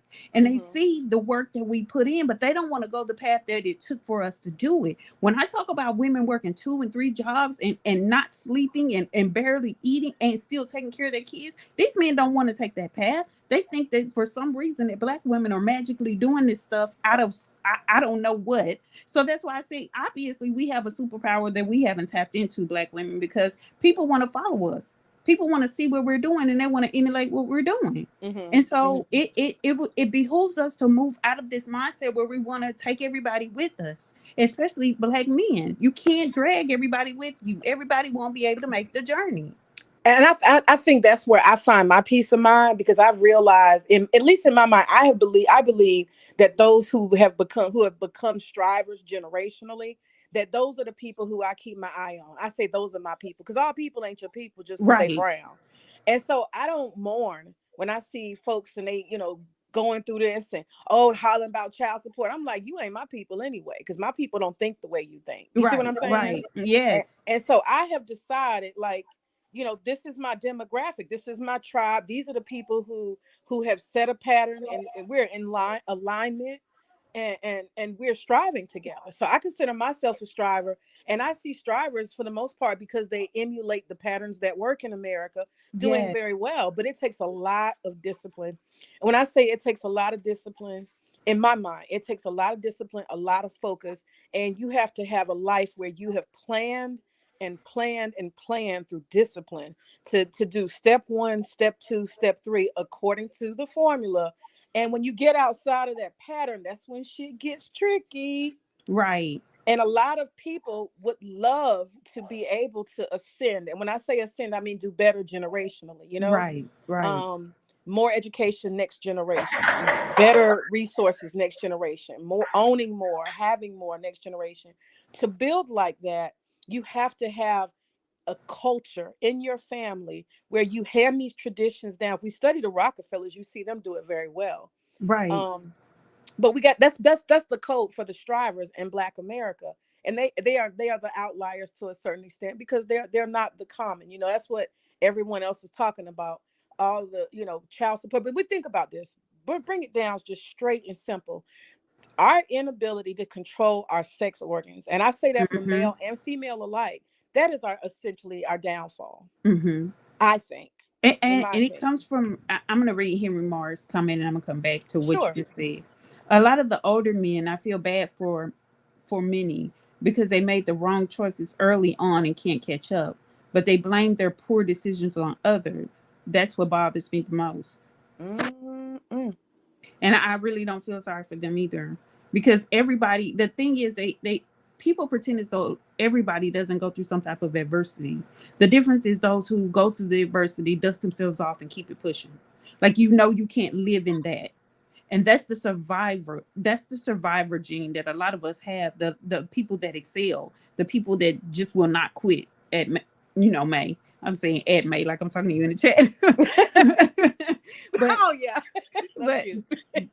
but that's what the survivors have. That's what people who excel and exceed, Black people who excel and exceed, have. They will fall on their faces, but they'll dust themselves off and keep striving forward because they know they don't have a choice if they want to make it to where they see themselves going. It's as though a lot of these Black men and some Black women don't see a goal in sight. They don't see their future. They can't see it, and so they can't attain it. And even if we keep telling them that it's possible, if they can't see it themselves, they're never going to get it. They're not in the tribe, and they just won't be. I mean, that's how I see it. And I think let's look at, like, even just building a building. You know what I'm saying? An architect, before he lays a brick, before he buys any materials, before he does anything, he says this is how it's going to look, and he spends time measuring it out. Very particular. Every angle is measured, and I think that that's what it really does take. And you'll look at that with Asian people, and I'm not Right. trying to uplift a culture above another, but they are very meticulous. I mean, the truth is the truth. Yeah, they're very meticulous in their decisions. Asian people have a sense of order. This must happen first. I have to have this quality of that. And they are unapologetic. Okay. Yes. But A they're woman also a will tell a man, cohesive. you don't make enough for me to talk to you. You don't have enough education for you to even stand and talk to me. You know? Right. But that is not, I know that someone might think that that's not right. Now, what I will Oh, it's say is right. It's right. I don't have a problem I will listen to anyone of any status, because sometimes you get nuggets from people of all walks of life. But what I won't do is saturate myself with people who don't see themselves propelling forward, or who don't who have this outlook in life that's so poor that it drags everything around them down. Now, you do have people that have worked hard all their lives and they're at a station in life, but they're happy. And so you could be around those people because they're not trying to drag you down. They're just happy and thankful for where they are because they made it out of a certain place. So I get that. Yeah. And people who are not on the level that you desire to be on, or that you're on, they're just invisible. I mean, I think it should be that simple. It's like, if I'm looking for apples, why would I be looking at peaches? You know what I'm saying? It's in my mind, it should be pretty simple. These are, like Cynthia G says, my standards, boundaries, and expectations. Either you fit it or you don't, and there's no compromise anywhere in between. And I think that's the thing that, as Black women early on, we have to be more particular, more petty, more picky, and dismissive. I think if we do that at an early age, and we're trained to do that at an early age, then we can actually reach our goals quicker, easier, and without less stress, And I think that's why it's important for Black women to concentrate on Black girls and young Black boys, but especially Black girls, to allow them to see themselves as the beautiful creatures that they are, and to let them know that this is a possibility for you, and you don't have to settle for anything less.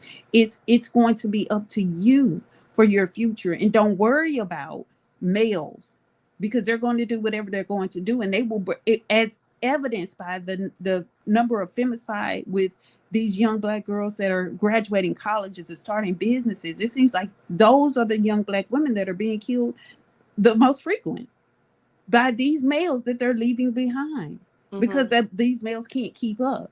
And so it's important for us to teach our daughters, our nieces, and the girls in our community to see themselves as more and not yield themselves and yield their bodies to men such as this, because they're not going to do anything but try to take you out, either emotionally like they do online or physically. And it's not even worth it. It's not worth your life.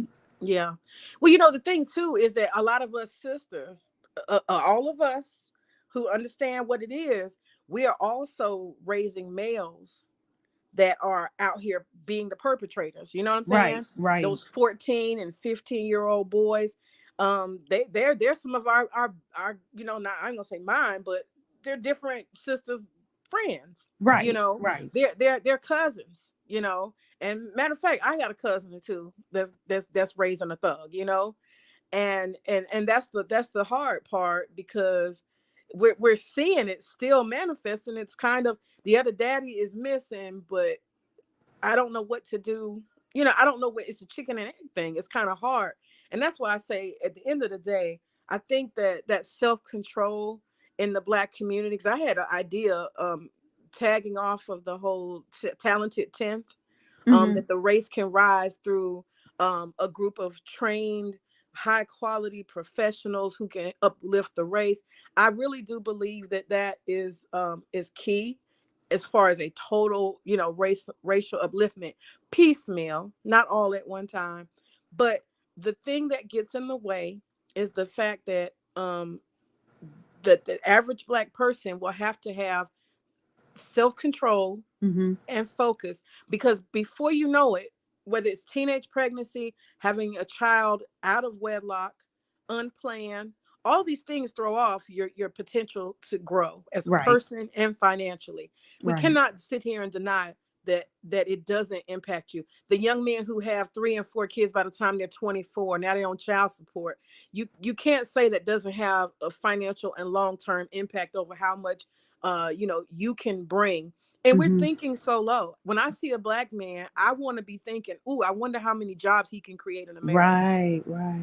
But that's where my mind another is. You see what thing. I'm saying? I can't do the gutter thing. I can't think like that. I'm But not that's another saying, thing is they don't network. They don't reach back. And then when they do reach back, they end up being damaged by the people that they choose to reach back to. Oh yeah. Especially when you look at the NFL players, or even some of the rappers, they want to still live in that hood. They want to return to the hood, and you can't return to the hood and assimilate yourself in the hood when you've left the hood financially. You just can't. So then you choose a demographic of, I understand that this is where you feel comfortable, but that's no longer where you fit. So go to an area where you fit and help the individuals in that area that want to come up. You can't take everybody with you that you grew up with, because they still have that same mindset that you tried to escape, or that you did escape. True. And so there's not And enough. I think for anybody, if you just even step up a little bit in your quality of life, you're going to have to change your crowd that's around you have to. You don't have a choice. And even when you get to the level, even with where I am now, I still had to get rid of friends that were actually doing better than me, but their mindset wasn't right. There we go. To stay with me in the journey, because I don't need you beside me being jealous of me or envious of me, and I'm not even doing, in my mind, I'm not doing what you're doing, and you're exceeding me. But if you still have this jealousy and disdain for whatever reason you have it, I can't allow you to go on my next step of the journey, because all you're going to do is hold me back.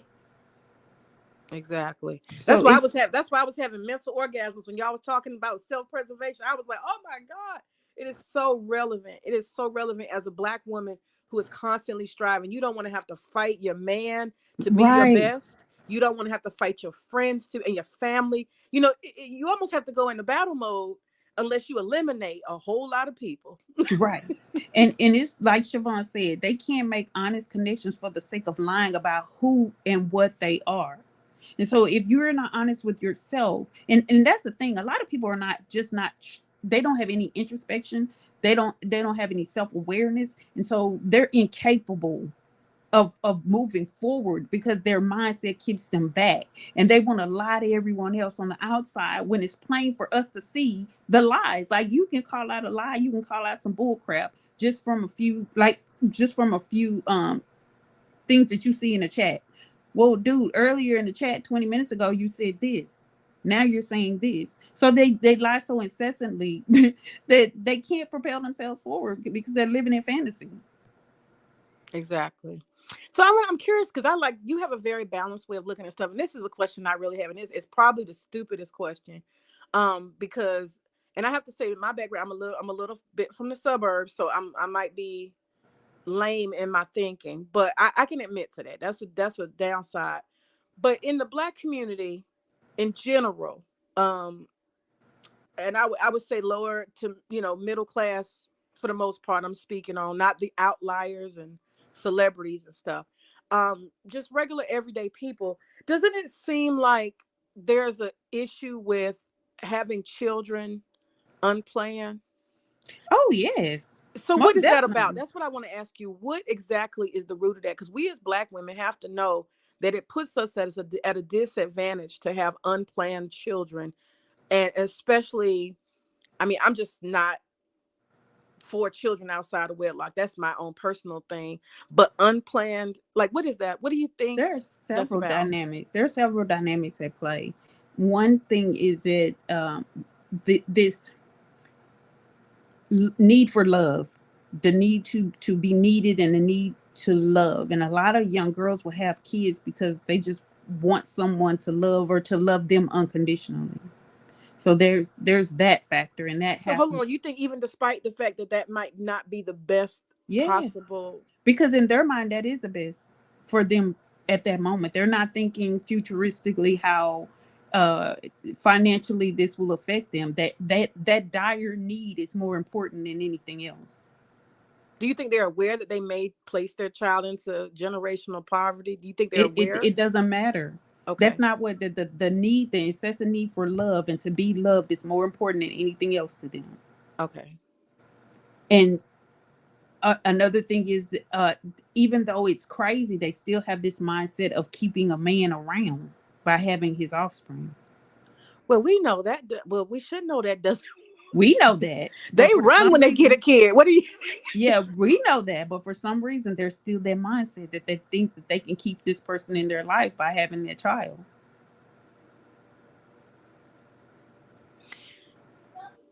Yeah. Yeah. And I'm looking at generations though. You got like if your mama did it and your grandmama did it and it didn't work for them, like at what point do you say, you know what, maybe I don't need to, you know what I'm saying? Like, but when you're in a community that is that thrives, that has thrived and has lived with an impoverished mindset, then that's all you know. So that's all you see around you. And the same thing with the boys in the NFL and NBA. Even though they know it's a 1% chance of it's kind of a opposing dynamic, but even though they know only 1% will attain that, they still strive for that. Well, on the opposite end of that, you have the thought processes where this is how my family has been, so they don't see any other future for themselves. Okay, so basically these Manosphere guys are shadow boxing with phenomenon that you can't blame or pin on nobody. Right. Exactly. Yeah. Because they definitely won't pin it on themselves. They will pin it on Black women, but they definitely won't pin it on themselves. They're incapable of seeing themselves because, again, they're still looking for the father figure that left them. So they don't have that. They don't have a picture of that, and they're seeking it. They're continuously seeking it, and by the time they wake up, they've done the same thing that their fathers have done. Right. And Absolutely. so they can't blame their fathers because they can't blame themselves. Yeah, I don't know. I mean, I don't know what the solution is, because if that's a mentality and it's kind of inbred and it's a cycle, it looks to me like something that's just not likely to end. You know what I mean? Well, it's like you said, it will require a dying off. It will require people like you, me, and everybody else that has the mindset that we do, to just understand that we won't be able to bring them along with the journey and move forward and beyond them. And then you worry about the other dynamic you worry about is safety, because these are these men and women, some women that we're leaving behind still want what we have, but they're not willing to do what it takes to have it. So they'll damage us physically, criminally, Yeah. to take what we have. Yeah. Because they think in their minds that it's owed to them. And I'm gonna say this, and I know it's some people that will be mad, but that's the same thing I think about reparations. You're asking for money that you really didn't earn, and you're thinking that it's going to give you a better life. But if your mindset is still the same, if you still have a fiscally irresponsible mindset, that money is going to do nothing for you. Because even with the stimulus check that they were handed out, how many women were killed over stimulus checks? Really? You didn't hear about those?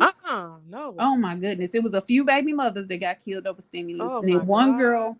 one girl I heard was set up by some coworker, another female, and a male went after her because she had cashed a stimulus check. So, if it's something, if someone knows that you receive reparations and they ran through theirs, or they're greedy and they want yours too, then you have that dynamic. So it's the impoverished mindset. Yeah. And I think that's something too. We have to be able to recognize that impoverished mindset. And like somebody was saying the other day, they were saying, you have to marry within your social class, operate Right. within your social class. And we're gonna have to, in order to survive what you just said about safety, we're gonna have to be die hard about that. Yes. Because it's survival at this point. You're gonna have to eliminate, because there are people who we've had this problem in the metro Atlanta. And I'm just be straight up. We have these segments of Black long-term middle class, upper middle class communities, all Black, and they look like better than any other white community you ever want to see. So it's not like how it is in a lot of parts of the United States where certain neighborhoods could only be white. Oh, it's not like that here. Very nice houses, this and that. And what has happened is they use that Section 8 program to start infiltrating the suburbs in these very well established communities. And it has been a nightmare. And it brings to me people who do not have the same mentality. It's not about hating poor people, but they don't have the same mentality and the behaviors and the habits and the hood they bring. And then the thing that has happened too is you have to be careful with who your kids are going to school with, because when they come to school, then you think your child is friends with them, and now you trying to figure out how did y'all get kick your door in, break in, because that kid had access because they were kids with your friend, your kid as a friend. Right. So you're right about the whole, hey Pooh. So you're absolutely right about the whole taking care of yourself and stuff like that. And you do have to kind of, I guess you would say, encapsulate yourself as much as you can, create that boundary. And we're at that place because the society and the culture is getting so the rift is there between those who have and who have not. Yes. It's getting thick, and I actually filed a big class action lawsuit against my HOA because they were allowing a whole lot of that riffraff type of stuff to happen, gentrification based. I'm suing them for gentrification. And you have to fight. You have to fight. That's my point. I believe they do it on purpose too. They do. That's why I'm getting them, because you're not going to do that. I got a whole bunch of old Black people, couples. I don't have not one baby mama on my block. I'm not saying nothing against them. I'm just saying these people have planned their lives. They've done the formula. And in their old age, the formula says you're supposed to have a house. You're supposed to retire peacefully in safety. Yes. And that's not what's happening, because that Section 8 has brought, it comes through, what do you call it? They buy houses through LLCs and investors, and they're planting themselves in. And once they see the first one come, then a whole bunch of them try to start asking all these old people, sell me your house, sell me your house. They harass the hell out of them. And then once it becomes kind of dangerous, then they be like, okay, you can have it. And eventually they'll run all the old people and the decent people out if you let them keep going. Right. And so, the safety is not there. So that's pretty much, you're absolutely right. They try to gentrify stable Black communities very quickly. Well, and I believe that's the whole we can't be oblivious to the things that are happening in society. And I think a lot of times we get on these channels and we live in a bubble. And it's because you and we do it for entertainment and we can disconnect. But a lot of people do it because they don't have anything else on the outside going on. And so what we see is going on, they're not conceptualizing. Just like, you know, a lot of people wanted to be on the street marching for Black Lives Matter, which I never really agree. I agree with the sentiment, but not what they were doing at all. And the problem with what they did was it caused a backlash on Black people. So with police officers, I think in Atlanta they stopped responding to 911 calls at during a certain period, and they just they completely rebel. And the crazy part is the people that need the police the most is us. So you know, you're saying defund them, and they're saying, oh, okay, you're the people that call us the most, and so if you want to defund us, we're not going to respond and see where that gets you. And not only that, okay, we're going to go in the judicial system and we're going to let these people that you're marching for, we're going to let them out of prison and unleash them back on your community and see how that fares with you. And so now they're taking out people, these criminals that they're letting out are taking out people left and right. I mean, and boldly doing so. And then getting $1 bond or something crazy like that. Or out for murder. That the one guy was out on a murder charge. And he goes to McDonald's and his fries isn't hot enough, so he calls the police. Like dumb criminals like that. Wow. So you have stuff like this. He ain't got no kind of life. Exactly. But that's what I'm saying. Like all of them are. This is the element that they're letting out. We're going to unleash them onto the community because it does two things. It lets you know that there's a need for us, and it also decreases the population. And who are they killing them? They're killing each other every 2 hours. They're killing Black women every 4.6 hours. And as I alluded to earlier, it seems as though the women that they are killing are business women and women that are graduating from college. So you're taking these women out of the competition for other demographics. So because we're competing, Black women are definitely competing in all spheres of careers. And so if we can take them out, we've taken out a lot of our competition easily by not even doing anything. We don't have to lay a finger on them because we know if we let the criminal element out, the criminal element is going to lay a finger on them.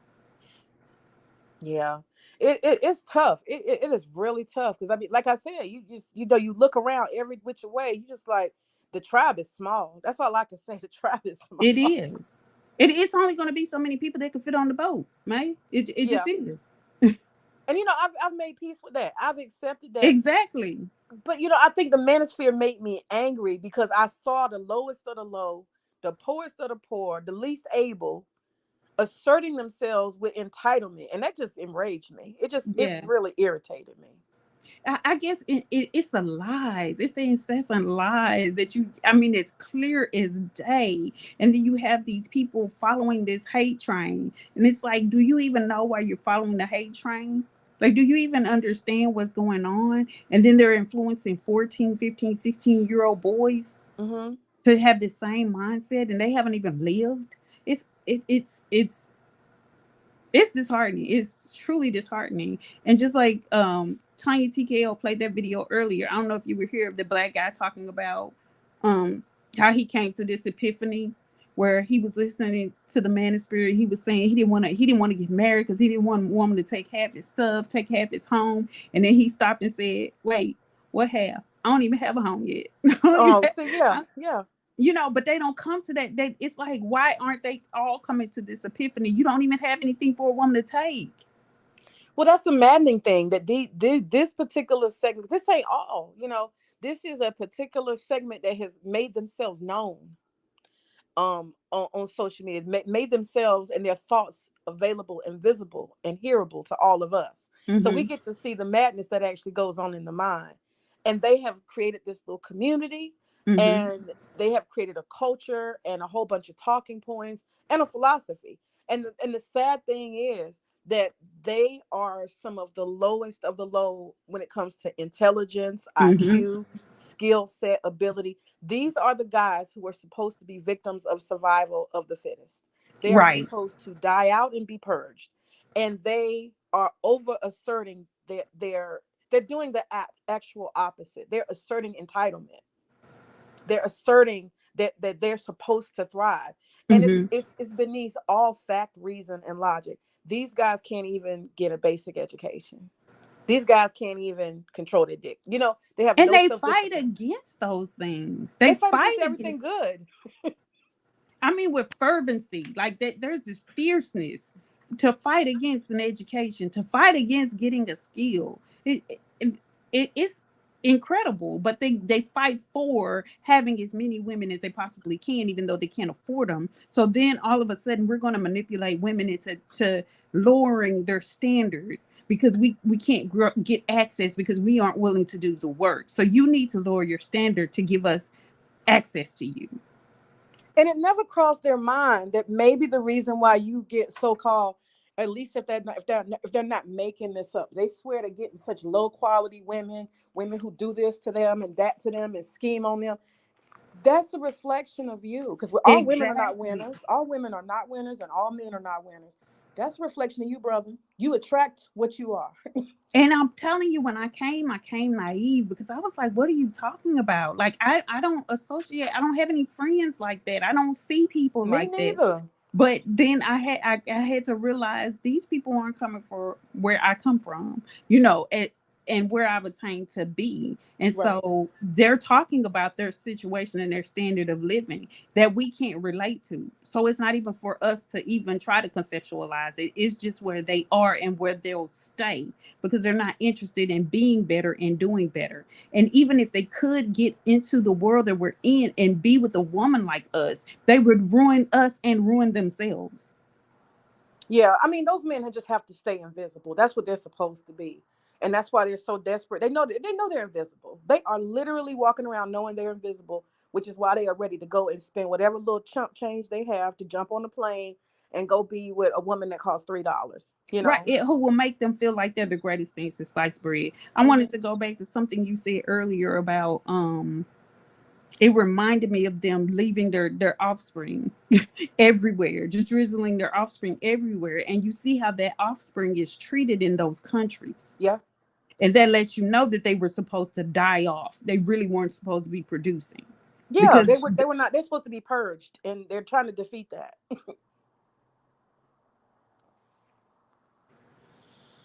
Hello? I'm here. Okay. Yeah, you're absolutely right. They're supposed to be purged. You're absolutely right. Generationally, they wasn't supposed to. They just wasn't. Right. And I again, I believe that this is I believe the government is doing a semi-purge with allowing these criminals out on the street. I really do. I know it sounds a bit like a conspiracy theory, but I mean, what other purpose is there? Right. But the destruction of community. Would you let these people out? Yeah, we're seeing it. I mean, Atlanta at one point was a very, everybody, Black Atlanta, everybody wanted to be in Atlanta. Now I'm hearing, I live here, so I don't hear it I don't feel it the way I'm hearing people say it. You know what I mean? But they're definitely painting a picture like it's murder capital and it's just Black people killing each other everywhere. I don't think that that's necessarily the truth, but I definitely think there's been a major increase. It has. Yeah, it's and sad. I mean, and I believe that was a push for more weapons on the street. I mean, I call me a conspiracy theorist, but it's evident by what's happening. It's evident. You're correct. You're correct. Because in Georgia alone, our governor said you don't need a permit. Whoever want to get a gun, just go get it. Have fun. Right. So we're gonna take away. They know that the number one thing that Black men have a problem with is taking care of their children. And they know that Black men are killing the Black women who are pregnant by them. They see the stats. And so we're going to let everybody who wants to carry a gun, we're going to take away abortion and let all these women have these kids. And what's going to happen is two or three things. The poverty, they're going to be impoverished because they can't afford to take care of these kids. Or they're going to harm themselves by trying to do it themselves. So then that controls, they'll never have any kids. Or the men, we're going to keep the men down because we're going to, they're going to have to pay child support, or that man is going to end up ending the life of the woman and the child. Yeah. And so we can decrease that 13% by even more. Because I wonder if anybody else has asked themselves this question. I thought they were fudging the numbers and they couldn't or they couldn't be. But why have we remained 13% for over 50 years? That's true. You're right. That number ain't moved at all, has it? No, and I look at stuff like that and I'm like, I wonder, does anybody else ask themselves these kind of questions? I never thought about it, but you're absolutely right. And we're seeing like the Latino population. It's just, I mean, we already know explode. why they booming, but we're seeing that grow, and ours is still the same. And you have to know that we aren't dying and giving birth at the same rate. Wow. That would have to be the case for us to be at the same number for over 50 years. We would have to be dying and giving birth at the same rate. Wow. Now that wow. Yeah, you gotta make that make sense. Wow. And these are the conversations that we're not having. These are the conversations that really matter that we're not having. For real. Seriously. And you know, I want to go back to that whole idea of Black women. Hey Luna. I want to go back to the idea of Black women. At some point, forget the manosphere, forget what they say, right? We're not using none of their talking points. But as Black women in self-protection mode, I wonder, is it possible, or what will it take for Black women to really have the strength of emotion, the strength of discipline, the strength of a planned life, to the extent that we say, you know, number one, I demand more. I wonder, do we even believe in a sacred womb? You know what I'm saying? I am encouraged by the sheer number of Black women that I see online. On YouTube, on TikTok, on other forms of social media. It's drastic, but it may be needful. They're just opting out of relationship with men, anybody, period, because of their safety and because they don't see these good Black men that are supposed to be in droves, and they're saying, forget it. And the divestors who are divesting not solely for men, because you have that extremist group who are divesting solely for men, and then you have the group that are divesting solely for emotional, spiritual, and physical safety. And that's what I did before I even knew what a divestment movement was. I moved myself out from being amongst those heavily populated area of Black people with a certain mindset, and I moved into a community that doesn't have any single people in it, period. So, and then I minimized. I never was around hold on. I want to hear more about what you're saying right now, but can you explain these levels of divestment? Because I think I don't understand the word. I thought it meant like Black women who like worship or want to be with white men. That's an extremist group of divestors. The extremist group is solely about the man, solely being, and they're angry. That group of divestors are angry. Oh. And they're solely about white men. And what I feel is they're not really solely about white men. They really still want Black men, but they're angry. They're angry. And you know what? I could see the opposite. Also, I could see the opposite happening, particularly with the Passport Bros. They are dying for Black women. They want a Black woman so bad, a good old American Black woman of high quality that they see around here, but can't have. And they're angry. You know, that's all this is. It's a little temper tantrum. That's right. And it goes back to that divergent, but coming back together in the horseshoe that I talked about with politics, because that's the same way that the politics are. You have the extremist divestors who's saying that I'm going to vote Republican for everything, which they don't even know what they're voting for. Right. And then you have the group of Black males who want to punish Black women. They're also voting for Republicans. So how does that put you two together? Have they even come to the conclusion that they're doing the same thing for the same reason and they may as well be together because you have the same mindset? Oh, what an interesting idea. Y'all on the same team anyway. Exactly. It's like they don't think people don't think things through, and they're not rational in their decisions. And so that's how how Black people always get got. You see what I'm saying? Because all we have to do is plant this idea, and then we'll force you into the middle where you'll come on our side by yourself. All we have to do is sprinkle a little. Like the way white people fight Black people is they use us against us. They don't have to do anything but plant an idea and then move away and watch it grow. amongst us. True. And we Great can't see, point. and we can't see it. And that's what I was talking about earlier, May. Like, we have to learn how to war how they war. We have to learn how to move how they move. All right. And so you can fight against whatever it is they're trying to plant and see it when it's coming head on. You can head it off before it comes. I'm telling you, I had to learn that, even because the areas that I was working in was predominantly white people. And these white people obviously didn't get the memo that we're not enslaved anymore, that we're not ignorant. And so I had to learn how to war with them, and I had to learn how to not allow them to use me against me. Okay. And it's a dance. It's a delicate dance. It is. But when you get it and you got it and you show them that you fight like they fight, they're surprised. Yeah, they underestimate you, and then when you show them, they be like, "Oh shit!" Exactly. You guys want to hear something crazy? What's Think that? about this. The red pill cannot stand Cynthia G. But get this. They want to do exactly what Cynthia G wants them to do. Right. Yeah. Which is to thin the thin the herd, right? Thinning the herd grabbing a passport? Yes. Yeah, it is. And staying gone, right? Yes. Yeah. But they're not staying gone. That's the problem. That's the problem. That's the problem. Yeah. They talk it like they are, but they ain't. But that's exactly what she wants them to do. And that's actually, I honestly say that's exactly what I want them to do. If somebody's disgruntled and angry all the time, they don't need to be around here. That's how I feel about it. Yeah, especially when you're unpatriotic too. Get on, bye. Yeah, exactly. I just want to kick out a few shout outs to Don Harden and Hustler and Muscular in the house. Okay, I'm done interrupting y'all. No, you're not interrupting. Shoot, I'm over here tying flies. Yeah, that's true. They got the same plan and navigating the same troubled waters, and ain't even looked up to see each other in the water. Exactly. They're gonna swim right into each other and wonder how they got there. Yep.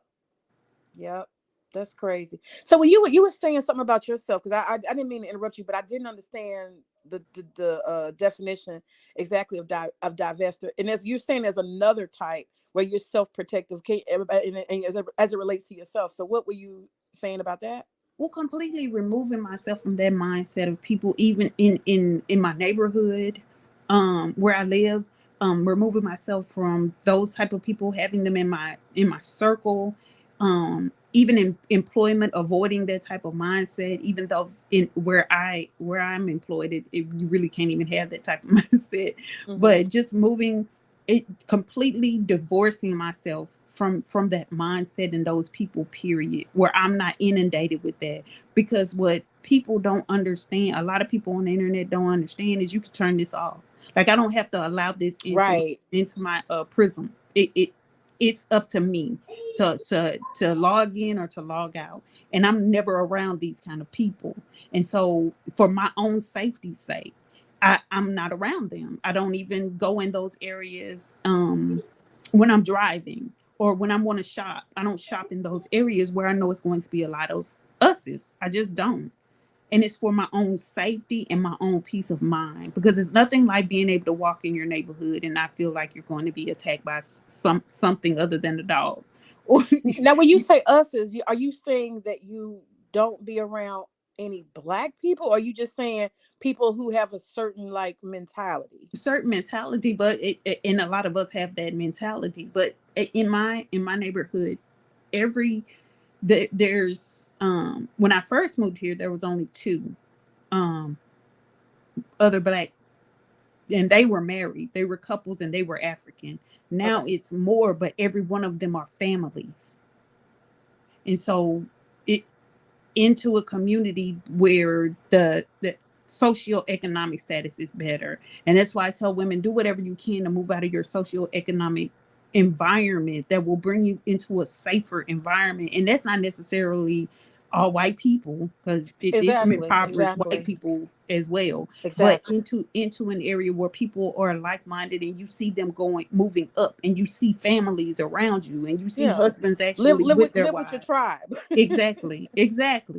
And so that's what I mean by that. And I had done so, and not allowing people like these manosphere people and women that are extremists, not allowing them in your circle, because you don't need those things. Those things will bring you down, and you'll end up trying to help them, and they'll end up suppressing you. One thing that I believe is spiritually true, whether people believe in the Bible or not, that's I could care less. That's neither here nor there. But for me, when you feed yourself something spiritually, that's what will grow. If you keep letting these things come in your life that are detrimental, that's what you're feeding. And so you're feeding that detrimental part of yourself, and you're suppressing the good things of yourself. And there has to be more good than there is bad that you're feeding yourself. Because even physically, if you keep feeding yourself junk food, it's going to eventually affect you and your organs. Absolutely. So, yeah, and that's the thing about this whole, I try to laugh, through the whole peso thing. I try to take a comedy with it, to a certain extent, and be funny and troll, because the energy, when you really deal with it, is so heavy and it's so ugly and so evil. It's really something. And I agree with you that, you're feeding yourself. You have to be careful about the energy that you take in, because there are lots of people who are attracted to the manosphere, men particularly in the red pill, and they're hurting themselves. They're going to be just like Kevin Samuels, because they're eating hate 10 hours a day.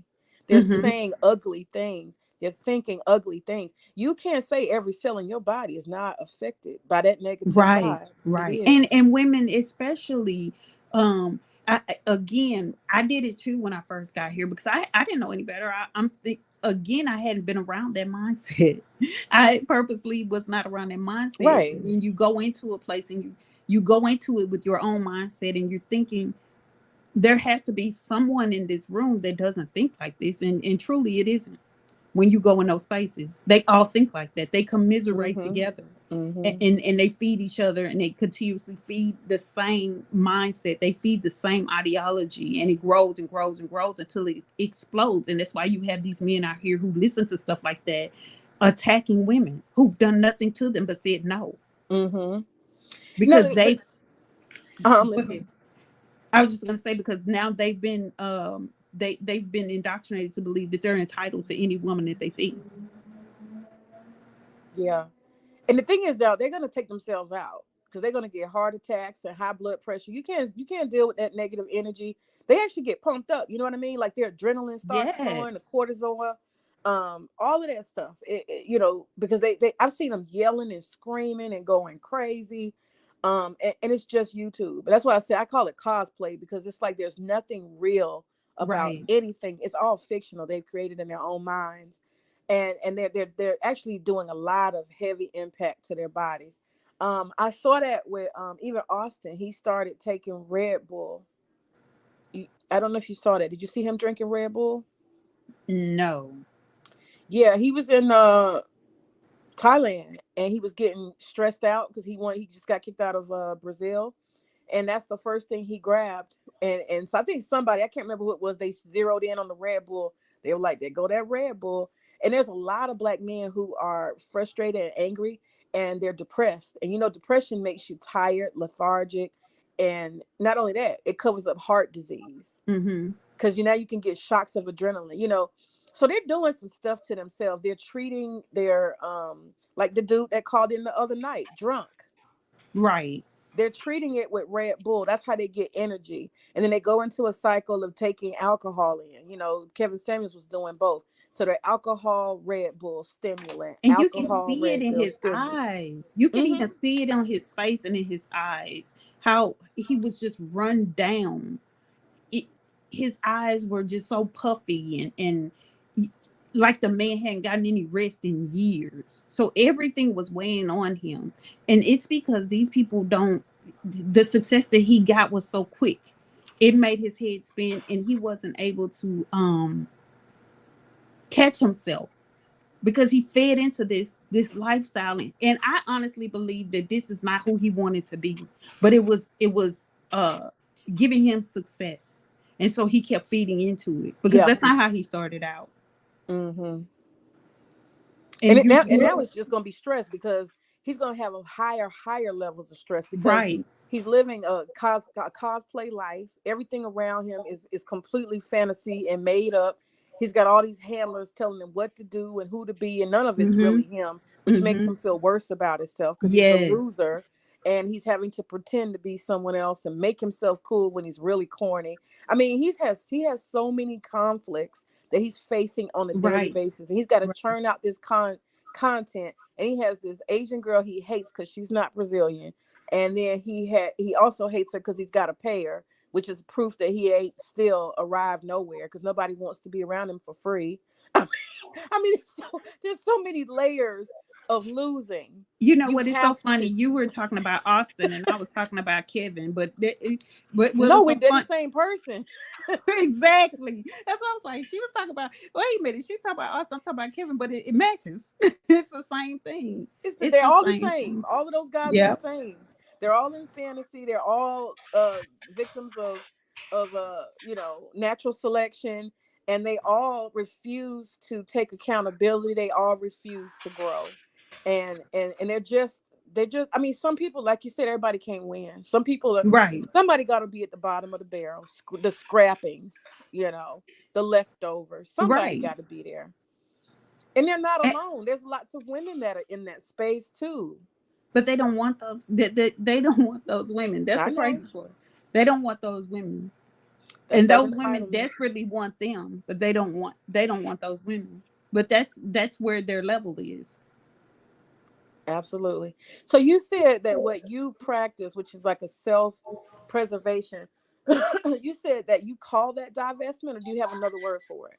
Well, it's my own form of divestment, and it's just divesting from the impoverished mindset, the divestment from people who aren't willing to move forward and want to succeed in a certain way in life, even spiritually. For me, I won't put myself around certain people because you have to believe what I believe in order for me to move forward and to take you with me. I can't afford to have a lot of dragons. I don't believe in dragons. They get slayed in fairy tales. Okay.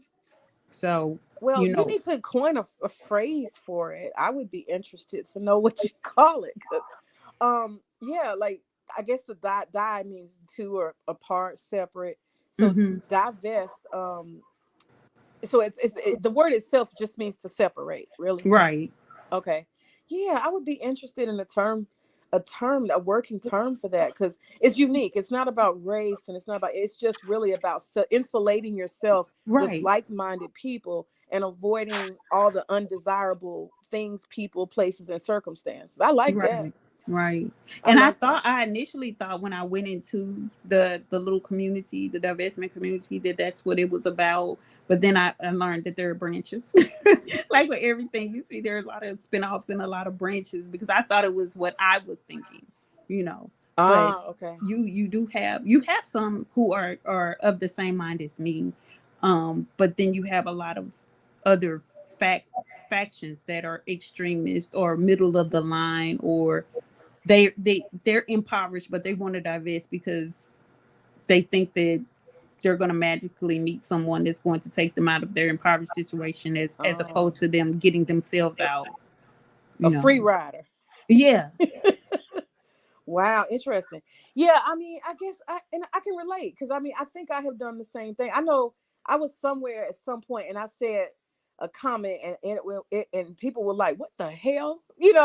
And what I said, I think I said something or I have said stuff like, no, I think Black men are amazing and something, and people was looking like, "What is you talking about? Don't you exist in the real world?" And what it is I've so well insulated myself. That's what it is. Right. You don't live in their real world. You live in your own real world. Yeah, and what I see around me matches exactly what I see with me and my husband. I mean, it's Black educated people who are striving to do well, and we don't want no problems. We don't want no trouble. We're trying to create jobs in America. You know what I'm saying? Right. But it's not a lot of that, and you have to but that's all I see in my world. You see what I'm saying? Right. And it can't be discounted, but neither can No, People, that can't be. No, the opposite can't be discounted yeah, either, because I see that on the news. yeah. It ain't in And my so, area, but I see and it on so the news. people aren't able to relate to you, so they dismiss what you're saying as if it's not true for you. And that's just not the case, because I know I can't count a whole heck of a lot, but I know a lot of good black men, and I say a lot, but that like two maybe less is less than 10, but they're good men. Yeah, yeah, You yeah. know, Oh so yeah, yeah. But I like the idea of what you're saying, because I think I had started about a year ago. I call it the pleasure chasing and bliss, and mhm. basically eliminating any and every kind of person, circumstance, situation. Just like you said, insulating myself into a self-preservation, self-aware, self-healing space. Mhm. Because I've come to realize that if you don't do that for yourself, this world ain't gonna do it. Oh no, definitely not. The Yeah. world means to see you dead. Right. The- it definitely You got to doesn't. play offense. Yes, you definitely have to play offense, and you have to be strategic in the moves that you make, and intentional. And I keep every time I go somewhere on under a comment or a video where they're talking about black women doing well, I all or period. If I see a comment, please be intentional about every move you make. You Yeah. have to be. It's your future depends on you being intentional. Yes. It Planning. it depends on you seeing yourself. You have to see yourself in a better place. You have to see yourself in certain areas of life in order for you to feel like it's attainable, but you still have to be intentional with it. You can't Mhm. afford to deviate left and right, because I think I'm this way because my parents did die when I was young. Uh-huh. So I didn't have a choice but to do what I needed to do, and Mhm. I met bumps in the road. I didn't go on. It wasn't like this straight path that I went on. You know, I deviated a little bit, but I knew I couldn't deviate too far because the only person I had to depend on was me. Yeah. And And once you so, see the pattern in life where when you don't have that plan and you start letting stuff, little stuff slip, you say, "Ooh, I took 2 steps forward and 10 steps right, back." right. You realize real quick, "Oh no, the planning and execution, that's where my success is." Right. And the thing about it is you can't afford to stumble upon yourself, because people on the outside are going to make you stumble. Yeah. You can't control what's on the outside. You can only control what's on the inside, but keep propelling yourself forward And in what that you just forward. said, what you just said is exactly, I think, the difference between black men and black women as a whole. We have learned, we've mastered that. The Yeah. idea that everybody around me wants me to stumble, and therefore I'm going to be super, super particular about, you know what I'm saying? Mm-hmm. About how I move. And I know I got a plan. I know I have to have a mission. And we know it. It's in our bones. Yeah. We don't Yeah. second guess that. They over here just kind of looking around, focused on the wrong thing. They don't have the plan. They don't have the mission. They don't have the goals. They don't have the strength. They don't have the discipline. And I'm going to tell you, I think that it's not that people like us don't have pity parties. We just don't invite anybody else. And even if we invite somebody, it's somebody we know that's going to say, okay, we had 30 minutes of this, throw the hats in, and it's Yeah, time to kick in and do what we need to do. exactly. And Exactly. with them, they'll throw the pity party. They'll have the drinks, they'll have the kids, they'll spend the night, they'll smoke the weed. You know what I'm saying? Right. They'll Right. make a whole affair out of it. But we don't have time to do that. And it No. infuriates me. I don't have any children, but it infuriates me that these men want to drag on single mothers when, man, there's some single mothers that are making it happen.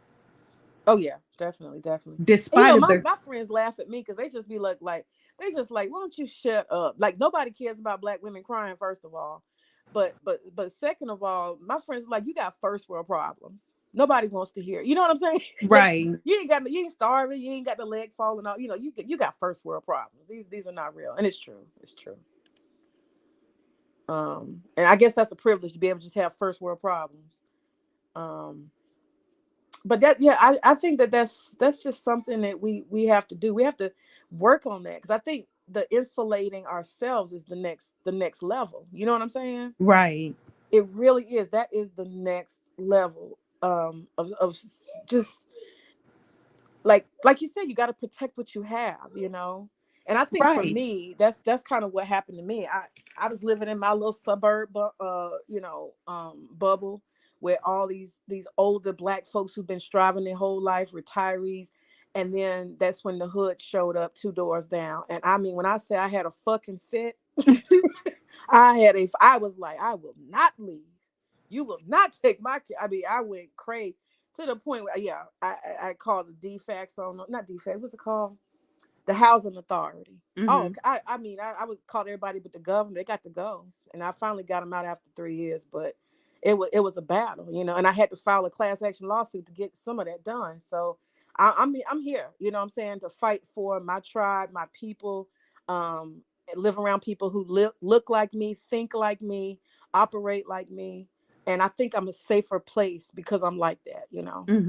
And the problem is there's just not a lot of communities around the nation like that. And my ultimate goal is to move out of the U.S. And I'm making plans and making moves to do do that. Yeah, because I just what's going on, with the government and how I see the inner workings and how people, especially us, we're not as concerned as we should be with making the changes that need to be made. It's just like this incessant need to be on top, but without doing the things that it takes to be on top, without being informed about the decisions that you're making. Like, I just couldn't believe it when I'm like, these two extremist groups don't know that they're converging on one another by voting for the same people. and you don't even know what you're voting for. And then they get angry with me. Like, there was a video, one of the divestors did a video about a white woman talking about the Black woman who was killed, the Black Republican woman, councilwoman who was killed. It was a white woman, and she was doing it, and she was like, yeah, and you won't hear about this, the Democrats, da da da da da da da. And she was talking about the Democrats. And so my comment was, why are we always used as pawns? She could have simply gave her condolences, talked about the success of the Black woman and what she did, as opposed to talking about who's not bringing it up. And she also brought up about Nancy Pelosi's husband. Like, why was that even needed to be mentioned? So one of the people that thought that that claims that she's a divestor came in and said, you're a racist and da da da da da da da. And I'm glad I don't see color. Well, sweetheart, you don't even know me. And when I have a white godmother, a white aunt, and white family members, I'm confused by how I'm prejudiced. But people are quick to rush to judge you. And she saw what she wanted to see because you have this ideology and you don't even know what the ideology actually is. Just a title, a name. Exactly. So you couldn't see that I'm talking strictly about politics. I'm not talking about this woman's race. Because I would have said the same thing if it was a Black woman saying, a Black woman Republican that said the same thing that the white woman said. It shouldn't be about politics. Just give the condolences. You could say that she was a Republican congressman because that's what she was. But why does it have to be compared to Nancy Pelosi's husband if the idea is to just bring awareness to this woman's death going unnoticed? Absolutely. Because let's not pretend Nancy Pelosi's what happened with her husband wasn't on Fox News as well. So it's the things like that. It's like I'm sitting here and I'm having to argue with ignorant people over something that they should understand. But again, you have to know that not everybody has your mindset and not everybody is looking through the lens that you look through. Yeah.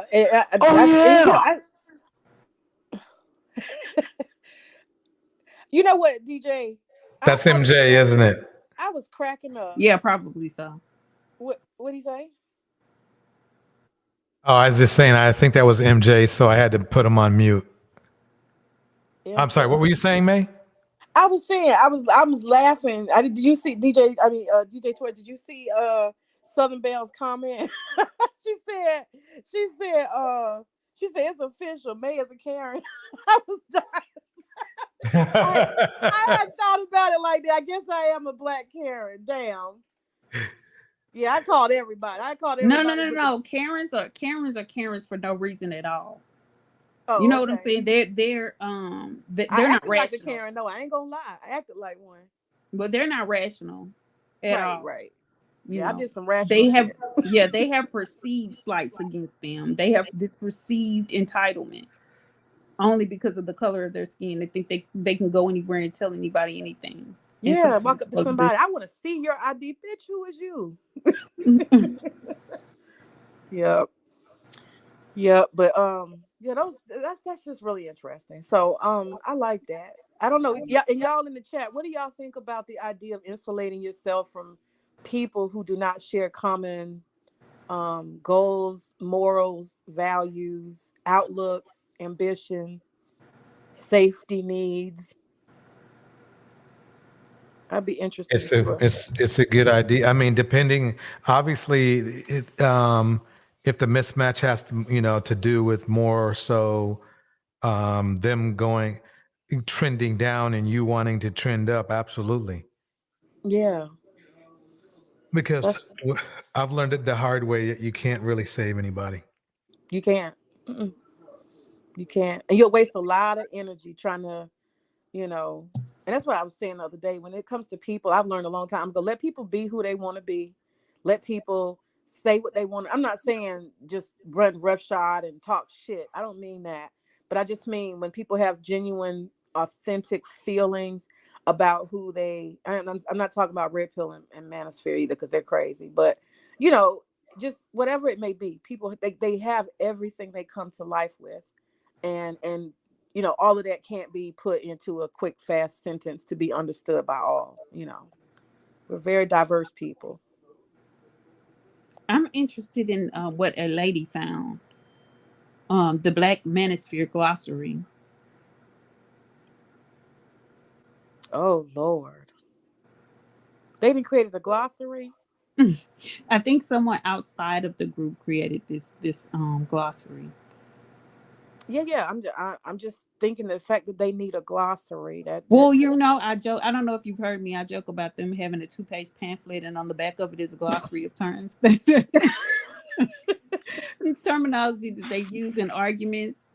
So they refer to that when they're talking to us and going back and forth with us. So if you happen to be arguing with them and they say something nonsensical, it's because they couldn't find anything else in the glossary that matched the conversation. Well, damn. I looked up the other day, and I was doing some research, and I found that they have started trademarking Manosphere Passport Bro stuff. So there are 4 trademarks right now. And so they're owned by three different people own 4 trademarks, I believe. And so they have every intention on producing and turning this into a brand, believe it or not. Well, it's good for us in a way because it allows law enforcement to just have the information readily available. Yeah. So, I look at it in that manner, is that it can only help us that they're putting these things out. That's the way I choose to see it. Let me put it that way. I choose to see it as being helpful because it's in black and white. It's in color. It's in It'll their make own. them easier to find. Right. And track. Yeah. It's gonna shoot them in the foot. Watch. You guys know something I was thinking about. I'm gonna actually look this up. The Southern Poverty Law Center, they tend to list hate groups.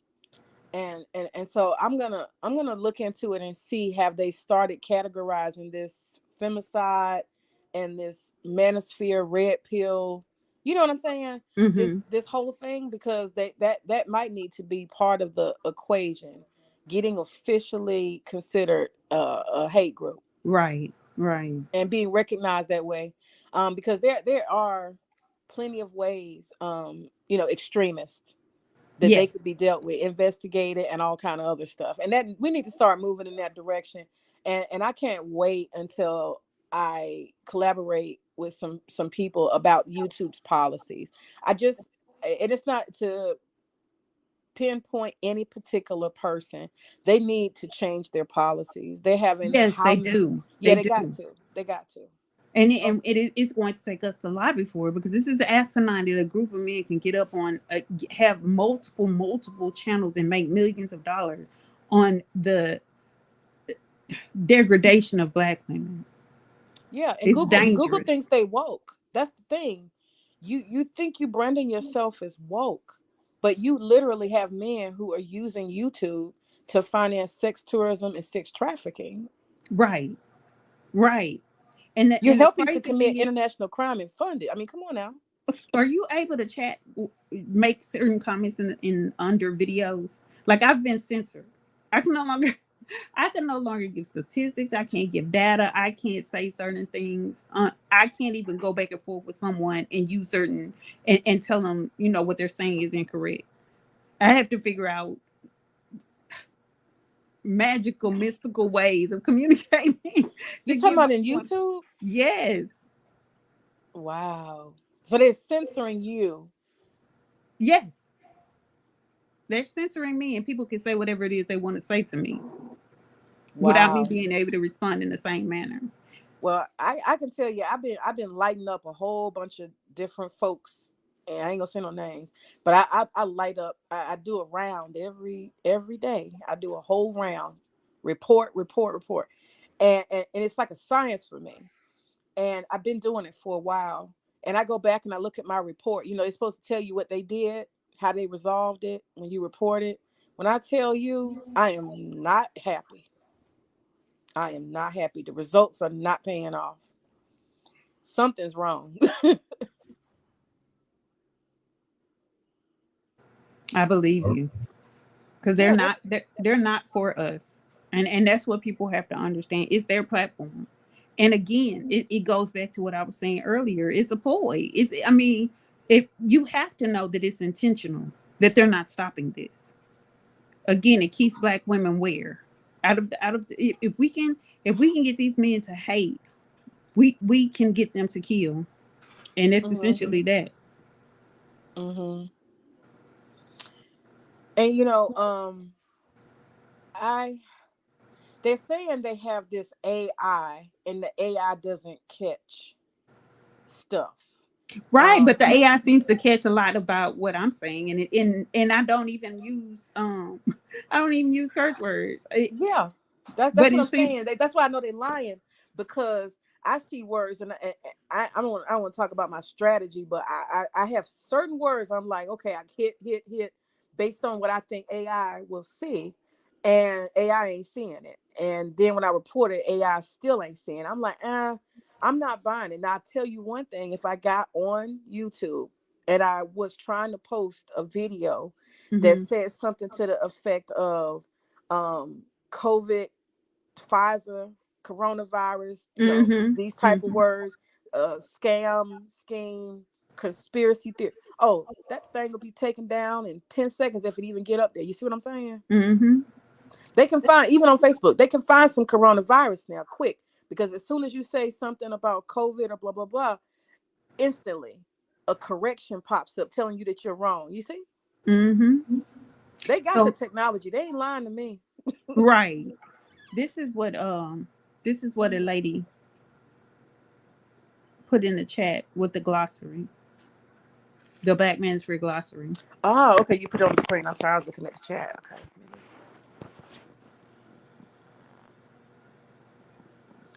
Black matriarchy. In the Black Manosphere,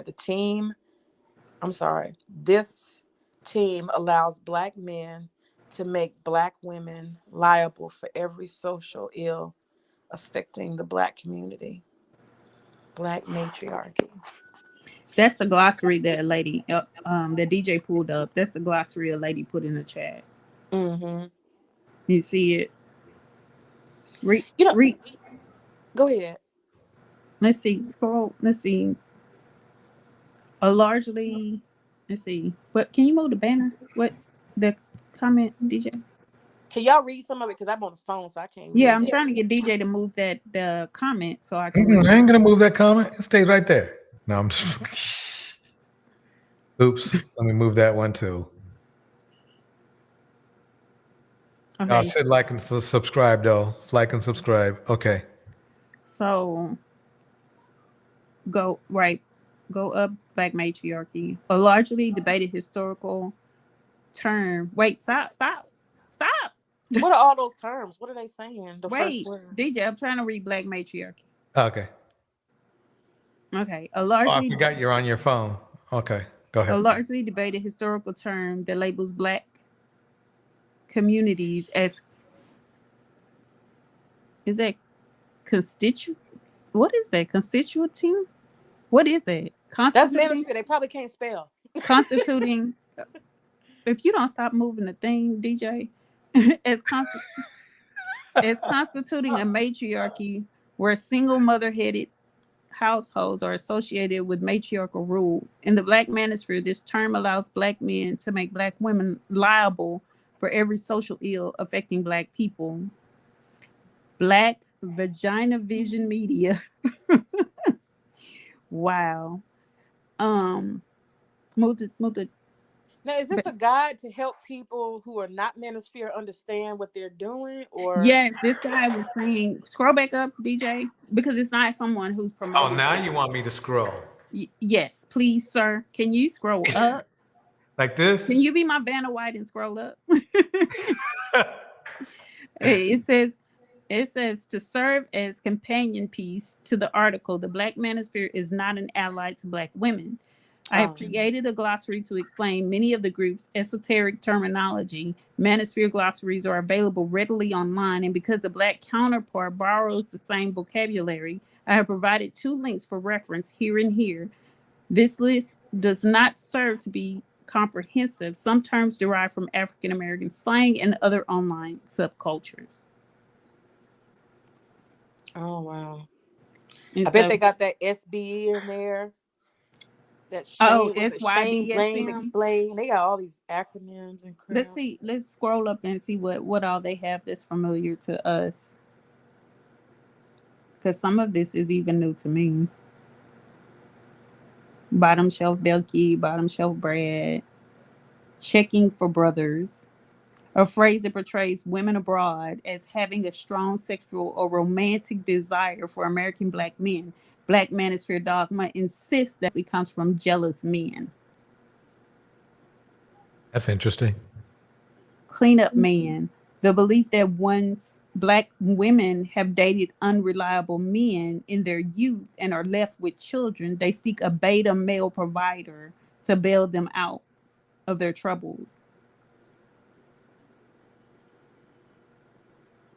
Y'all know what? We are so blessed that KS went to be Worm on food. the other side, because he went to have let's say he just went to have some peace. We'll just say it that way. It's a good thing he went to have peace. And the reason why I say that is because imagine if he was still growing and thriving and spreading and making culture around this. It's bad enough as it is, but it would be 10 times worse. And what's crazy is his followers scramble like roaches looking for another place to nest. Yeah. And they're unsatisfied. They're very much so. Yeah, they're like a hive that's upset. They still ain't landed. You're right. And then they deny.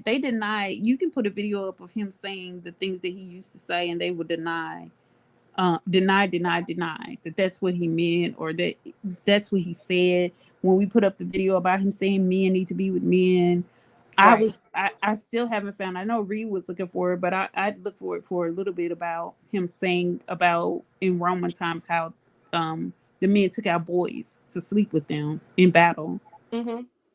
But they would deny that he said that as well. They seem to want to also not pair that, and they also want to not pair it with the fact that he had a man in his bed on the video, and that might have had some correlation together, those two facts. They're in total denial.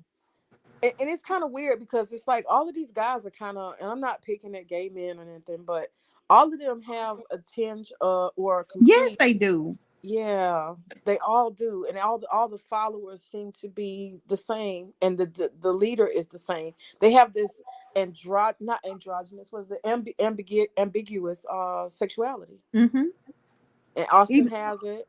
And they'll swear that they're ladies' men, but that's a common sign of someone who's not ready to come out of the closet as well. And both of them are pampered men. If you think about it, Austin and KS were pampered men. They allowed women, or they allowed themselves to be kind of in a feminine way. And Austin does the same thing. He's allowed himself to be in a feminine way. And I don't mean that as a down to to women in general, to say in a feminine way, but people think of that as more of a female trait to be taken care of. Mm-hmm. He's frolicking at the beach at the expense of a bunch of husky Men. black bald men. Yes, which is insane. It's crazy. They're He paying shops to every see day him. because black men want to They're see him paying to shop. see him. Yes, they're paying to see a man. Like they're spending their money to pay to see a man do these things as opposed to doing them themselves or paying to see women. If It's that's like what you're interested pornography. in. It's weird. It's a sick Yeah. pornography. They're watching him chew. They're watching him stir his. I mean, like, y'all, No, no, that's no. a What new level of voyeurism. It's did you weird. hear Austin say that he was excited and praising a woman for tasting his food? Like, what does that even mean? Wow. To tasting his food. Mm-hmm. Yes, he was like, she even tastes my food for me. Like, what? Yeah, yeah. He's gone. He's gone. He has this weird Oedipus. He is so. It's an incessant need to be mothered, and so you know that there was something absent in his childhood if he feels this incessant need to be mothered by other women.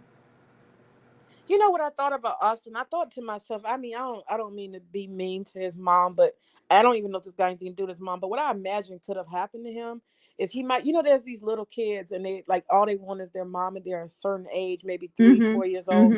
And mom is so busy with maybe her boyfriend. And she's just like, go in your room and play, go in your room and play. Like he may have spent his whole childhood being told, go somewhere. I'm with my man, go somewhere.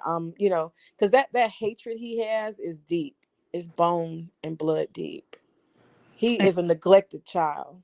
Siobhan said he's on a short. He said he wanted a mother on the short with Kate.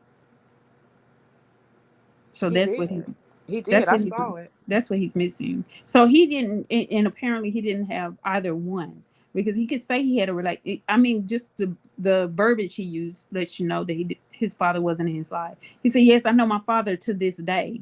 Like, what does that even mean? Like, that's not something you say when you know your dad. You say, "Yeah, I know who my dad is. I've been around him all my life." Or, "I know my dad. We have a good relationship." You don't say, "I know my dad to this day." Like, I think everybody does if they know him once. You know what I'm saying? If you met him once, you do. You know him to this day. Unless he's gone, you know him to this day. So, his verbiage was just like really, really strange. The way that he says things like, I don't think I'm capable of gaining trauma. So. Yeah. But, I think, Austin is another example of why Black women of all walks of life need to be very planned when it comes to children. If you can't get the most ideal mate, you can just have sex without it, without having kids. It really, we just got to get to a planned life. In order for us as Black women to survive, it's not about blame and all that shit they keep talking about. We are going to have to plan our best life. That's what we're going to have to do. Very true.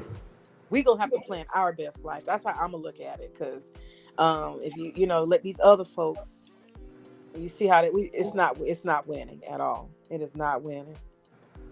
But you guys, I got to jump down because it is 12 and I got to get up early. Shoot. We all got to jump down. Yeah.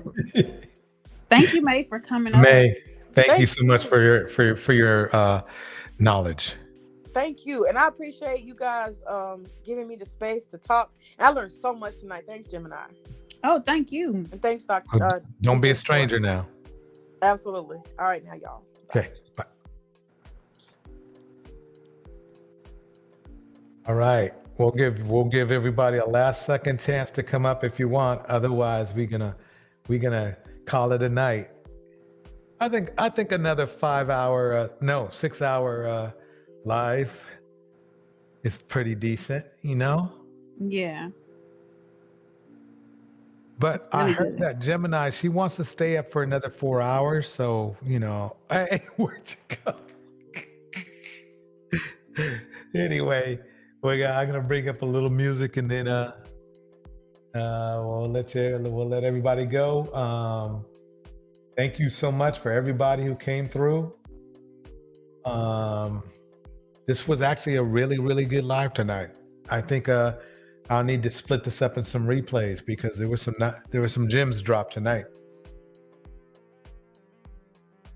Let me turn up the music a little bit.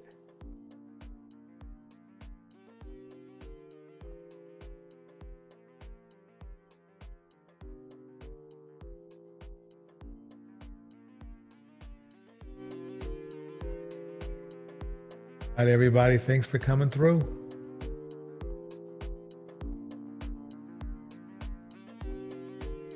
Shout out to A-Lady, Siobhan, Southern Belle. Let's see who else is still in here. Umasuna. And everybody in the clouds, Henry Mars, if you're still there. All right, thank you everyone for coming through. We are out of here.